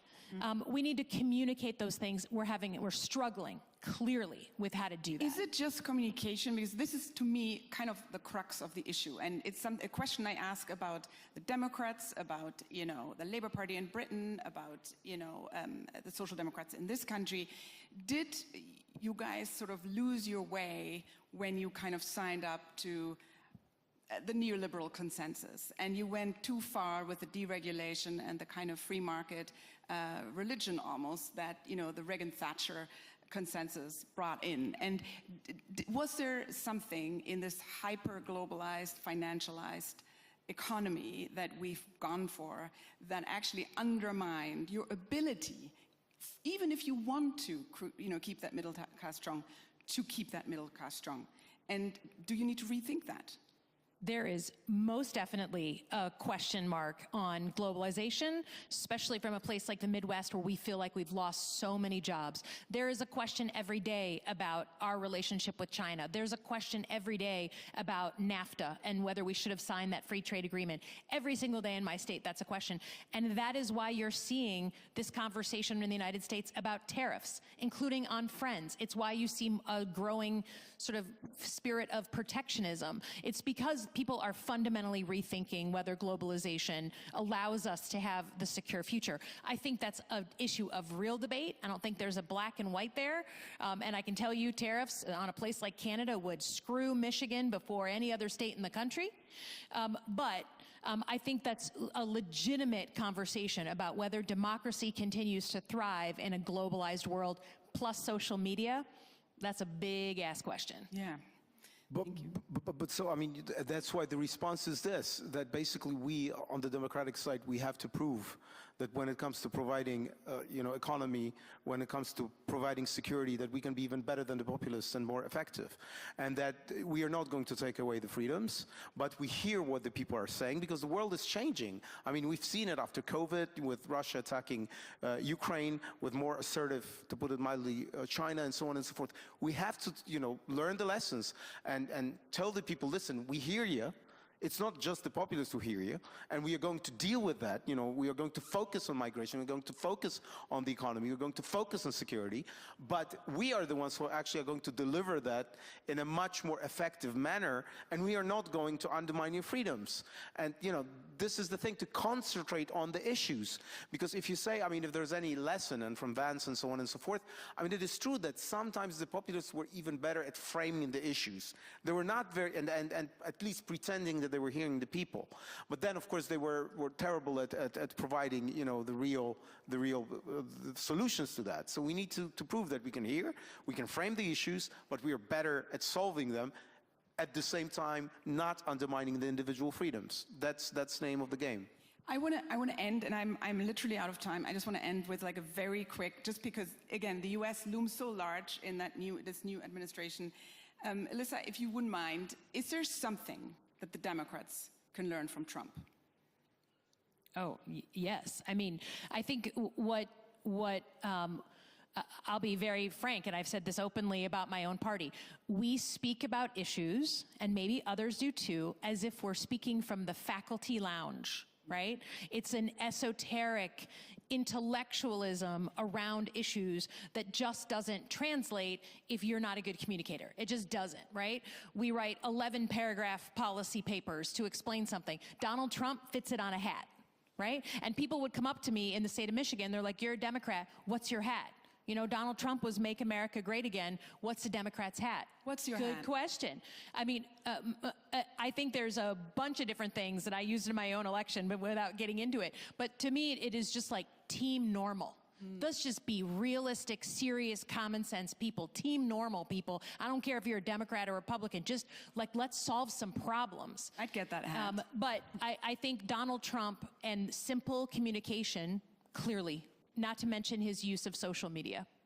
Thank you so much. I'm aware that you're going to come and talk to us now. Like, do you want? Okay, I got to give this guy his shot because I did promise it. Would you mind just one last question? I'm sorry. I thought it was such a nice... Yeah, because I did promise. Thank you very much.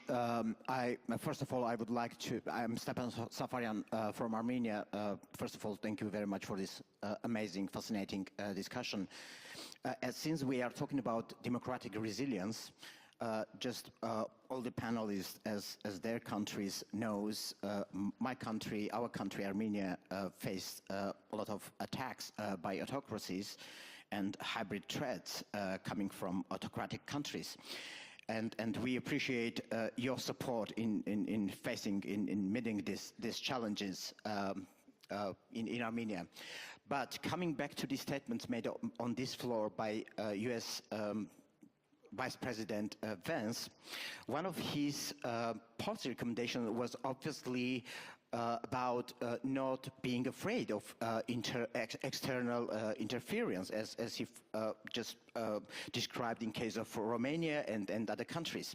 So if this is the case, and this is the approach of the new American administration, then what's your recommendation for our countries and for further dialogue with the United States? How to face these hybrid threats if United States is not supporting limitation of some or closing of windows for hybrid threats. Thank you very much. That feels like another panel. Does anyone, which I think we should have, actually, it's a super interesting panel. We're out of time, but if somebody has a 10-second answer. No, just, at the NATO summit last year, we agreed as NATO parties that hybrid threats are real threats. They are security threats. So I think the thing to say that, if you are vulnerable to foreign intervention, you have a weak case because you should be able to resist that. I think that is denying some hard realities that we all face. So we have to be better at identifying hybrid threats and attributing hybrid threats. And we are becoming better, but we have to work on that together also with your fine country and with the Prime Minister, who we know well. Jay, you get the last word. Yes. I think I can tell you in India, we've been dealing with external interference for a long time. I'd be happy to give you a tutorial on how to deal with it. I like that. Thank you very much, and thank you to this great panel.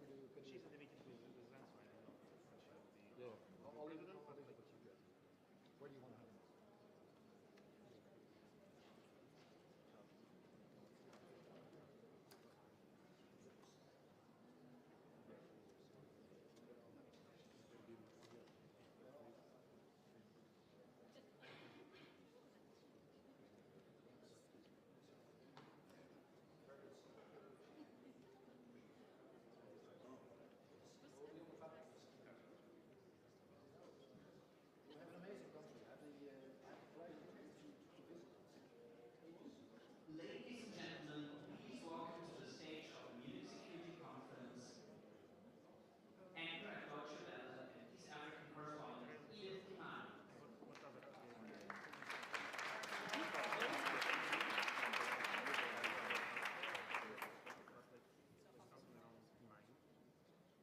Thank you very much, ladies and gentlemen. Allow me to begin this session with a small story. I come from Kenya, which is in East Africa, in case you're familiar. And to the north of my home is what we call a lush wilderness. It's called Nanyuki, and it's home to thousands, and I mean literally hundreds of thousands of untouched wilderness. And for decades, settler farmers and native herders have lived side by side, enjoying the bounty of the land. But recently, a cycle of floods and droughts have upended this once idyllic countryside. And so what's happened is that these Samburu pastoralists, whose ancestors tracked rains across generations, have now found themselves with useless information which they can't use against a climate that no longer follows the rules. These settlers who are farmers have been pushed to the edge because of expanding deserts. And what's happened is that both these groups competing for resources have now taken arms against each other. They are killing each other. They are fighting each other. It's a war of survival, and it's fueled by a crisis that neither of these sides created. I'm telling you this story because it's not just a Kenyan story, it's what's happening across the world. Like those herders and settlers, we are all fighting for the same shrinking resources. The same climate chaos that's pitting farmer against pastoralist is fueling global tensions over energy, water, borders, and the right to a future. So, this evening's panel is asking a very simple question. How do we get climate cooperation in a multipolar world? Well, I dare ask it in a different way. How can we rewrite the story of climate? And so that's what we're going to try and achieve this evening, of course helped by my esteemed panel, who I'm now going to introduce to the stage. And if you could please help me by clapping for them when they come, I think they'll feel pretty good about that. So I'd like to call onto the stage. I don't know if he's here yet. Oh yeah, I do see him.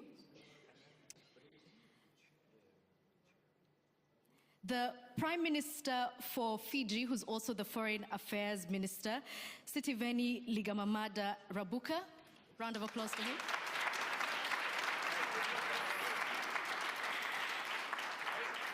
I'd also like to invite Mrs. Svenja Schulze, who's the Federal Minister for Economic Cooperation here in Germany.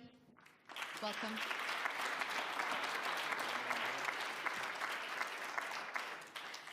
Wopke Hoekstra, whose name I had to learn how to pronounce last year, and I've since managed beautifully today, who's the Commissioner for Climate, European Commission. Welcome to the stage. And last but not least, we are joined by Senator Sheldon Whitehouse, who is in the Environment Committee. Welcome, Olaf, and thank you for joining us.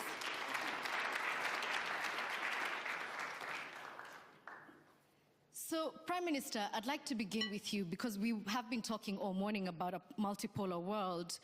So, because power is increasingly decentralized, do you see smaller nations like Fiji having more or less influence in climate discussions? We have, I think we have more because we shout the loudest because we are threatened the most.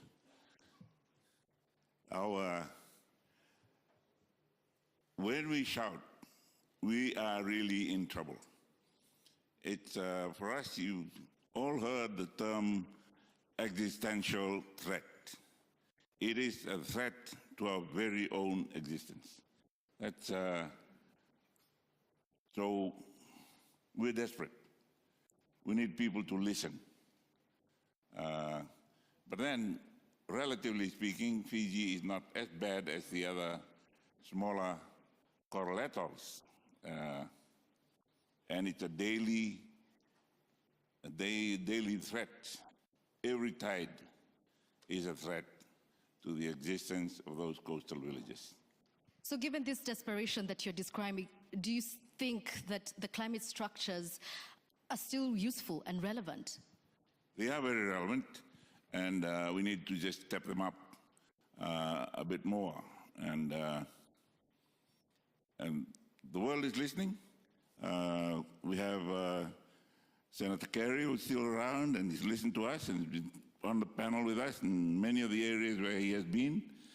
He understands our problem, and we rely on him and his voice in the world. We need people to sit up and listen. Those who are in the highlands are not as free as we might think.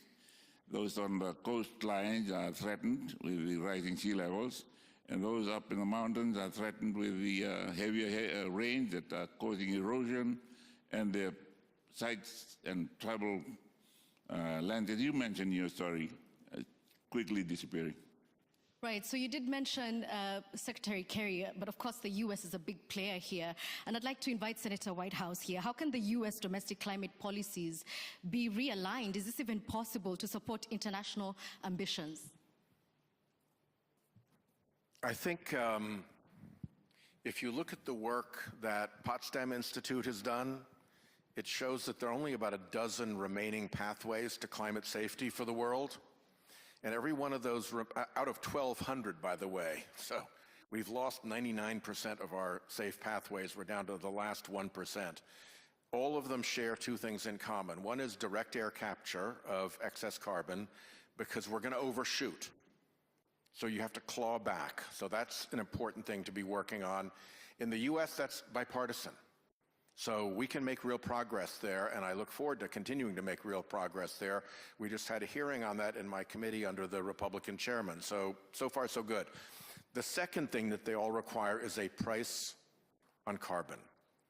We have a very simple choice now. No price on carbon pollution, no climate safety. And so if you look around for where a price on carbon could emerge, the key place, thank you, Rubka, is the EU and the CBAM. The most important climate safety step we can take right now is for the EU to not give an inch on the CBAM, for the UK to stick to its commitment to join the CBAM and to see some other countries join. If we do that, that will make a very significant difference. In the Senate, we have a bipartisan bill to create our own carbon tariff externally. The Republicans like to call it the, punish Chinese pollution fee, as opposed to, it's not about climate, it's about competition, but it gets us there. So there's bipartisan work happening on that. If we can get a proper carbon tariff in the US, if the CBAM sticks and the UK sticks joining it, then we have the outline of a global price on carbon that drives innovation, that creates effectively a reward for solving the climate problem that we don't have right now. And I think both of those things are possible. The direct air capture piece, because it's very bipartisan still, and the CBAM piece, because it's not our call. People can't tear that down in the United States. The EU is doing it, the UK are doing it. It's really important that they stick to their guns on this.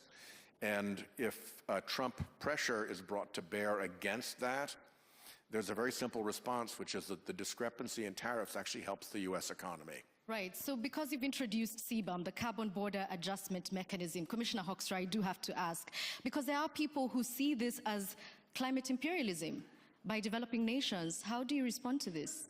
First of all, I have a friend here, you see that. He's going to immediately answer the question for me. If you look at the two risks, one is what happens to the global south if climate change continues unabated.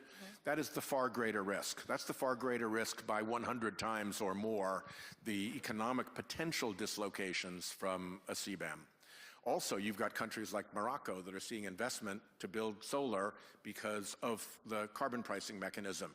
You see Mozambique speaking for the CBAM because they see investment coming in. You could have the entire Sahel providing enormous solar power, clean power to Europe, but you got to build the wires under the Mediterranean to get it there, and you don't build those wires without the investment, and you don't get the investment without the economic reward of getting out of the tariff. So I very strongly believe that net-net, a CBAM will be extremely good for most of the global south, and then we can focus on individual areas where it's not working and solve them. But to kill climate safety would be the worst of all possible outcomes. Commissioner. Well, there's very little I can add, but let me, ladies and gentlemen, let me say a couple of things, and let me indeed salute the tremendous work under difficult circumstances by Senator Whitehouse and also John Kerry, who has been a true champion and a companion, particularly in Dubai, which I think was a major victory for diplomacy. Now, to the issue at hand. What is one of the most effective things the European Union has done to tackle this problem? It was indeed, as the Senator has just said, putting a price on carbon, introducing a mechanism where you're easier off the hook if you actually drive down your emissions. And this is being seen throughout the world. If you look at a range of countries in Latin America, if you look at states within the United States, if you look at China, many places are embarking either on a way to price carbon or different models of carbon markets. And that is the way forward. That is the way we should continue, because actually it does help and it is a fair system. Now, let me just give you one other data point to put this into perspective, because I know some people are trying to fuel the criticism of ETS in general and CBAM in particular. Who will be most affected by CBAM? It is those who are putting stuff into the European Union that still has carbon to it. Make no mistake, CBAM is a tool to make sure there is no carbon leakage from the EU to outside. Our friends in Latin America, our friends in Africa, our friends in the global south in general are going to be the ones least affected, and let me stress that, least affected by CBAM, whereas at the other side of the equation is the European Union putting into place more than 30 billion in terms of climate aid for the global south. That is the numbers, and that is the reason why that equation is actually helping not only the Europeans, not only the global south, but the world at large. So let's zoom in a little bit on Germany, because we've been speaking from the context of the European Union. Now, this country has undoubtedly been a leader in renewable energy, but there's a reliance on coal and gas that has drawn criticism. So how do you ensure that your domestic policies here align with your international commitments? We assure that simply to a law, because we committed ourselves that we want to reach CO2 neutrality in 2040, like the EU is doing that. So with that law in the back, we could see step by step how to reduce our CO2 emissions. And I think that is important, that it's not only just a thing we're talking about, it's really laid down in a law. And there is something special around it that was mentioned before. It is also a business case, because renewable energies are much cheaper than other energies now. So it become profitable, and it become too profitable to ignore. So that is another factor. And the third factor I'd like to mention is it is also a security threat. We have just seen what that means when you have a flood and what that costs if you have a flood. We had a terrible flood where 100 people died. That was billions that need to be paid for that. So it is much cheaper to pay for climate change, for adaptation, for mitigation. It's much cheaper to do that than to pay for the cost if we don't do so. And that is not only something that is realized by the political sphere, it's also realized by the companies. So that helps to drive that forward. It is not easy. It's not a direct way. We have a lot of discussions with the ones who don't believe that that is the right way. But I think step by step we are going forward, and we are reducing CO2. Not fast enough, but we are on the right way. All right, Commissioner, did you have something to add to that? I wanted to build on it, and I very much agree with it. And if we get this right, we make sure that decarbonization is a climate strategy, it is also a competitiveness strategy, and it is a strategy for more independence of Europe. And that is what I wanted to add, because if we do this well, and then of course you need to go just beyond renewables. It will be renewables, plus investments in the grid, plus investments in storage capacity. If you get that, you will make sure that your costs go down even further, that your pollution and your emissions are going down even further, and extremely important, that your dependence on the Russians and other dubious regimes actually go down rather than up. And it is precisely the way we should want to have it. Let me just... When I just add one more sentence, and I think it is important to do that also in partnership, because we just hear from Fiji how important the situation is there, what that means, how the security threats are. And therefore we need partnerships, and we do such partnerships in just energy transition partnerships, where we are working together to bring energy safety forward, reduction of CO2, and social security, because you need your society to go with you. We see that in all the states who have problems with that, where the society vote for climate change is not real. So we need to take the society with us, and we need to have partnerships in the world to bring that forward. And that means also partnerships with the countries from the global south. I think that's important. Yeah, so let me then ask the Prime Minister, because the words that are being used here sound very nice and pleasant, but you're speaking of desperation. So what is the disconnect? What do you mean, disconnect?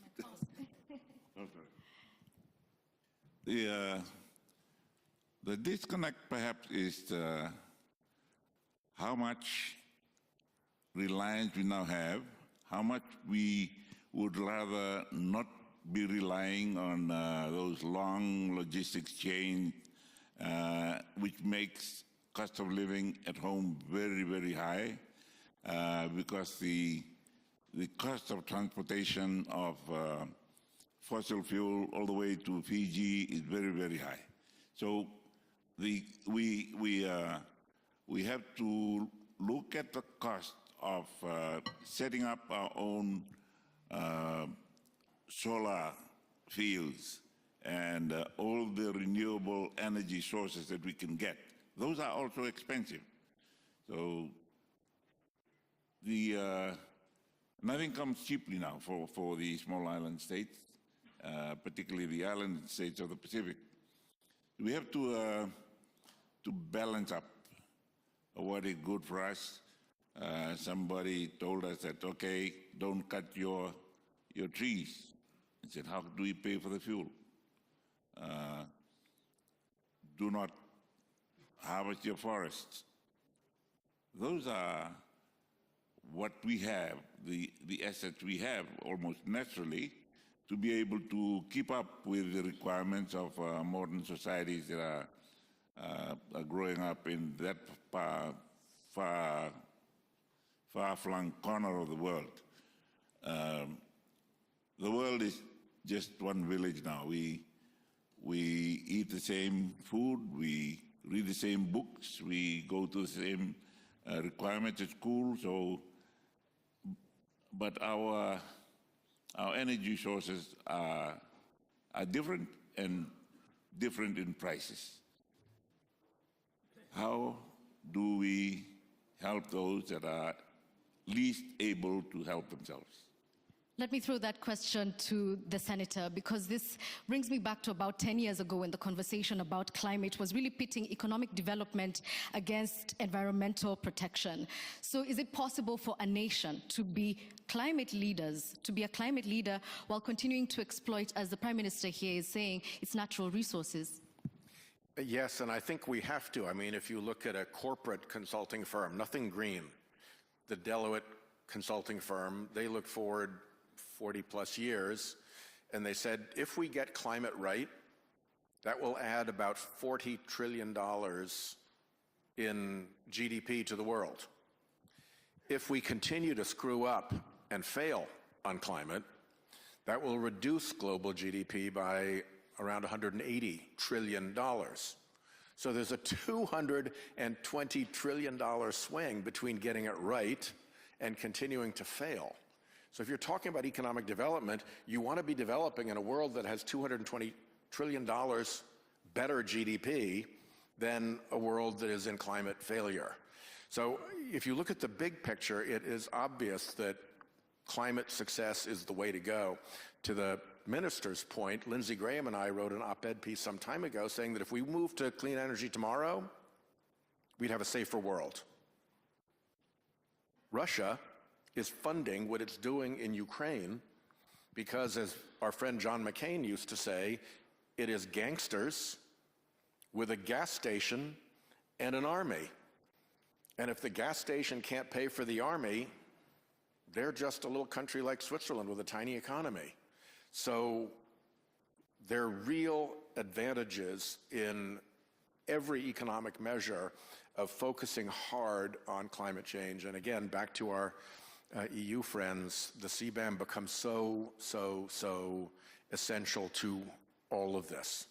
Right, and obviously money financing, this was a big takeaway from COP29, which then leads me, Minister, to ask how Germany and the EU indeed can support emerging economies so that they become climate leaders on their own right. I think we need more partnerships in the world. We need to have an exchange about our knowledge, but we also need to help with money. And there is one player that is not on the field anymore, that is the US. That means we have less money for development cooperation now. And that means we, the rest of the world, need to bring our power together to help also the emerging economies, help the ones who are not able to help themselves, because they are mostly hit it harder. When you see Fiji as a country that delivered really, really little for the CO2 emission of the world, but it is hit hardest by climate change. So it is the responsibility of us, of the others, to help Fiji, to help other vulnerable countries to deal with the challenges they have. And we do that in the European Union, we do that internationally to just energy transition partnerships, where we help to provide energy security, affordable energy, access, renewable energies, and social justice. Because if you phase out coal, for example, that means that a lot of jobs that are well paid, that these jobs are away. And you can't tell the people, okay, so sorry, you need to suffer because of climate change. You lose your job. You need to help that there are new jobs on the way. And that is what we are doing with just energy transition partnerships, or with bilateral partnerships we have from the German side, where we have regional partnerships to support mitigation and adaptation and help to country-specific ways to reduce CO2, or to have another way for having energy, renewable energy in the country, and do that in a way that is socially just. Do you think we need to enhance the current existing policies on mitigation and adaptation? I think we need to deliver, and that is what is missed. We know what we need to do, but we're talking a lot about that, but we do not deliver, and that is the problem. We need to do more in reality, not only in the paperwork, and that is what we are missing, and that is why we need more action in that. That is why Germany have now the Hamburg Sustainability Conference, a conference where we try to bring forward just action from people, because we see that in a lot of fields we have no sustainable fuels in shipping on the world, because no one will build ships for sustainable shipping if there is no fuel. No one will produce fuel if there is no ships who will drive with that. No Haber will deliver these fuels if there is no agreement. So bring all that, partners on the table, and bring steps forward, concrete commitments of producing renewable fuels for shipping, producing the ships, and having the harbors who are able to deliver that. That is what is needed now. But it does occur to me that there's something else that we don't talk about, particularly in rooms like this, which is indigenous knowledge, Prime Minister. So how does a country like yours or Pacific Island nations leverage knowledge that exists in communities like yours and mine to adapt to what's happening in our world? Thank you. Can I just go back? 2 weeks ago, I was opening a big solar farm on one of the islands, and we are projecting that that island will be free from using fossil fuel in a very few years' time. While we celebrate that, how many other islands, how many other island territories are going to work to their program so that 2035 we are free from using solar fossil fuel, 2050 carbon neutral? Those sort of things, they are exciting to government leaders. We have programs, we've set ourselves those programs. What about the rest? Are we keeping abreast with those changes? What about those that are still encouraging others to import their exports of fuel? It keeps them going. You heard, it keeps them going, to keep their armies going, keep their weapons factories going. Where is balance? Where is equity in all this? We can only ask. We can only ask, and we can do our bit, even if we have to be audited on how we are being true to our various programs of being friendly to the environment, and then get rewarded rather than having a promise. There's so many hundreds of billions of dollars sitting there, and you have to ask for it, and the way to ask for them is very, very long and winding and complicated. You come and check, you've done it, bring. Can they do that? Yeah. So, Commissioner, in light of that, do you think it's time to consider having non-state actors, perhaps such as corporations and indigenous groups, to have voting power in climate negotiations? I think one of the great things that we see in the discussions on climate is that actually many actors from all sorts of walks of life are more active than in most fields of diplomacy that I have come across. And for the right reasons, because it affects all of them. And particularly if you look at businesses, it is extremely important to make sure that they do what is expected of them. And you have a couple of them who do an amazing job. But in the end, if you look at the emissions that come out of countries, it's typically not the countries themselves. It is companies within these countries that are responsible for emissions, because we as consumers consume the stuff we consume. So I would be very much in favor to basically involve each and every one of these groups to make themselves heard, but also to take responsibility, particularly in the case of companies. Would you allow me to maybe connect the dots between what the Prime Minister just said and the Minister? Because I think that is at the heart of the conversation we should be having. I'm fully with the Minister that not only Germany, but the European Union at large is doing more than its fair share in terms of sharing the burden and helping our friends in the global south. There is one item though, and the Prime Minister was touching upon this, that where I think we can do more and where we can also apply more concrete solutions. And that is indeed the domain of solar.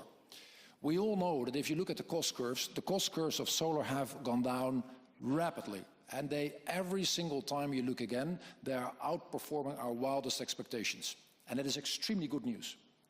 Now, what is here the problem, but also the opportunity? As a commissioner, I always try to talk as much as possible for the 27, but let me give you one example from my home country, the Netherlands. Those who know the place know that most of the time there, it rains. And yet, the Netherlands alone has more solar panels than the whole of Africa combined. And Africa gets 40% of the world's sun. I can confirm that. We do get a lot of sunshine. And that is and you could say that is a missed opportunity in the here and the now, but it is a great opportunity to invest, build independence, build climate action, and build a viable business case for Africa at large. And that is something I think we should absolutely fast forward. All right, so because this is a conversation for all of us, I'd like to invite Secretary Kerry to give us his first impressions, followed by our Munich young leader.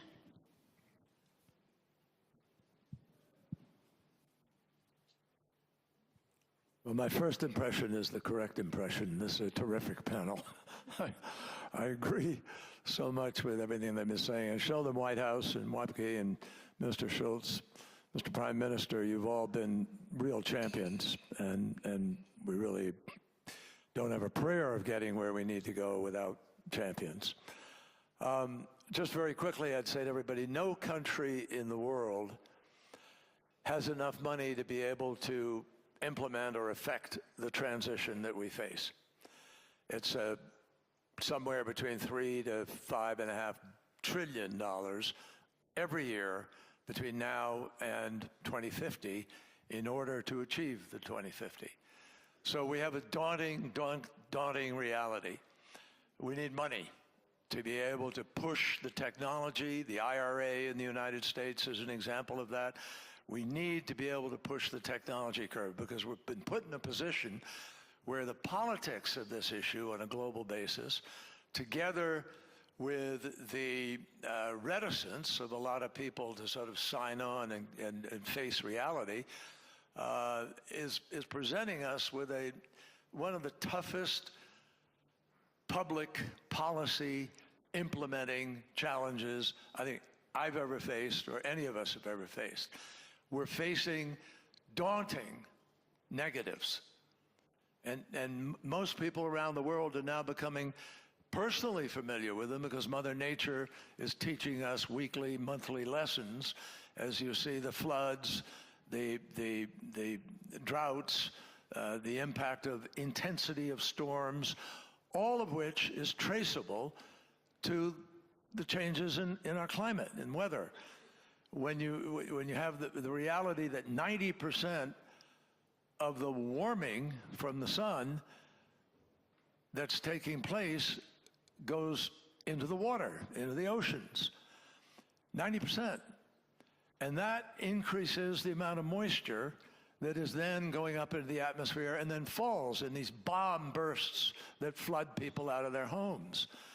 And so the question is, are we human beings capable of making the tough decisions that we need to make to win this fight? Now, the CBAM that Sheldon referred to, that Wapke's working on, et cetera, is one really powerful, important tool. The truth is that if we could price carbon, which we should price, if we could price carbon, we have a chance of winning this battle. If we don't, we've got to persuade people to do the kinds of things they're resisting now, which is deploy more of the renewables, where we are told by the International Energy Agency that if we just deployed existing technology that is available to us now, solar, wind, geothermal, nuclear, et cetera, we could, in fact, meet our goals of reduction heading up towards 2050 net zero. So, but we're not doing that. We're just not doing it. In Dubai, the toughest negotiations of the world are actually multilateral negotiations. You bring 200 countries together in one of these places where one country can walk out and say, that's it, we're killing it. But they didn't do that in Dubai. Almost 200 countries signed on to saying that we must transition away from fossil fuel. I mean, fossil fuel countries signed on. We must transition away from fossil fuel in order to achieve net zero by 2050, according to the science, and the according to the science phrase meant 1.5 degrees, which we're now blowing past, and we must accelerate in this decade. And we're not sufficiently. You know who is accelerating this decade? China. China has built and deployed more renewables than all of the rest of the world put together, and thereby is going to be moving their target goals, which were way back in the 2060s. They'll be moving them forward just by the action they're taking now. So here's the bottom line here, folks. I believe, and I think a lot of folks who work at this really hard every day of their lives, Johann Rockström at the Potsdam Institute, for instance, other scientists, we believe we could win this fight. Everybody here believes we could win this fight. But the only way we win this fight is if we organize ourselves. Minister Scholz mentioned partnership, coming together and face the realities of what we have to do. And strip away the disinformation and the lies that have been used to try to get people to oppose offshore wind because it allegedly, kills birds and gives you cancer. I mean, the misinformation is staggering. But the point I would make is that we have the ability to win this battle, but we have to deploy things that we're working at. We have to bring them to scale. We have to go faster, bigger, and get to scale quicker. And the kinds of things are actually really exciting. What I've been working on right now out of government is accelerating the transition. And everything we do should be geared to do what we said we would do in Dubai, which is accelerate the transition. So the fact is that there are just so many, I can't go through all of them, and I'll wrap up very quickly, but most of the exciting prospects are coming from technologies that you're probably very familiar with, one of them being, Wapke just mentioned, the incredible reduction in the cost of solar, which is about a 95, 99% reduction. It's unbelievable. It's almost giveaway cost. And yet the cost of continuing to burn fossil fuel never gets properly accounted for. The amount of lung disease people get, 7 million people a year who die around the world, and there will be more unless we clean up that atmosphere. We're putting up more emissions than we were last year. We're just not doing what we said we would promise to do. Right. But I finished just by saying, the technologies, now really be quick, I promise you. There are better batteries now. They are balancing the distribution of power. There are new transmission lines that are 5 to 10 times more powerful than the ones we had before. So they're lighter, they carry more power. There are possibilities of fusion in just a few years. There's an amazing amount of technology development. So if we can somehow find a way to pull ourselves together and organize our lives, I regret to say the United States is in probably the worst position to be able to make that happen, because we have a president who's absolutely decided he's not going to be involved in this. He's going to move in the other direction. But here's the good news, and frankly, Ms. Venya, you mentioned the United States off the playing field. We have 37 states which have renewable portfolio laws, and the governors of those states, Republican and Democrat alike, will implement those laws. So they will continue to be part of the fight. In addition to that, we have 1,000 mayors joined up, all the major cities of America, last time the president got out of Paris, to say we're still in. So the American people stayed in while the president pulled out. The result was 75% of the new electricity in the United States 4 years ago came from renewables, and in 23, 90% of the new electricity in America came from renewables. So we're not exactly completely out. And I hope what we can do is work together to build the kind of partnership necessary to win the fight. And it's only by coming together. 25 countries equal more than 80% of all the emissions.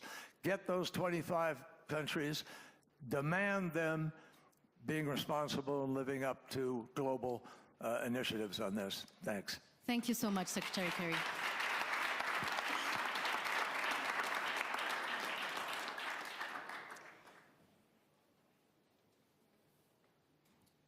Hello, my name is András Huszár.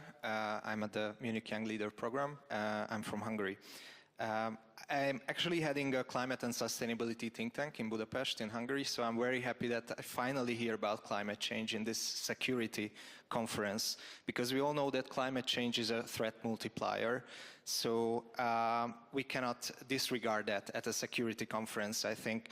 And 2024 was the hottest year on record. Global greenhouse gas emissions, unfortunately, are still rising. And as Mr. Kerry mentioned, the US is withdrawing from the Paris Agreement. So to me, it is clear that we are not doing enough, and we have to go faster and bigger, as he mentioned. The EU seems to focus rather on military spending, as we heard from Ms. von der Leyen, and competitiveness is also on the focus of the new Commission.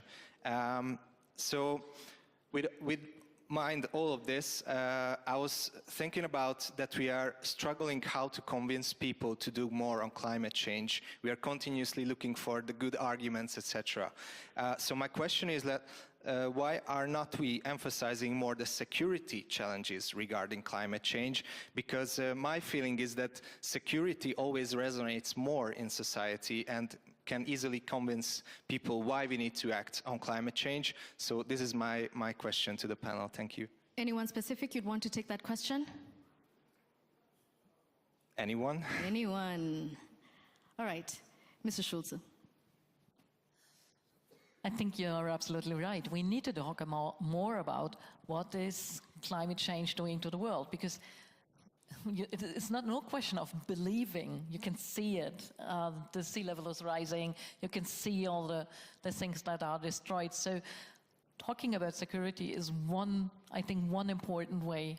But I think you need also the right legal framework. We will not see private investment in renewable energy, for example, in the most vulnerable countries, because they have no legal framework. No one will invest in a renewable energy, in a turbine, for example, for wind, if no one takes care for supplying that energy that is built there. And therefore, you need a grid. And for building a grid, most of the most affected countries have no money.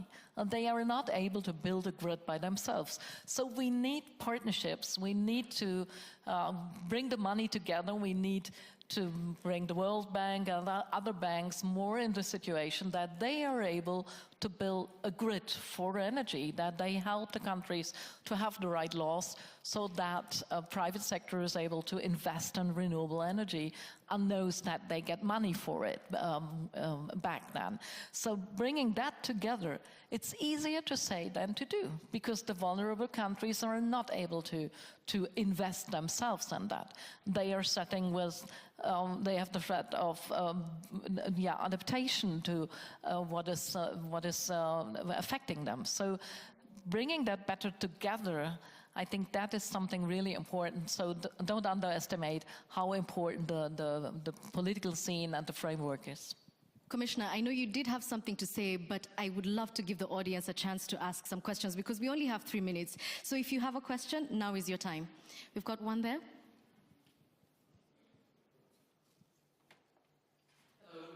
I'm Lydia Pereira, I'm a member of the European Parliament, and I have been recently head of the delegation on behalf of the Parliament at COP29, where I teamed up with Commissioner Wokster. I was listening to all the comments, and I'm really concerned with the word multilateralism, because I'm afraid that in the next COP30, which will be as well an historical event, that we might fear the absence of some countries. So I would like to hear your reflection on on whether we can still rely on multilateralism to address climate change, because to be very frank, what we see at the moment in Europe is that very clear from the voters. Alone we cannot fight climate change. We really need to mobilize our efforts across the globe to deliver. So this would be my question to the audience, to the speakers. I would love to hear what Senator Whitehouse has to say about that. I don't, I mean, multilateralism on its own is not necessarily going to be successful. You can get a lot of people in the room and they can reach an agreement and emissions continue to go up. The one thing that is left, I believe, that can really change the trajectory is the EU CBAM. And that is pretty multilateral because the EU had to get together and agree to do it. The UK agreed to join. Australia's in negotiations. If we're mean enough to the Canadians, they might jump on too. So there is a way to build the economic signal in that gets us onto a pathway to climate safety, even if Donald Trump is denying climate change. And as John pointed out, who, by the way, is probably the single human on the planet who has done the most to address this problem. That's an applause line. The governors and the states are going to continue to do this.